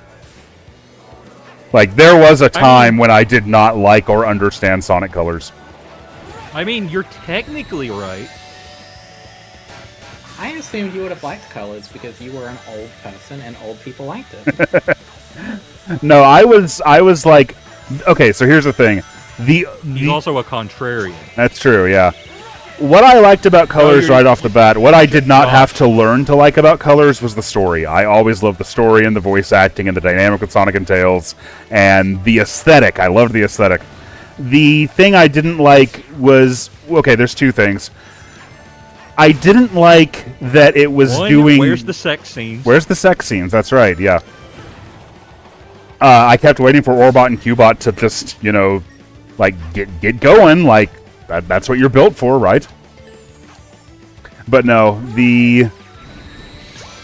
I didn't like that it was so much more platformy and slow-paced and exploration-based because I was always, there's sort of this spectrum of, Sonic CD versus Sonic 2, and I always leaned way, way more towards Sonic 2. Yeah, it's the speed versus platforming debate. And nowadays I have a lot more respect and appreciation and enjoyment for that sort of thing, but at the time I I only sort of tolerated it.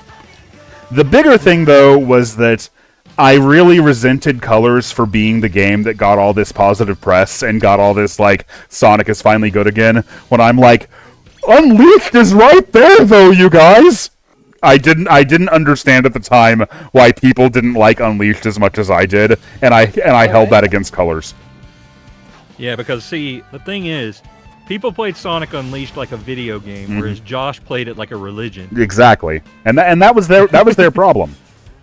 Yeah. They were at fault for doing that. Yeah. And now you're yelling about how good Superstars is and no one listens.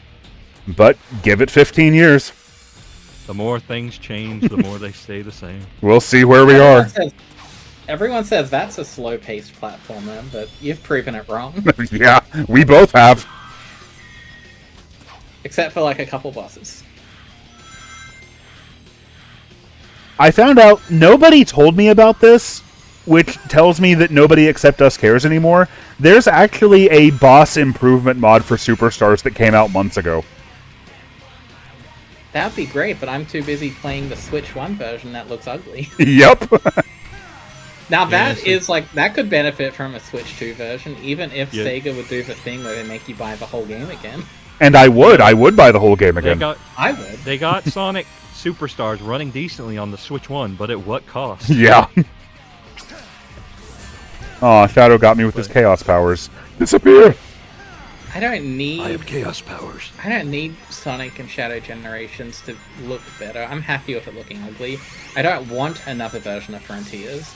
Give me a good-looking version of Superstars on Switch. Yeah, see, the thing is that I think Superstars, I think like Frontiers and Shadow and whatnot, they still look more or less like what they're supposed to. Superstars is like they just ripped the copper wiring out of the walls. Well, it was very important that they get it running at 60 FPS, at least most of the time. And it needed to maintain that with possibly up to 4 characters on screen. Yeah, but Co-op like was not worth it, my brother. No. Yeah, add a quality mode or something. Like, you can have performance mode and then good-looking mode. I grew up on Banjo-Tooie in PAL. I'm fine with low frame rate. I miss... Playing Banjo-Tooie on original hardware now makes me miss, like, the ignorance I used to have. Because I remember when it came out, like, it got slammed in reviews for, like, how bad the performance was. And I played it, and I just didn't see it at all. I had no idea what they were talking about. And, now I play it, and it's like, it's all I can see. I'm weird because, like, I think Ocarina of Time and Majora play beautifully despite being at 20 FPS, but then, like, you show me Star Fox on the SNES, and I'm just like, oh. Yeah, well, there's a big difference between 20 FPS and 1 FPS. Star Fox on Super Nintendo, every time I replay it, it takes like 5 minutes for my eyes to adjust, but then I have no problem. I'm gonna do a full playthrough of it at some point. I love Star Fox for Super Nintendo, and it's one of my favorite Star Fox games, but that's because I really don't like the GameCube ones. Honestly, it could really benefit from like a Christian Whitehead style remaster, I think. Just like rebuild it from the ground up for 60 FPS, put it on the Switch. Like, don't improve the graphics, it looks exactly the same except maybe in widescreen. There you go. Yeah, I really wish they'd do that too. By the way, I don't know if you guys in the chat can hear this or how well you can hear it, but this is my favorite remix of Silver's theme song, and I've always loved it. Yeah, I got it muted. Is it still like the Generations default, or did you change it to something else? Oh, I changed it to something else. I think it's Dirk's Bentley, if I remember right. Is it like Dreams of an Absolution? Yeah, it's Dreams of an Absolution. Dreams of an Absolution does go freaking hard. Like, I like that song a lot. Oh god, voice. Like, I like the default version of it that's in Sonic 06 normally, but like this remix in particular really hits for me. And Andre, maybe Frontiers gets better. I stopped playing after the first boss. Okay, so here's the thing, Freezer. The entire game is that repeatedly. Like, if you played the first island, like, that's what the game is going to be. With like in different places and with little differences and with different bosses at the end, but like you've seen it all. If you didn't care for that, do not keep playing. Yeah, exactly. Yeah, I played, like, I got that game as a Christmas present, and I was having some fun with it, and then my wife was watching, and it's like, this is the most boring, ugly game I've ever seen in my life. I mean, I wouldn't say it's a looker as far as Sonic games go. Like, it's definitely got it's some no Sonic entertaining. Superstars on Switch. No, hell no. But I mean, I'm probably like the one person in this call that like rather liked it. I think. I mean, I still would make some improvements for the next one. I mean, I played like 100 hours of it. I can't have hated it. I mean, yeah, but it's a Sonic game. Dude. Yeah, true. That's the thing. It's been this long, and I've only played it for 100 hours. What's wrong with it? I mean, I will say I also do not play Sonic games like a religion. Right. I was content to play Frontiers, do the DLC stuff, and just be like, yeah, that was pretty good. And, I don't need to replay it for a while. I'm like, because, I do that with games all the time. Like, I'm not beating Ocarina of Time and then immediately going, like, hey, I'd like to play Ocarina of Time again. Which is probably why I'm probably not going to play the remake unless they change some stuff up. But, put 100 hours in Star Fox again. Yeah, my favorite games are the ones where I'm going to do that, where it's like the credits are rolling and I'm already thinking about what I'm going to do next time. Well, yeah, I just think, there's different styles of game, and I know some people felt betrayed that Sonic would become the other style. Yeah, it's just, if that was all we ever got from Sonic from now on, that would make me very sad. But it's clearly not going to be. Sega needs to put out more Sonic games than that. I mean, you got Superstars, and even if you didn't, you know that like they're gonna make tops 3 games in this style, and then Sonic Team's gonna get bored and do something else. Yeah, like, by the way, since we were talking earlier, every decade has its let's throw back to the classic aesthetics and do something really weird, and then abandon it and never do it again. The examples of that are 3D Blast for the 90s. I'm gonna die again. No, I'm not. 3D Blast for the 90s, Heroes for the 2000s, Lost World for the 2010s, and Sonic Dream Team for the 2020s. It's happened every time so far. I know why it's not, but I still do wish that there would be a Steam version of it. God, me too, yeah. I mean, everybody does. It's like saying, I think ice cream is tasty. Like, of course you want Sonic Dream Team on Steam. It's like the default opinion. It's like they could hire that comics writer that everyone likes to write the Sonic stories before they actually did. I mean, I still say that even if Ian Flynn, gets crap for all the references, which, might not even be his fault, I'm not sure. But even then, I still think Shadow Generations had some of the best dialogue in years. I don't remember any of its dialogue except for Mephiles, but that was great. I mean, it isn't, like funny, like memorable dialogue. It isn't like, you're not going to get anything like, no copyright law in the universe or anything like that. But yeah, it's not peak, but it's pretty good. I think it's, it's good for what it wanted to be, though. Yeah. Because I think, Shadow wanted to be cool, and I think it succeeded in that, especially, okay, spoilers for Shadow Generations, the Mephiles boss fight where it's all about, like, he wants to reinsert himself into the timeline, and I think that's a cool angle to go with. Like, they know that this boss fight doesn't make any sense, but they're kind of playing with that. There we go. It's kind of funny that you think Shadow Generations had a storyline, because I just kept skipping it. Okay, guys, just because you got ADHD doesn't mean it wasn't there. I think, like, to me, the story was just Shadow kept running down a hallway that kept disintegrating and becoming a city. Well, yeah, I mean, okay, the Black Welcome Doom to the Scrungle segment, Zone. Okay, the Black Doom stuff didn't really add all that much in the grand scheme of things. I'm mostly thinking about, like, the cutscenes with Gerald and Maria and all that. All right, Perfect Chaos was clearly the last bot. No, okay, I'll go do Time Eater. Why not? But we need to start wrapping it up. Okay. Yeah, no one's making you do this, Josh. You're all have to stop on it. But morally, I need to do it. Okay. Freezer, you're not I don't think you stream as much, like but I'm a streamer. I never stream. I streamed Star Fox so I could declare it as a tax write-off and feel not get arrested. But see, as a streamer, I can tell you right now, there's one thing more powerful than any other force in the universe, and that is the bit. And that is what is compelling Josh right now.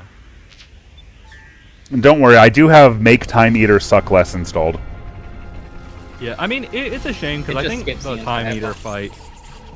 I mean, true, but I think the boss fight looks and sounds really cool, but it's just not fun to play. Playing 2011 Gens, you do get the superior version of this cutscene, where you get, oh no, what's he say? It's slipping my mind right now. You got this, cynic! You got this, cynic. Nobody calls me that anymore. Yeah, like, right when Shadow got that new voice actor, and he didn't quite know what he was doing yet. That was he made him sound. It's like he thought that he was some sort of a snake character. Yeah, honestly, you know, we should have one of those. Why don't the games have one of those? I'm sure it's in Archie. I don't read Archie. Well, there's the big cartoon snake in Sand Sanctuary and Superstars. Oh, I mean, yeah, you got that, but you know what I mean, like... Bailey had a snake, that didn't help. It's Mr. Pants had a snake, and that didn't help. I mean, we almost had a spider girl in Sonic Adventure, and I kind of hated her design, but, like, you know, the concept's cool. Mario Odyssey had a reference to a snake, but they misspelled it and ruined the game because of it. Oh, dang it. They showed off a new Digimon design that's a snake, so, yeah. Clearly more people will care about that, right? So, what you want to do to beat Time Eater, by the way, just sort of hold down the X button and stay toward the center of the screen. Yeah, eventually I figured it out. Because, like, you know, we were talking about Knights earlier having no conveyance. This is a boss fight that has no conveyance. Like, the only information that gets conveyed to you is homing shot. That looks like a homing shot, yeah. And it's like, oh, no shit? And it's like, you know, they don't bother to mention, like, hey, Sonic, stay towards the middle if you want this fight to actually be over. When he goes into his, like, 2D mode, just don't even bother following him there. Just stay out here and collect rings. Yeah, I never was able to figure out anything to do in 2D mode. And this was another thing that the 3DS version of Sonic Generations did much better. The Time Eater fight was not amazing or anything, but, you know, it was something. It was a boss fight. It wasn't that much better. It wasn't this. That said, after hearing so many good things about it over the years, finally getting to the end of Colors DS and fighting like the Mother Wisp, it was such a letdown. That boss fight was terrible. Yeah, I don't remember it being great, but yeah, it's a shame that Generations kind of drops the ball right at the end. Like, you almost had the perfect Sonic game there, son. You fumbled a little on the re-entry. Yeah, but that's the thing. That ensured it was a 7 out of 10, and thus actually the best. I mean, if there's one place I want a Sonic game to fumble, it's the end. It's just like, you know, Izuka runs into the offices, and he's like, guys, we forgot to fuck something up. And they're like, oh, no!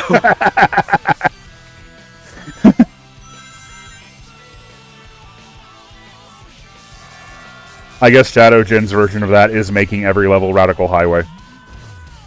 Yeah, like, I mean, even as somebody who doesn't mind this kind of thing as much as you do, because I know it really gets under your skin, but, like, I probably wouldn't have done that. Yeah, at least the Doom cutscenes.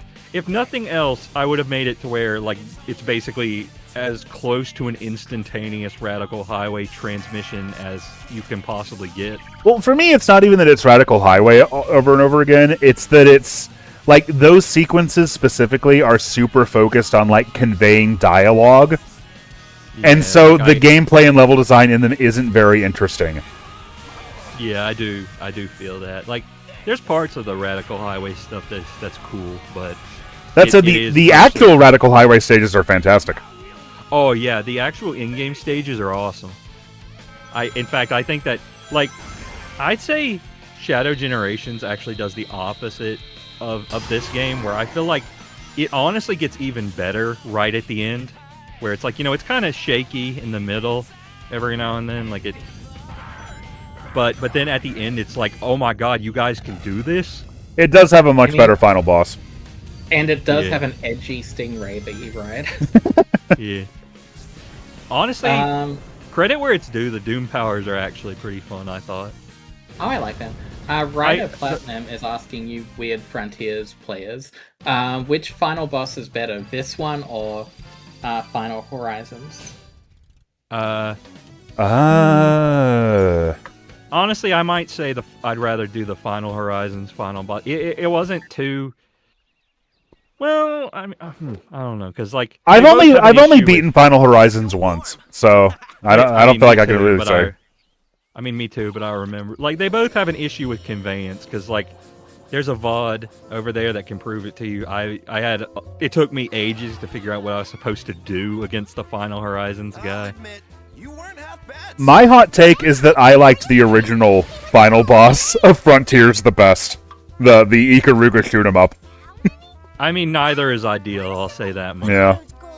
I mean, I do think the original final boss is well, then again, I say that, but just like... They're both cool in theory, because I like the idea. If you say on paper, like, okay, you're... Spoilers for Frontiers, third time. But, like, if you say on paper, like, okay, you're gonna fight against this giant, like, moon god type thing, and, you know... Sage is going to take control of one of the robots to help you, and it's like a big deal. Like, that sounds really awesome, but, you know, the fact that it just kind of amounts to a shmup in a game that's not normally a shmup is not... It's very very weird, yeah. If they had all the time and development in the world, like, I will say, you know, I sympathize with Sonic Team's crunch that they no doubt went through. Yeah. If they had all the time and money in the world... Trollface Sonic here. What I would have done, I think, is maybe like have the shooter where I think Unleashed, you know, kind of like what Unleashed did a little bit, where like you have the shooter bit where you're like approaching the end, and then like Supersonic flies over and like goes across the surface because it looks like a big old moon. Ooh, Unleashed's final boss is brutal too, though. Man, yeah. They had a bit of a problem with that for a while. But yeah, like you have to fight something as Sonic on the surface. I think would have been cool. Like Color's final boss was fantastic, and then they were like, well, we'll just do that repeatedly. Yeah, I was about to say, Color's final boss is fantastic, so let's just do that 8 times. I will say, people, like, Twitter at one point kind of had me convinced that was a little more true than it was. Like, actually playing the final boss of Lost World again for the first time in a long time, a while back, I was like, no, this is different enough that I wouldn't clock it as that. It's just, you know, from a glance, it's pretty similar. Yeah.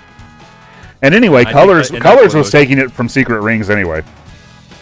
Though, that being said, you know, you'd be forgiven because Lost World already has a lot of reverence for Colors specifically. Well, it's not like very many people beat or even played Lost World.